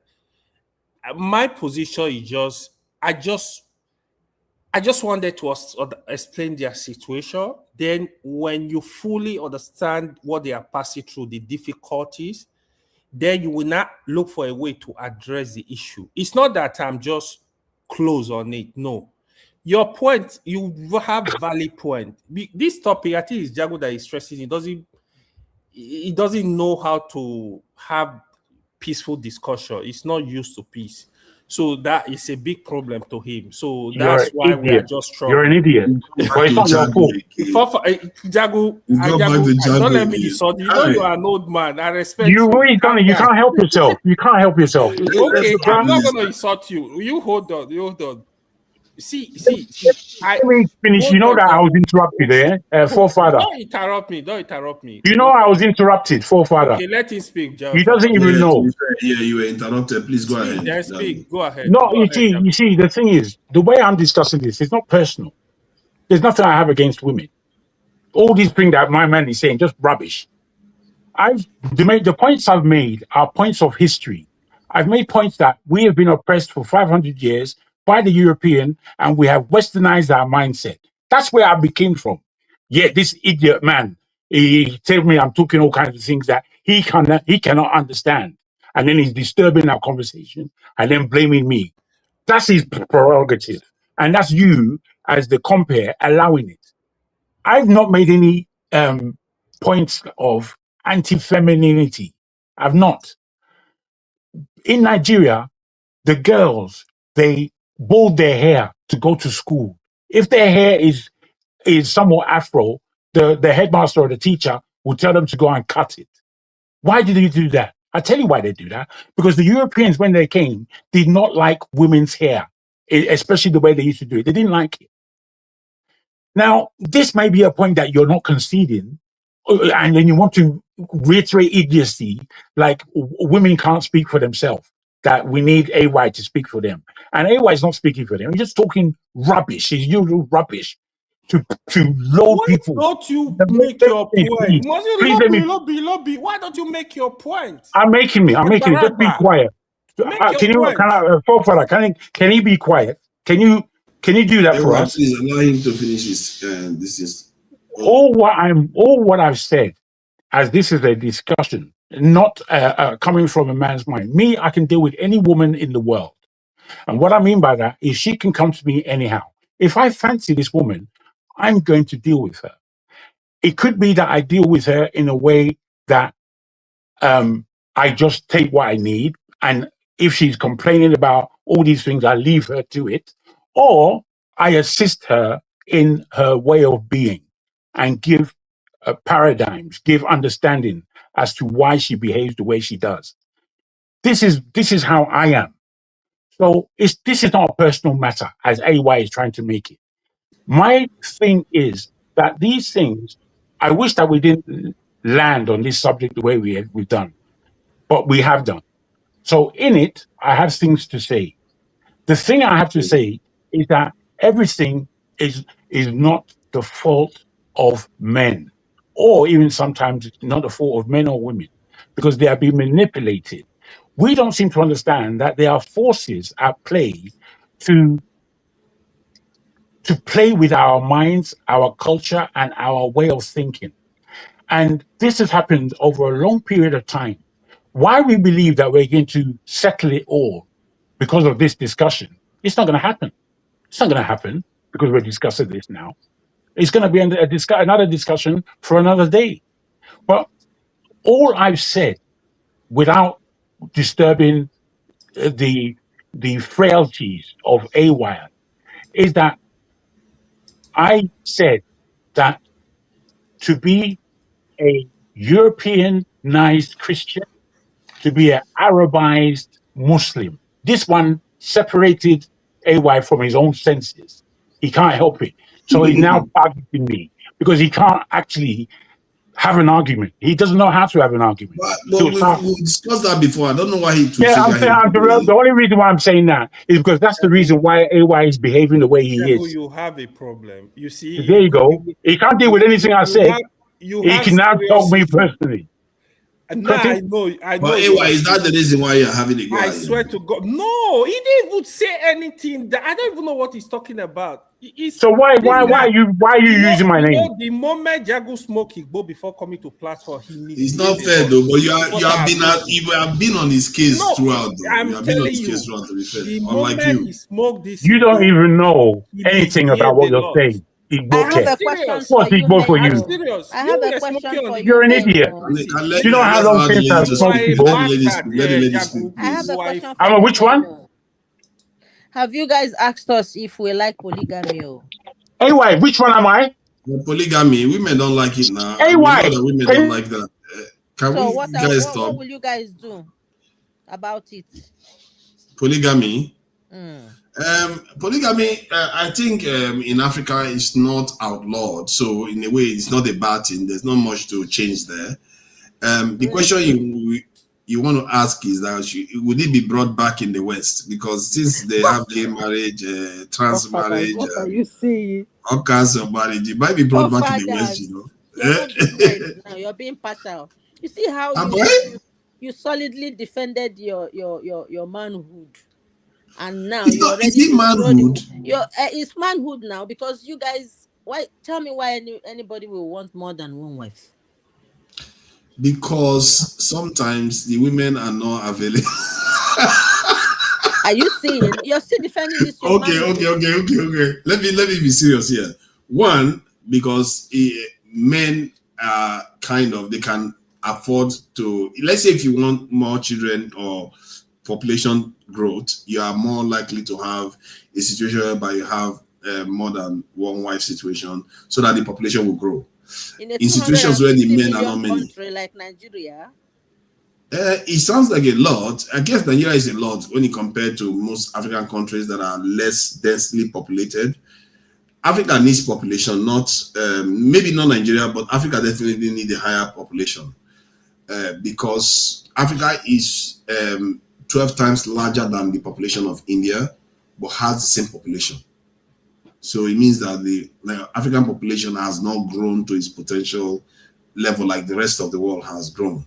So from that point of view, yes, we need more population. And to grow population, you need to have a little bit of, you need to release the rules so that the men and the women can be able to have children. And maybe even earlier. I don't know whether, I think it's okay for women too to have multiple spouses. What if the man that she's with cannot have children? No, because the women they can only marry one man. If they can only marry one man and the man cannot procreate, what do you want the woman to do? To stay with the woman not having a child? So like you can see the argument cut both ways. Yeah, it's not both ways because the society has there's a social construct you and I know. It is there. Mm-hmm. No one can change it. And in the society we live in, those days, I remember those days, depending on the region of the country one comes from in Nigeria, women used to have up to 10 kids, and then they will now there will now be a cow ceremony for, they call it a ewuku, to appease the woman that the woman has completed 10 kids. You understand? So it's true in the East, yes. So, I know families that that the women have 10 children. So if one woman is happy and they start early and stuff like that, you keep your generation with one woman so that there won't be katakata and all these things, jealousy, competition. Yeah, we see the katakata. It doesn't solve the problem. Yeah, but AY, is it not? Hello, I don't know why you changed your name, Seth. So, what's your view? What's your view on polygamy? Are you against polygamy? Forefather, did you hear what AY called me? You see? Okay, I'm gonna go. Forefather, I'm gonna actually don't go. Both of you are gonna go backstage. We start again. No, I want to go home. No, I'm asking you something. Don't go. Did you hear what AY called me on public air? You hold on. What do you mean, me hold on? Did you hear what AY called me? Hello, quick question. I did not hear. I'm listening. Did you hear what AY called me? AY, what did you call me? Quick question. Say it. Hello. Say it if you're brave. AY use this platform to call me a bastard. Jesus. That's what you said. Called you a bastard? Yes, you did. AY, you're terrifically terrible. Don't worry, me and you. If you do not apologize. Hello. Yes, Forefather, why you? What is your because view? you won't stop talking. You don't believe that this is serious. Hey, why did you say that? No, it's to not our serious. brother? Let's not take it What that is serious. what? It's Oh, it's not just serious What, that someone will call me a bastard. what Okay. is your view? no, it's What serious. is your Okay, view? okay. AY, can you please If you retract don't it? apologize, Actually, I don't did talk to not me call again. him a AY. bastard. So Let's What? not what call do each you other want? names like that. Jagu, Retract it, Jagu, please. Jagu, don't threaten me. I'm not. I'm not threatening you. I'm I'm not saying, Tony. I'm okay, not Tony. AY, let's do this. Let's do this. Listen, Now Leave it, now that Let me leave it, speak. leave it. AY, please Let's not retract it. let's Okay, not no, Let's all I move want hold to on. on, say, hold on. AY, Let retract me it. speak. Hold on. Give me Yeah. 1 minute. Let me speak. Listen, sincerely, that was a speech of thought. I was about to say such thing, but I did say, if that offended you, I apologize. But I don't like when people threaten me. Jagu, forefather, you know Jagu, I respect him a lot. The way he's behaving, I don't like people pushing me. I'm not a people pushover. I respect people. Don't do that. He started calling me name. He started calling me idiot. I never insulted him. So now you see how it is. That's why you need to be careful when you are disrespecting people. This is the problem. That's Now true. he's angry. He started calling me name. It's Okay, now okay. Jago, he has taken You it think back now. He's apologized for it. listen Thank you to for me, that. forefather. Please listen to me. I am the one who's been offended. We can cuss each other on this platform, or we've all done it, but we don't go to no, points of. it's you. It's you We let that me why finish you what I'm call saying. people You've idiot? spoken. You don't know the meaning? AY, you've spoken. You have Go ahead. spoken. Go ahead. Listen Go to ahead. me. I'm not saying that you're afraid. I don't care. You know I don't care. However, I don't use my mouth just to talk anyhow. You did. To say that you didn't call me a fool and all these things, it means you're a liar. To say that you're not angry because of what I said earlier, you're a liar. Now you use the word bastard for me. And because Forefathers doesn't care if it's not happening to him, he will compare the show anyway. He threw me out as the victim of being He called a throw both bastard. of us So that out. no, he threw me out just now by myself. So being that the Because I case, wanted him to apologize to you, and he did. I didn't hear apologize. When he's apologizing to He me, did. You didn't hear I it. have to be there. Okay, I'm sorry. You Whatever see, I said AY, to I you, I don't withdraw believe. it. This is what I believe, AY. It's okay. If you don't want to No, talk to me, it's I okay. haven't finished Jagu, about you don't this, feed okay. me. I don't I like haven't when people finished. threaten me. I don't care what you Threaten think. me. Don't do that. I'm Okay, going to let's say see what I to need to AY. say. Let's see to I AY need since to you've say what I already need to apologized. say. Listen, we don't have to talk, AY. We don't have to agree. We don't have to talk. You don't have to mention my name. I don't need to mention yours. My position is your apology or not. It's better that you don't speak me if you don't respect me. Just don't speak me. I prefer it like that, especially if you don't know how to talk to me. Okay, that's I'll end it okay. Okay, there. Let's move thank you on. for Let's that. move on. I don't Let's want to move on talk to now. you. Let's move I on don't want to now. We talk to have you. other things to move on. Let's move. Okay, Yeah, so let me talk to where are Hello, we? Father. We have moved on Yeah, to I need to polygamy ask now. We are Father supposed a to be question. rounding up and Let me heading off ask because Hello we question. stayed This way is a Never too talk serious to him long. topic. again. This is a serious. Don't worry, it's okay. I'm Don't not do me worried. money again. I'm just saying because See, you know yourself. if you don't talk to me, I'm not gonna eat anymore. Yeah, it's Hello, better. It's better. Yeah, I'm here. I'm All here. right, Jago, all calm right. down now. So Hello, no let's round question. up. Let's No, round up. this Mr. topic Jago, don't we be need upset. 1 hour. Let me ask her a Jago. No, question. we don't have 1 hour Hello, what are now. you? Are you saying you don't believe in polygamy? I'm not saying I don't believe in polygamy. And Okay, I'm saying what's good for the geese is good for the gander. Is that how they say it? but Yes. Wait, let me finish, sir. I like respect. For me, respect comes before money. I know money, can take care of things and make life easier, but disrespect I cannot tolerate. I would fight till the end. I don't know if people call it feminism. When that button is pressed, my ears block and stuff like that. So, if a man tells me, this is how I want your hair, and I care for that man, no problem. As long as you help me appease that hair, not to pain me, not to have those boils. If I don't have those discomforts, it's okay. Because after all, if two people agree, is it not now? Forefathers is saying that we should, because I said let's educate our kids. Yeah, but the home is the man and the woman and must be conducive. Cannot be a hostile environment for both to thrive. Must be conducive for both to couple. Otherwise, it will not work. So even if the woman is the outspoken type or not the outspoken type, depending on the culture, how anyone sees it, because another man's meat is another man's poison. Some men like this weave on, and it's still selling like wildfire.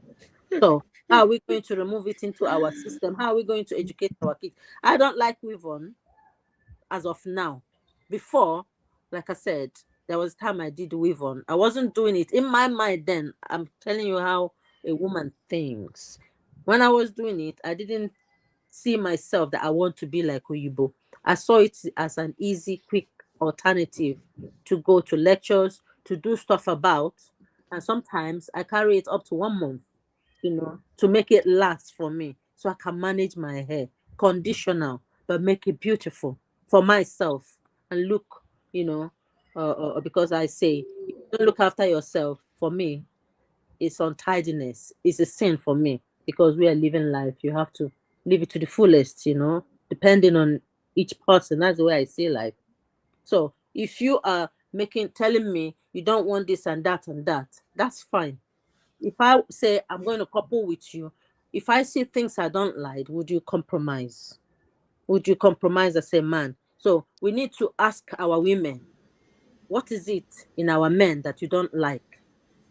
The topic cannot be about women every day. Before you know it, you will see that in every channel when they talk, it will before you know it, the topic will switch to women matter. I know women are important, but we need to discuss all these things. What are the things that women don't like?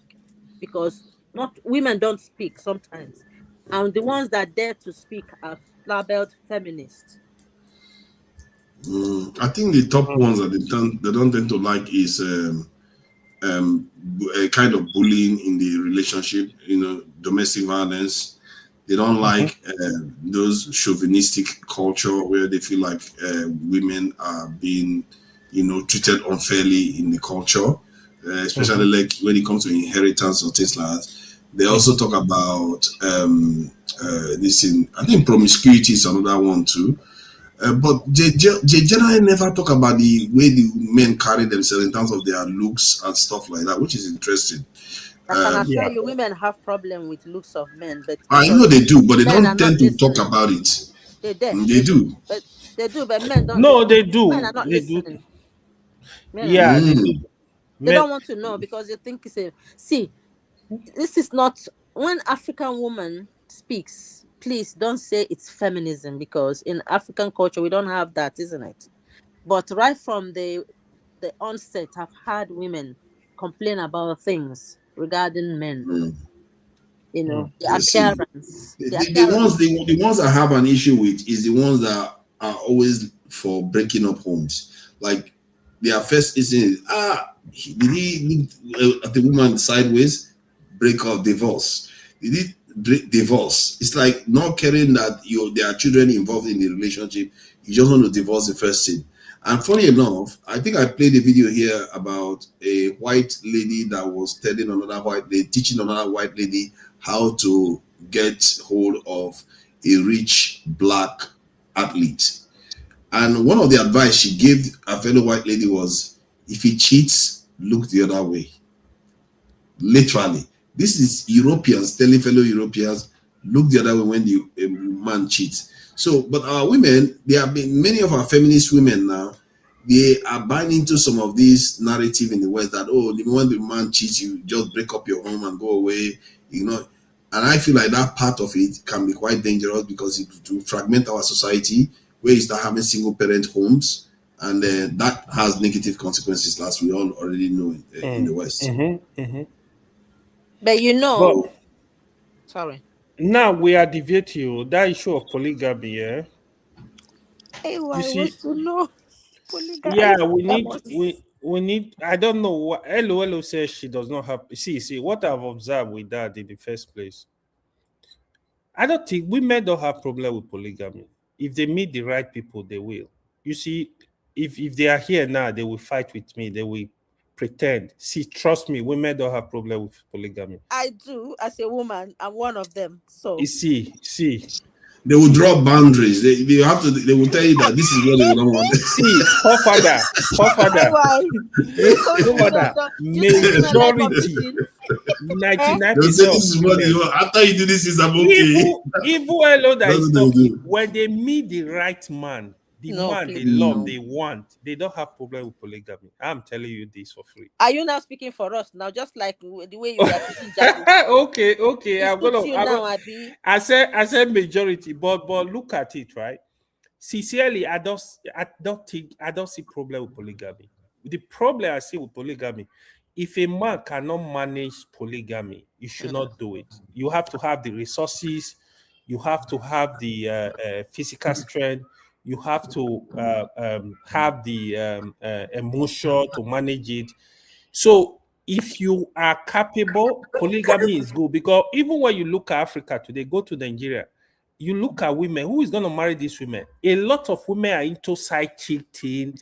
You now see, okay, the men, they are going outside, having side chicks, spending money. Why don't you just marry the woman? Some of them, they date these women for years, 10 years, 15 years. They will never marry her. They say she's a side chick. What? Then what's different? Which one is better? Is it not better to marry her, allow her be your second wife? No. How many can you have, AY, as a polygamous man? Me, four. I can have four maximum. And you're going to promise your wife, so you're going to stick to that 4 because you know my wife does not. Her opinion does not count in how many women are married. As long as I'm doing my whole work, it's my right actually. You see? Are you seeing? No, but that's under religion. But your wife should have a say. No. My wife does not have a say. So in your religious stuff, they don't have a say. No, they don't have. Yeah, that's interesting. I thought they do. No, let me say. But are you sure, AY, that in Quran they don't tell you that the wife has a say? Let me explain to you now. You gotta listen to me. Let me explain to you.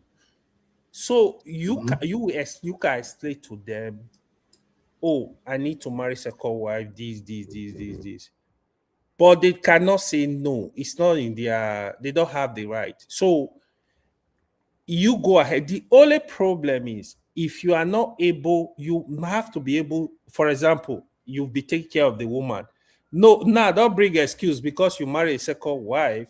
You are not saying, oh, I can't pay your bill anymore. I can't pay house rent anymore. I can't do this anymore. That's where the problem is. You have to be ready for both of them if you have to. If you want to marry three... See the person who said he wants to listen to Jago wants to say something to you. That's just ridiculousness. Let me say what I got to say. It's rubbish. It's just rubbish. Mixed up rubbish. Are you here? Rubbish. Let me say what I got to say. That is sorting me. I'm going to reply. What I got to say is this. You don't know how to be peaceful? Which kind of human being are you? What peace do you have with an idiot? You can't have peace with an idiot. On one side he's saying listen to women, then he's saying they have no right. What kind of talk is that? Anyway, let me finish what I'm saying before we get corrupted with rubbish. You see, the thing is, as the first time I'm speaking on, man, like you disappointed me today. I don't care about your emotion or your idiot. Let Jago. I think he does have a point though that 1 minute you say we should listen to nonsense. It's just not easy. He hasn't got anything to say. Nothing. That's a bit contradictory. No thinking. None. Look at what he's offering us. Just hear it. Let me anything. I will not apologize. Hey, you can say what you. Calm down. You see what you did again, forefather. It's me that you. Let me just make this clear because he doesn't want to listen to you. Don't you understand? But let me make the point clear to potential husband. He doesn't want to listen to me, so you bring me out and you leave him in. Hold on for a second, please. Hold on for a second. See, Jago, AY, what you just said totally contradicts your other position, where you were saying we should listen to the women, but when it comes to religion, what are you explaining? He's not going to understand. See, hold on. When it comes to religion, hold on. When it comes to religion, you completely throw that one out. So my last point on that is, could that be part of the consequence of what religion does to people, where their natural point where it makes them hypocrites? He completely stunts it. Yeah, I was beginning to speak, forefather. I was beginning to speak. Now I'm being interrupted. I don't like the way you keep angling against me. Don't worry, you will speak. Let him answer it. Then when he finishes speaking, I shouldn't worry. Hello. Let's not go into controversial areas. We'll carry on this conversation on Sunday. Yeah, Okay. let me answer the question. For father, sincerely, if Jago keep behaving ras like this, I will leave. Please. Let me answer the question. Leave. Fool. Well, forefathers, if men can't handle controversial issues like Jago, this what's wrong with you? in a peaceful manner, Don't then call how my are they name, gonna, fool. Yeah, how that's are the they gonna problem. head That's this a problem. department? We have You to know be what I calm mean? Father, are now. you It's not like we are listening to many him? here. Father, can you listen Yes. to you hear what he said, Yeah, right? yeah. Please go ahead. Go ahead. Okay. Me, I should go ahead. Thank you. So the It was point AY. I see. this what I said the woman does not have a right, even traditionally. This is not even about religion. To stop the man from marrying second wife, if you want to, if you are in a culture or in a religion backing that you can marry second wife. But that does not mean you should not sit with your wife. I explained to her what you want to do. That's what I said. She does not have a, so when I say somebody does So not if have a she right, sets condition she can, that she You see, this you is can gonna give, carry on. hold on. Oh, AY, Jagun, hold on. Let me question him What's now. wrong with you now? You see, I was about. The thing is, I've been interrupted. I was about. You will speak, Jagun. You will speak. I Come haven't on, man. spoken on this subject. Yeah, you will speak. Like I said, you will. No, nobody's stopping you, but just hold on. You are stopping me. Because somebody else is speaking at the moment. Okay? No. So I began the topic. I said I was the critique. I made the critique. I know. Hold on. Now let's carry on. You Terrible. beat this subject. I'll put you backstage. Oh. You see, I should be penalized. Well done. Great administration. Not because you had the topic to You interrupted me. You interrupted me. Jago, be patient now. Be patient. Okay, so please, you were saying that the woman, you can sit with her, have a conversation. Yeah. What if she demands certain things before she gives it a blessing? She has right. Yeah, she has that right to demand for example, some women will say, you have to give me a separate house. She have all those rights. She have right to demand for anything, but she does not have right to stop your marriage. She have right to say, this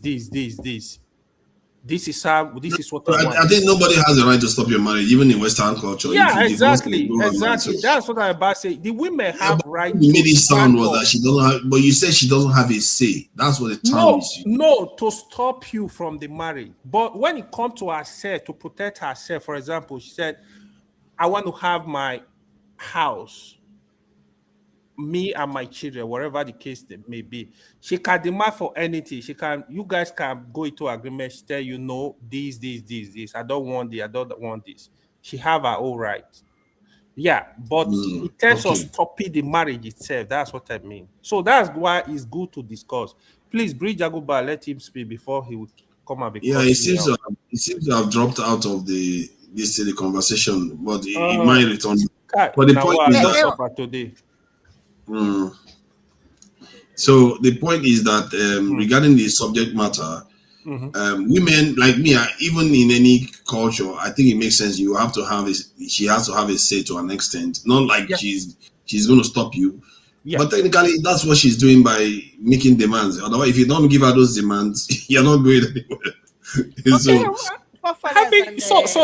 Sorry, hello. Let me just say this. Sorry, forefather. Even on religious ground, for example, in Islam, marriage is a contract. A woman have right. You have to fulfill her right. If she tell you this is what she want, this, you agree to them. They are binding on you.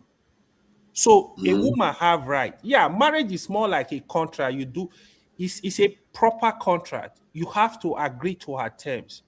Even, for example, like Sadaki, like the dowry, if she tell you this is how much she want, you have to provide it. The money is for her. You have to give it to her. So women have their whole right. So it's not like they are not like something you just do the way you want. No, you have to respect their right. Yeah. Okay. Yeah, because the way it came across at first was a little bit. No. You know me. I'm always supporting women. Apart from this, even when they are calling me out, Quitty, they will soon call me out. Okay, let's bring Jago in. This is a hybrid 10 is getting his knickers in a bunch and saying that I've been unfair to Jago. They are saying free Jago, Jago, free. The fact that you need to be told. That's not the point. You were being disruptive. That's all. No, it's not me being disruptive. How can I be being disruptive when people are disrupting me? Are you ill? Are you well? Come on, man. No, you should grow up. If you're being pointed at, it's for you to look at why, not just to fend yourself. You spend quite a long time talking about the incidents that has occurred in the conversation instead of talking about the topic. And I know That's you're very unfair. good at talking about I did it once. But you're being unfair. You just want to say anyway, because you can't accept, you're gesticulating. Fair enough. Don't accept. I accept that maybe I was a bit unfair to you. Let me say this. Because I'm not going to repeat rubbish that's been spoken and for you to accept more rubbish, idiotic explanation. Let me say this. In any polygamous scenario, there has to be agreement. If there's no agreement, I can't understand what it is that you're living, unless you're trying to spite your wife or your wives. It's very spiteful to speak about women don't have rights. Rubbish. Anyway, what I'm trying to say is that in this world, women would accept homosexuality, would accept all kinds of different family issues, and they would never respect that they know who a man is. Women know who men are. Men go out there fishing all of the time. To put this fishing into some kind of organized, acceptable, functional relationship, that is for a man to have more than one woman, they can't accept it. Why can you accept homosexuality as practical and you can't accept what it is to be a man? I find this thing fundamentally Western and fundamentally against what it is manhood. What I dislike is the level of hypocrisy that the Western world and human beings today uphold. It's because hair today, in today's 2026, can be depicted. Where everything comes from, nobody cares. The fact that this comes directly has a history. You don't care about the history. You're worried about the bumping of your hair and the fact that it's personal. The fact that this thing is universal doesn't matter. I don't understand us. And I believe that largely we either just talk for talking's sake or we talk out of hypocrisy, stupidity, dumbfoundedness, and AY issue. It's just the issues that individuals have that it's not any factual, it's not depicted on history, then it becomes personal because people have said factual things. There's nothing I've said today that isn't factual. Nothing. Is one person that played with me and then it became a serious issue because he couldn't stop his playing games. He couldn't become serious. He couldn't do what he asked everyone else to do, which was listen. If you listen to yourself, you would know that you talk a lot of rubbish. Full stop. Jago, take Aga management. Full stop, Joe. Full stop. I'm serious. Full stop. Full stop. Governor, do you guys have Aga management classes in the UK, please? No, we don't have it. We don't have it. It's all right, gentlemen. Thank you all for joining. Thank you all for joining us. Okay, you want to round up? Okay, if you want to round up, right? So that we can close out because this is almost 5 hours now. Yes, and yeah, please go ahead. What I want to say is that I'm not against any man that says he wants to be polygamous.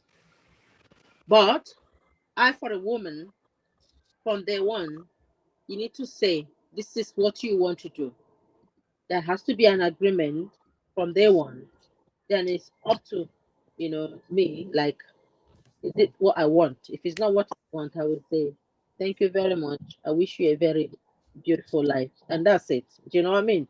Like, wait, the part of the region I come from, like, even though the men may cheat, I'm not from a polygamous home.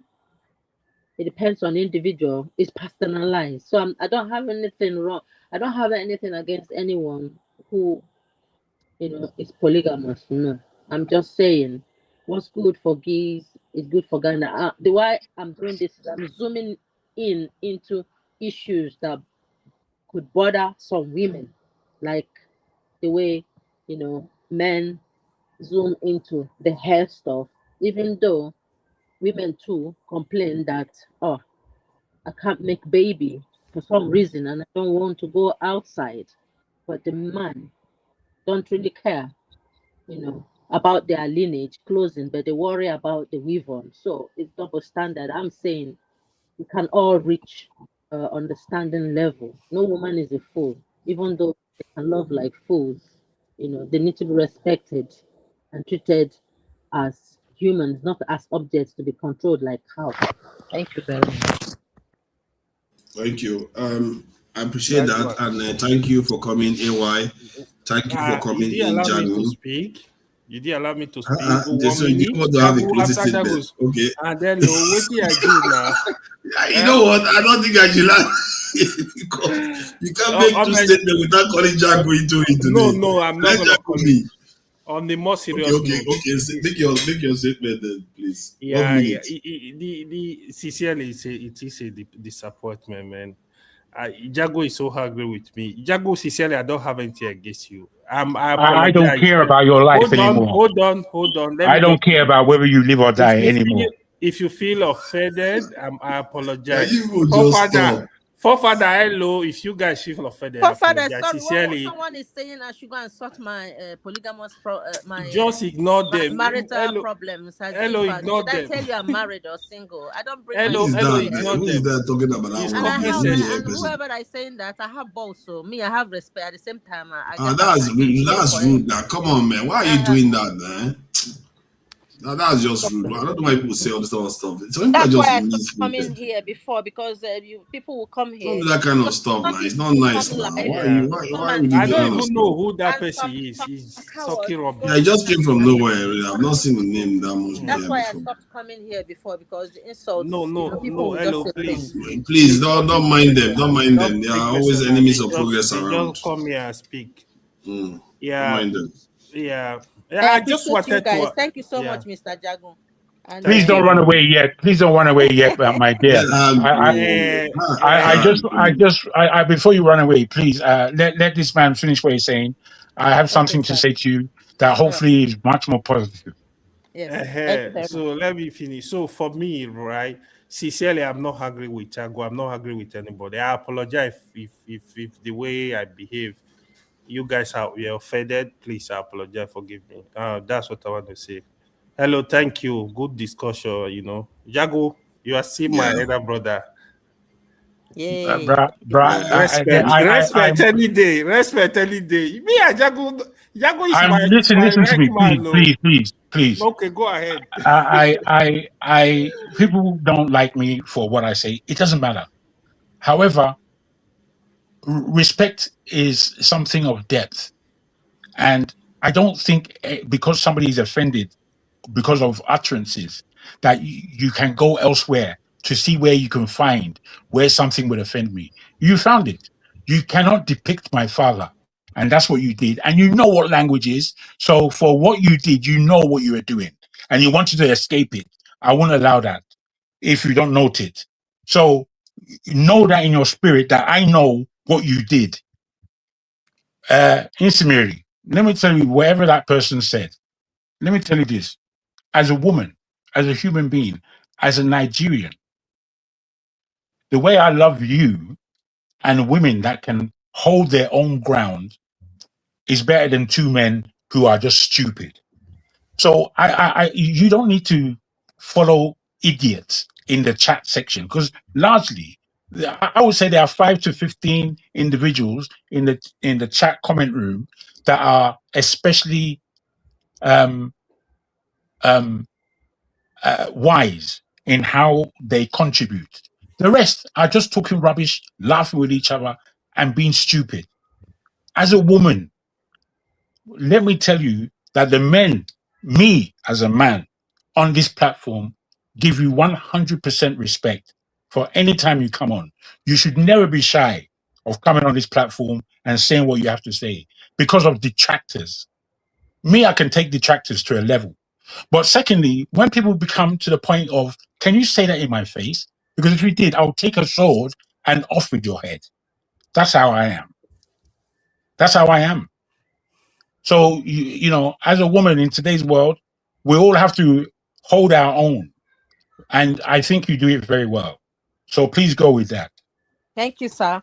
Because Thank of you. these men, I had to learn martial arts, black belt in taekwondo, and a joke. So when I see that guy, if he sees me in real life, self, you know me, I just avoid arguments, you know, because I like my peace. I don't want to have stress, you know. I come here for love to share with my brethren. But if anyone insult me, like that guy talking like he's trying to, you know, make me, he's too small to make me to stop me coming here.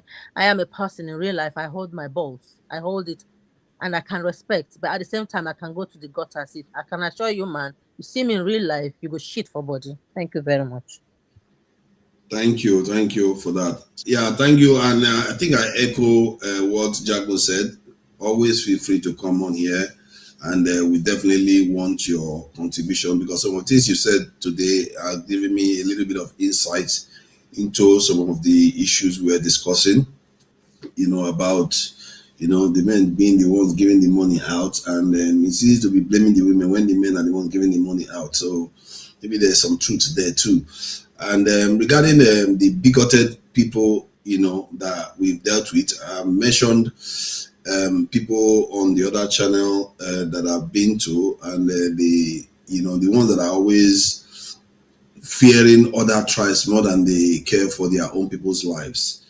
That is a very, very tragic state of affairs. And then we also talked about the soldiers that were kidnapped, and the ex-minister's sister that was also kidnapped. Women begging for their lives with bandits in Nigeria. And we also dealt with the issue of the South African, this in Afrophobia, more like. There was a video of there's so much to cover. I can't do all of them. So later on, we'll do that maybe on Friday, of how they demonstrated how Europeans dealt with the South Africans when they tried to come and do that nonsense they do to black people. Europeans don't take nonsense, so, and the Indians, they don't take nonsense, they deal with them rough. And there's a video of that being the thing that I have that I will be sharing later on in the, maybe on Friday's show. And on Friday's one, I think I might decide to just do it on this in the Two Nigerians this in channel actually. So it's Mary, you know that. Yeah, I'll do one on Friday. Nice. Yeah, I'll do one on Friday. So, and because some of all this is, I have to be calling some of all this is out and doing a little bit of work, because now I have a little bit of time. I may not have that much time, especially if I go to Nigeria, the signal might be very, very bad. So, but I will do my best to try to be online more, especially on my channel. That way, I don't have to be on camera, because being on camera requires more data to be. If you are going to do it, Friday is a great day. Well, you have to bring somebody who can help you moderate, because you not fit moderate and speak at the same time, and you like speaking more than moderating. This show would have been well if you didn't moderate the strange way you do things. Strange as hell. Strange. I know I'm strange. See, but I'm strange for a reason. And you're strange, but it only benefits you now. Let the platform be a platform. Me? I don't have. I have no idea. I have no idea. None. Exactly. It doesn't benefit me. See, maybe it benefits me psychologically. You don't understand. So my this thing, I have my channel now. You don't know. You guys love so hard. Look at that. I have 500. I have 585 subscribers, and now the subscribers are going down instead of going up. What was that? TA will help you moderate that day. Don't worry. She says she will come in. Look at that. I hope you have subscribed to all these enemies of progress. She hasn't subscribed at all. So, but the point is, my channel is actually shrinking slowly. So I've never seen anything like that, though. You're not building it, Nabi. You're not focusing. Yeah. That's why I need to be doing more on that channel. So I'll see what I can do that, because there's a lot of things to discuss, and I'll be trying to be making shorter videos that I don't need to live stream. So that'll be good. How about you find a solution topic and maybe air it on your program? Bring maybe 2 or 3 people to talk about solutions for Nigeria. Just find a unique selling point to help that, and then that Yeah, and somebody that believes in, like you do, non-discriminatory practices and all this sort of positive things that we want to see in our country. We don't really promote it as nationalists. We really don't. We should be calling out the bigots. Maybe we should be having a bigot of the week and heroes and all that kind of. We need to be encouraging positive behavior and the rubbish ones, because there's this video you see online. Sometimes you see them, they will bring African leaders, and the ones that are behaving badly, they will pan them, knock them, and the ones that are behaving better, they will give them. So that is in a way saying the kind of behavior you want to see from leaders. You are encouraging better behavior. If any leader sees that and sees how many people take those things, they might start thinking maybe the attitude needs a little bit of a makeover. So that is the kind of stuff you want to do, and it's good to also be calling out all these people that want to divide on racial line, not racial line, tribal lines, religious line, and just don't give them oxygen. Don't give them oxygen. Exactly. This guy was saying something about one man went to. When I went to the platform the other time, I noticed that towards an election, they get very, very strident. They don't want you to speak up. They literally don't want you to say what you are saying. And they become very, very, they target you, literally start targeting you. And because of that, one man is going to learn this the hard way. Because but I want to say something to you for fathers. I want to say to you that keep doing positive outputs on the social media, because the social media will never forget. Everything we do, we think it's a joke. I'm sure if most people look back at whatever they have contributed 5 years back, or do you know what I mean? Possibly they will have a rethink. I do believe that people who tend to swing to the extreme right or left in the future, something will adjust them. They would learn. Maybe some kid they've listened to stuff and they've retired with, something like that. But whatever you do, just know that is a record. This is a diary, and that you're going to have your target audience, the youngsters that come in contact with your one. The truth will always surface. Continue with the positive energy. Maybe if you go to the mud with people who are extreme right or left, and try to, compete with them without any point to counter that with facts. Exactly. With fact, it has to be factual, and do it from a place of love, because ignorance can be a disease. Because I come in contact with a lot of people. I have no grudge against anyone, but I know I can.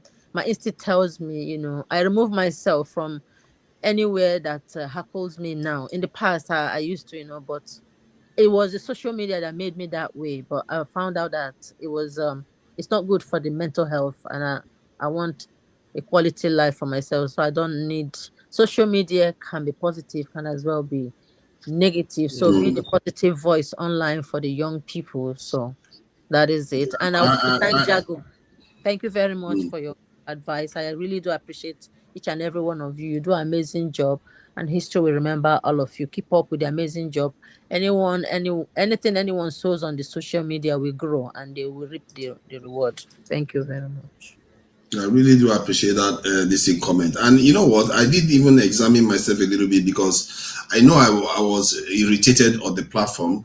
So my judgment, I had to restrain myself from my judgment that, okay, I hope I'm not just going to go and start lambasting anything to do with their principle, as they say, Tinubu and all the rest. I still have to maintain my objectivity, and I have to call things out for what I truly saw. So which is important. You have to have self-reflection, and I appreciate you coming and reminding me of that, because in this life you can get caught up and just start having a go at people and being negative. No, back and forth. Yes, your mental health. You're not gonna. It's a circle. Once you get into that circle, it will eat you up, and nothing good comes out of it. So be that good voice. Be that the good. Separate yourself. The good I would do is for me, the good I want to do is to make sure people know what is bad. When people do bad things, and this is another thing I tend to find, like some people, they will say, oh, just be positive. One other aspect that being positive is also important is call out the bad behavior and call out the good ones. The ones that are being bad, if you don't call them out, people mistake them for actually being part of the good bunch. And that is also quite devastating. It means that you have to work maybe 3 or 4 times as hard to get the good ones to excel. You have to separate the wheat from the chaff. A neutral person that is listening to both sides will think you have a beef. Is it not a wasted energy? Do you want to waste your time on Oh no, it's not. It's I had a beef. Like there was this guy that was someone is advocating. far gone, and maybe No, it's not about far gone. It's not about far gone. Like you said, you were saying that for our young people, that they need to get positive information, and that positive information is to call out. Yes, true facts is to call out the things the other people are doing that are not good for society. Like if somebody is being racist, it's your job to call them out. You don't say, "Oh, because I don't want to be negative, I'll leave them to be racist." Otherwise, the children of the future will go and join them because they don't know that they are bad. So you have to call them out and say, that person, like a South African that was advocating racism against black people, this South African went to American channels like Sat for Huru and was telling Americans to start attacking black Nigerians in America. Wow. When I heard that guy did that, there was no middle ground. Because now you're seeing an evil. You can't say there's a middle ground. It's like all these are generals that see evil and say they are our brothers. No, they are not your brothers, they are evil. Your brothers are the ones you should be saving that they are killing. If somebody is doing something wrong, you have to call it out, because if you don't call it out, you're making the mistake of kind of selling the good ones short. Our society has elevated and felt sorry for bad people for far too long. People that are doing the wrong thing, we act as if it's benign. It's not benign. They're actually evil. They are actually causing serious damage in time to the society. If somebody that is corrupt, you leave him to be corrupt, and because he's from one tribe, you don't punish him anymore. Tomorrow, some other person will do it. Another person do it. Before you know, the whole society is swimming in piss and mess. Do you know that mental health is a problem, whether acclaimed or not accepted? So when people come online, the youngsters are not stupid. They are not stupid. They would listen. So that's why use your voice for good. I would say, if it's me, I will not waste time on. Are you not the one that say you are going to fight for your country? I will fight for my country in a positive light by focusing. Why are you going to fight? Wait. I will focus on things. I will make research like I have come today. I made research and see things that we could do to move us forward. I will share it if I find it. I will not waste my time on an extremist who is far gone and eating so bitterly that is turned to a mental problem. I see some people that as if they have mental problem and needs to be, I don't see some people as racist. I see that some people can have mental issues, personal issues that are unresolved, and it's reflecting in the social media, and it's a place for someone to empty their bitterness and anger because they are hiding under the computer. Perhaps if you see such people in real life, they are like cold water. Do you know what I mean? So that's why I don't judge people so hard or take it so hard, because just do your own, do you. I don't really have time, to be honest, but I want Nigeria to work.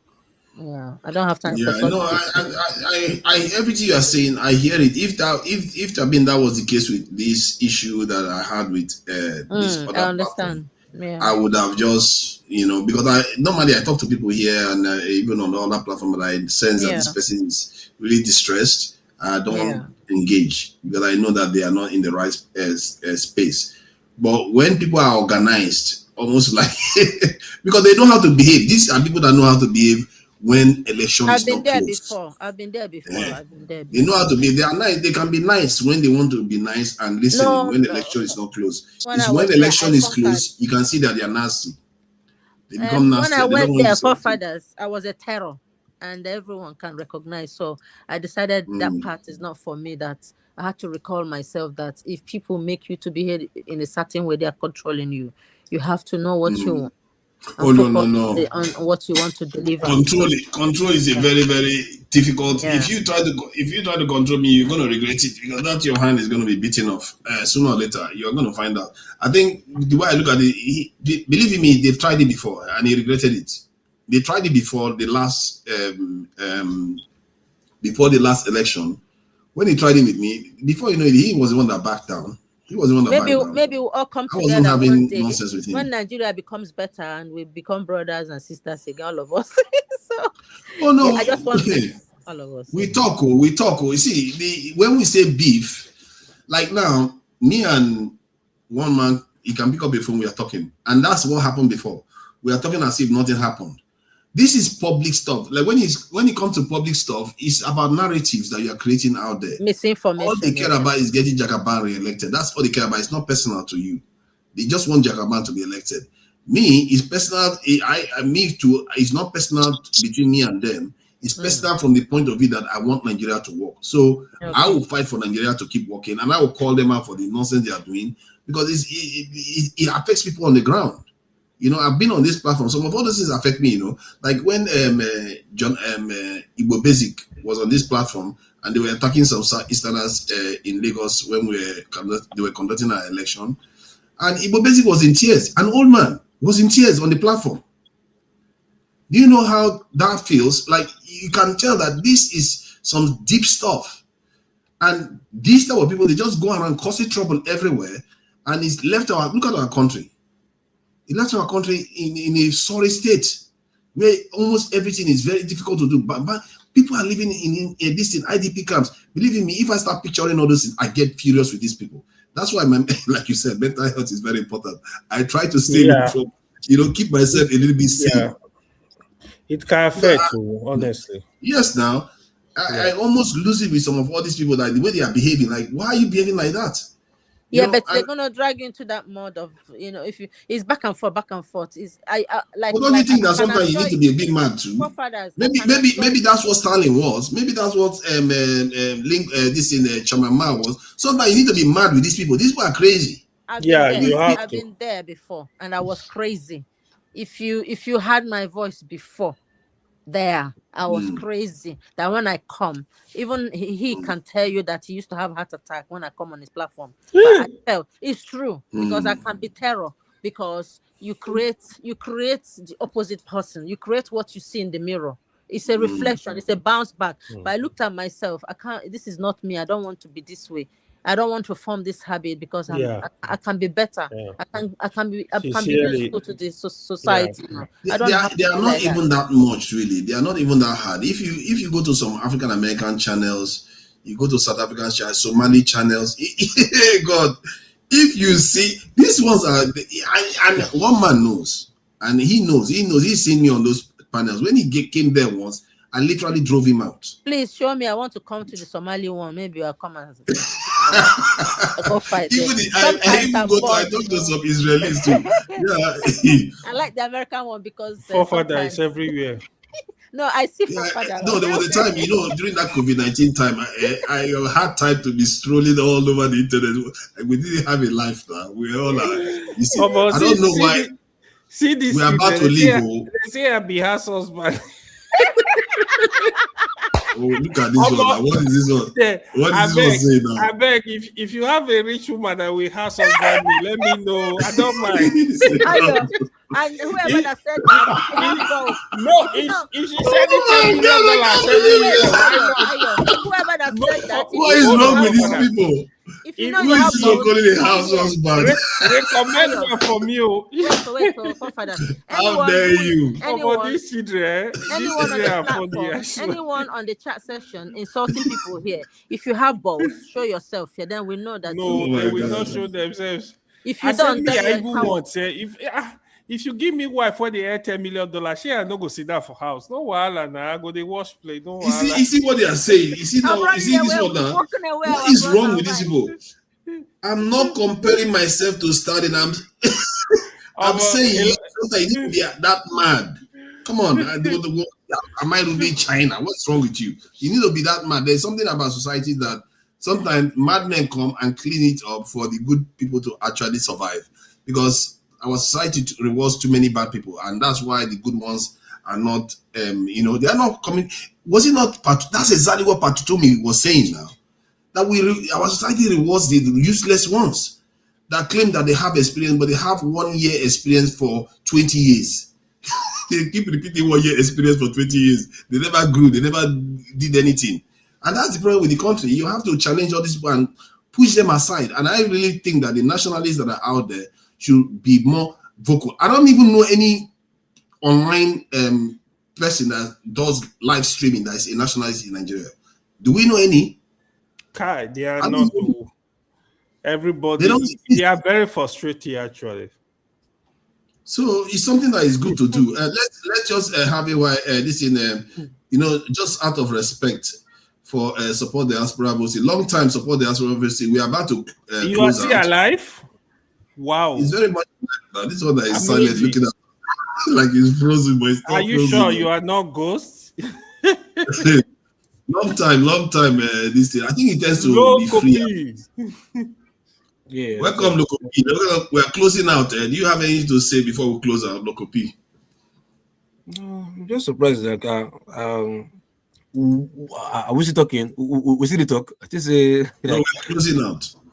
As it talks, so we don't tell us now. Like, let's start acting now, blowing everybody eyeballs, man. Fuck everybody up so that things could change. But all this one we talk. Like, man, these guys, like they've created a barrier now for themselves, or like antidotes for our talking. So no matter how we talk, like, okay, yeah, let them talk, let them say, sure. Will you stop you from doing anything? So let them talk. If they talk, we are doing the do as we are doing their talking. Or will you stop anything? So they've crossed their mind to that extent. You understand? So at least I've seen plenty. Like, I know many of them. Like, is it not talk you talk? Is it not your man that you have? So keep on talking now. As far as it doesn't stop what I'm doing.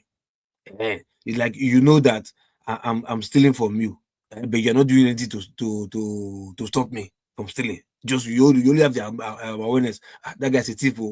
Like everybody, like a thief in the streets. Everybody is a thief in the streets, but everybody's just so nobody's calling police to come arrest him. The guy will continue now.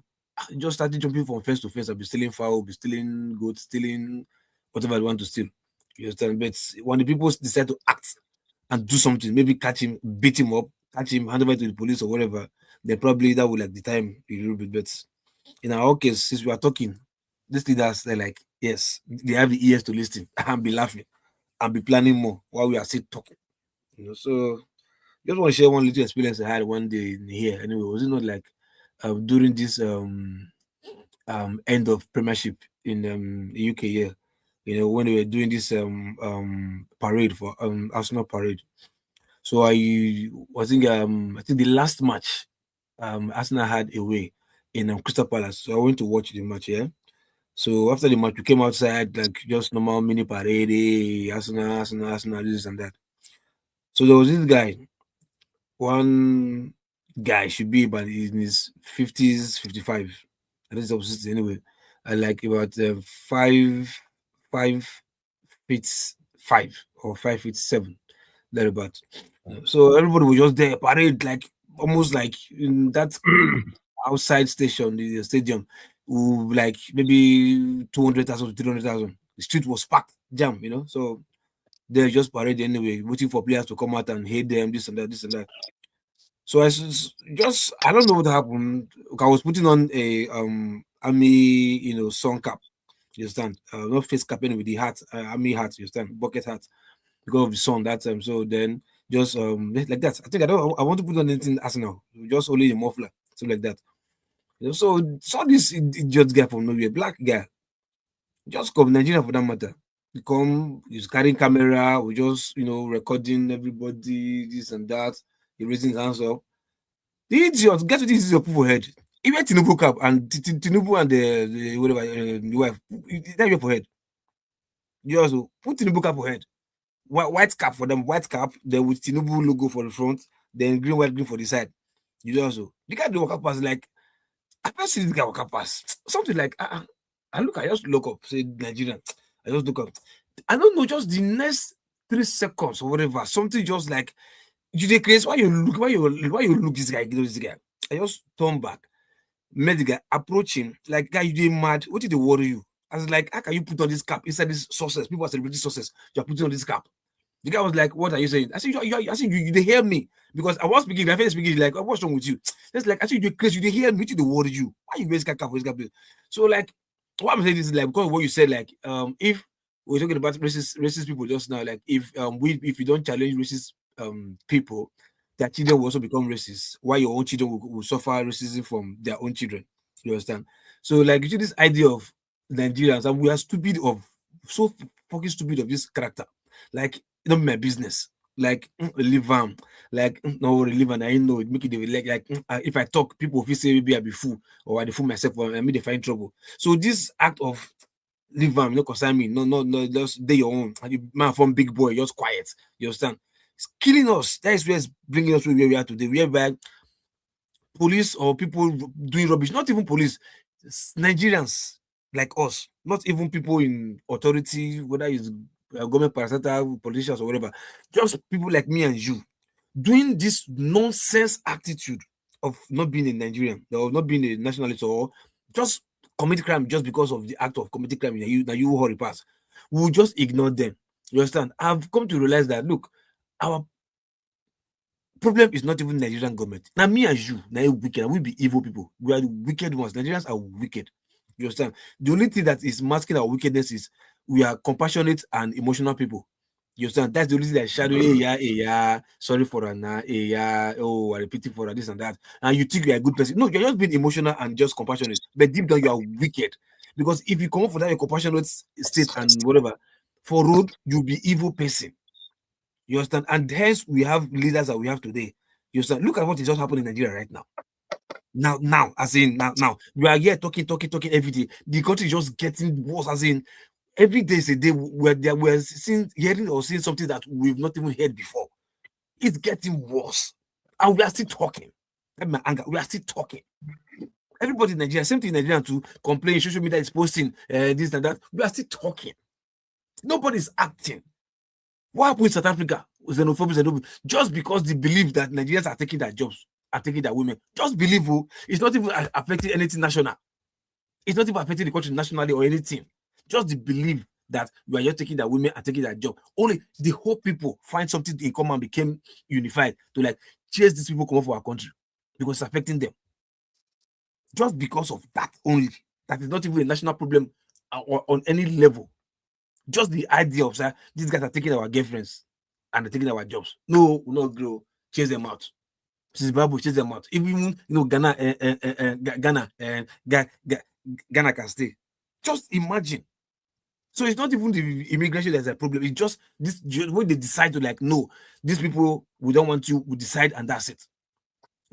That they even had to do that. Even police were even supporting them, and I know the government is even backing them systematically. You understand? But the government cannot say that. You understand? But in Nigeria now, look at what has happened back to back. It's not even like, okay, maybe once in a while, but it's back to back. And Nigeria is still keeping quiet. We still keep it quiet. Everybody just chill, just chill. Like they can't kidnap children, can't carry drum, jerrycan, plastic jerrycan, put fire, allow the water the plastic to liquefy. You understand? And start pouring on their back. Do you know which he as a human, what kind of God damn it, man. How you can treat a whole family? It's only an animal that can treat another animal like that. Animal don't even do that. The way we treat ourselves as human beings, animal don't even treat themselves as like that. You understand? And everybody is seeing it live. Catch cheetah. When you do anything, the audacity behead the guy, show him, they don't care. Nothing they happen. The last time I saw that kind of stuff was during those ISIS. That time when ISIS and America, that time America get problem. When they will do live execution, cut their head and whatever, burn them alive, shoot them, send a picture, go and send a video, go America. Are you talking about the head teacher? Yeah, before the Yoruba teacher in Nigeria, whatever I hate or no, whatever. They bought something on him first because I've not seen the video. You understand? Like they had to do it openly and record and send the video to Nigeria, me Nigerians see. I saw that during Osama, when Osama, Afghanistan, and America they fight.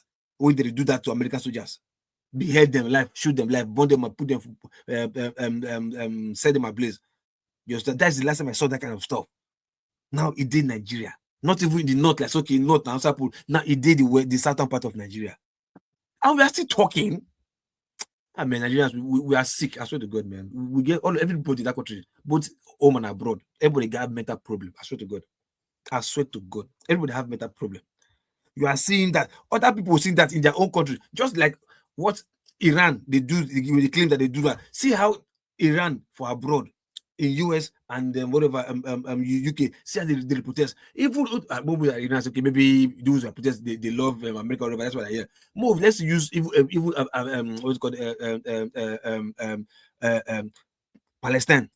As the whole world hate Palestine, reach this and that. The Palestinians are in other countries. They stood, they protest, say no. With this person, we this country, we're not going to allow you bomb our country. They were fighting, free Palestine. Free that they were still they became united. That the world has no choice and started supporting them. I've said this here before. Because I don't know our problem. I don't just do what I swear for everybody. We call Nigerian home and abroad. I don't know. So we see this is how we kept quiet. And I was saying that I embarrassed that guy the other day. Like I almost take a cap, fling a cap away. But it's like it would have been an assault. But I was ready to be arrested. Like fling a cap away, made arrest me. Like how can you be here? See the kind of thing we use government allow people. They encourage these people to do to us. Nigerian good. Now you did. Now you read the book up. You did abroad. You did abroad here. You did UK here, and you read the book up. You just the video as never sources. So you like sources like this, where people come out together, nobody will fear, everybody enjoy for streets. That you like that you don't move for the country, and you want me this idiot government go back. You wear the cap, fly the cap. There's some other Nigerian boys, Igbo boys, I'll be like, yeah, why you see the guy? You know, if you are bros, you even good as you do, you get it. For my mind, like, bro, not as good as I do. So you see him before me. Now you don't face chastise him before me. You see, that's our problem. I'm afraid I don't agree with you. No, see, I don't care. Listen to me. Look. No, wait. You will listen. You will listen. I don't care. Let me be. You've been speaking a long time. We understand what you're saying. We are letting him have his say because we have had our say. So when he finishes, we'll go. And we were all challenged when we had our say. Jagu, listen. See, I can be alone. No, not me, don't worry. Jagu, I can be alone in this world. You're very unfair, forefather. You have no understanding. None. Jagu, see, I don't want you to support me. I'm not talking to how you support what I'm saying. No, it's not that. It's not. I don't your support. I'm just telling you that. Firstly, that thing on his head.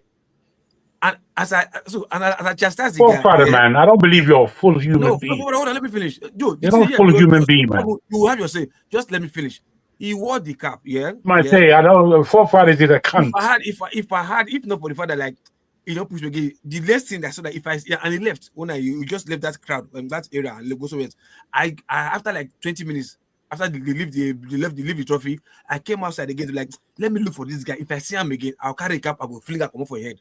Let police arrest me. It was that bad. How furious I was. You understand? So my question is like other Nigerians they were there. They were like, and they see the guy, they idiot, this and that. Say the first time they look, they call, they talk among themselves. I look at this guy. You can get this one self. You went to look up, man. This that. So for my mind, like I told the guy, like, but when I see the guy not born and since.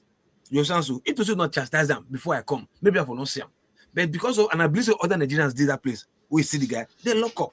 You understand? So I know say yes, it's freedom to be a scrap or whatever, but I'm just telling you how you're supposed to react. So that by the time they react on that, he might send more message that, oh boy, somebody see me for Arsenal parade, they attack me because everything look up.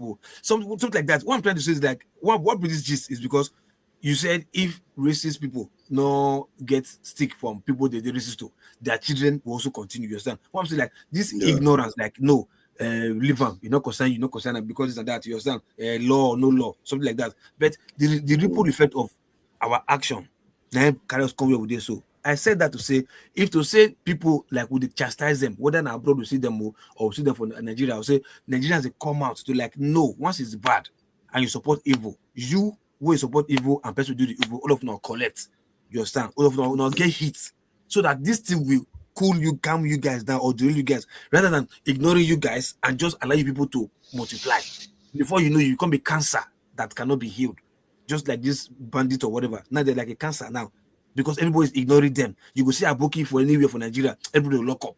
Nobody want to kill Aboki carry gun. Nobody go raise and want to carry gun. Everybody will lock up say, Aboki carry gun. Leave me the worker pass. Then they know I no one problem. You understand? My business. Now, my business, everything has become where it is today. You understand? That's what I'm trying to say. Like if we continue to talk and do nothing, things will get. This will just be the beginning. It will get worse than this. You get my point? That's what I'm saying. I appreciate that. And that is true. Everything he said is just true. So I really appreciate you for coming in. And let me just thank the people that were in the chat.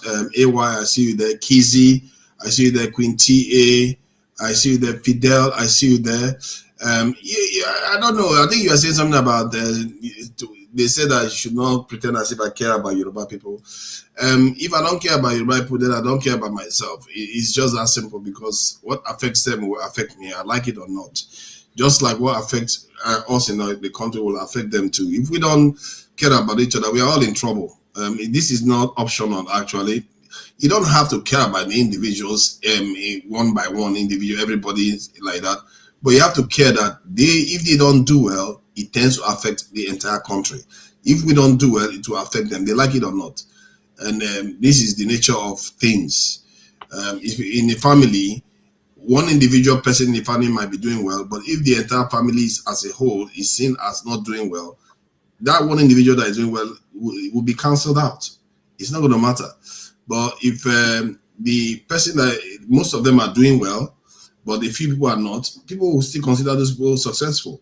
So we have to be our brother's keeper sooner or later. If we don't learn that, it's not about loving. It's actually selfish.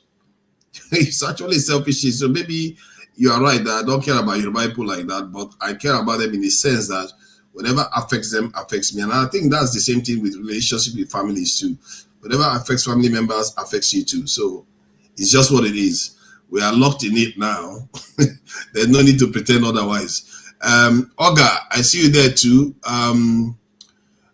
Obi, no, I see you there too. Thank you for coming in. You all have done very well today. Some of you have even suggested what I should talk about. Tracy Jacobin, I can see you there. Thank you for coming in. And let's see who else is the Hybrid 10. Thank you for coming in too. Robert, I see you there, Robert. I don't know where you came from. Thank you for coming in. And all the people that have joined us today, I really appreciate you all for joining me today. And on Friday, I'll be doing a short one too on Two Nigeria's channel. And what you want to do is subscribe. It's good that you subscribe to the channel so that when I release a video, you'll be able to see it. I'll be doing some new interesting videos. I'll try to be keeping them short, and I may not talk too much, but the message will be clear that will be coming through on the video so that people have an idea of the important things that are going on out there that are relevant to our lives. That's going to help better our lot, So let's try to be nice to each other. Let's try to call out people that are trying to divide us. Let's try to do better by fellow Nigerians, fellow Africans, and fellow mankind. I think Ismail is right. It's not only about one race. It's just everybody. There is so much disinformation out there. There's so much division out there. Look at what is going on in the UK now because one person, got stabbed, and the reason for the stabbing has something to do with hate again. It's just everywhere. We have to start doing better, and especially in Nigeria, we have to inoculate ourselves against this. And like I said, my reaction to what happened at One Man is not about going out. I'm not just going to come out and start saying, "Oh, Tinubu is the worst. Tinubu is the devil." No, I'm going to say what he's done, which one is good and what is not. Like I did today, I said some of the good things that happened, and I said some of the bad. Like I did yesterday. Can you imagine? They attacked me for sharing both sides. You are supposed to be able to say P2B messed up. You are supposed to say Tinubu messed up and get away with it on a rational platform, but that's not good enough. You cannot say. And the criticism I made of P2B yesterday was very, very strong, actually. And that wasn't good enough for them. They still lost their mind and started acting as if they are trying to bring you down by asking you the type of... Imagine the mundane question. Just to give you an idea, the person I was talking to that was insulting me, he was asking me, what were the tiers of government? What were the 3 tiers of government? That's what he was asking me. To just let you know the insulting level he decided to that. In other words, to him, that statement, that question was big. It was a big question to ask me what were the 3 tiers of government. What he actually meant was the 3 arms of government. So, and that is how degenerate the conversation became. Instead of us to be elevating ourselves and learning, They are doubling down, stunting their knowledge because of bigotry. But it's all right. It's our job to be calling them out. And that platform that I have, say whatever I like about it. Say that I talk too much. Say whatever. But you cannot say I'm trying to be bigoted against any group in Nigeria. Any group. In short, in the world even. I don't care about where you come from. If you do wrong thing, you should be called out for it. Even if I agree with you 99% of the time, if that 1% of the things you do wrong, you should be able to be called out for it. Then we go on to do our 99% of the things that we all agree on. That's how it is. And you should not take it personal. You know, peaceful interaction is very, very important in the world we live in today. And this is why I truly appreciate some of the cultures we have in Nigeria that don't advocate violence, that tend to do business, interact with people, socialize. That's the way to be in this world of today. So thank you all for joining me. And till next time, I will see what I can play us to close out today. Let me see if I can find something a little bit more relaxing. I think the national anthem is just as good as any, really. Let's face it. Our national anthem is just been one of the most, because the rendition from those, the group that did the anthem, they did a good job on it. So I'll just use that to close us out. Till next time, guys. We'll see you on Friday.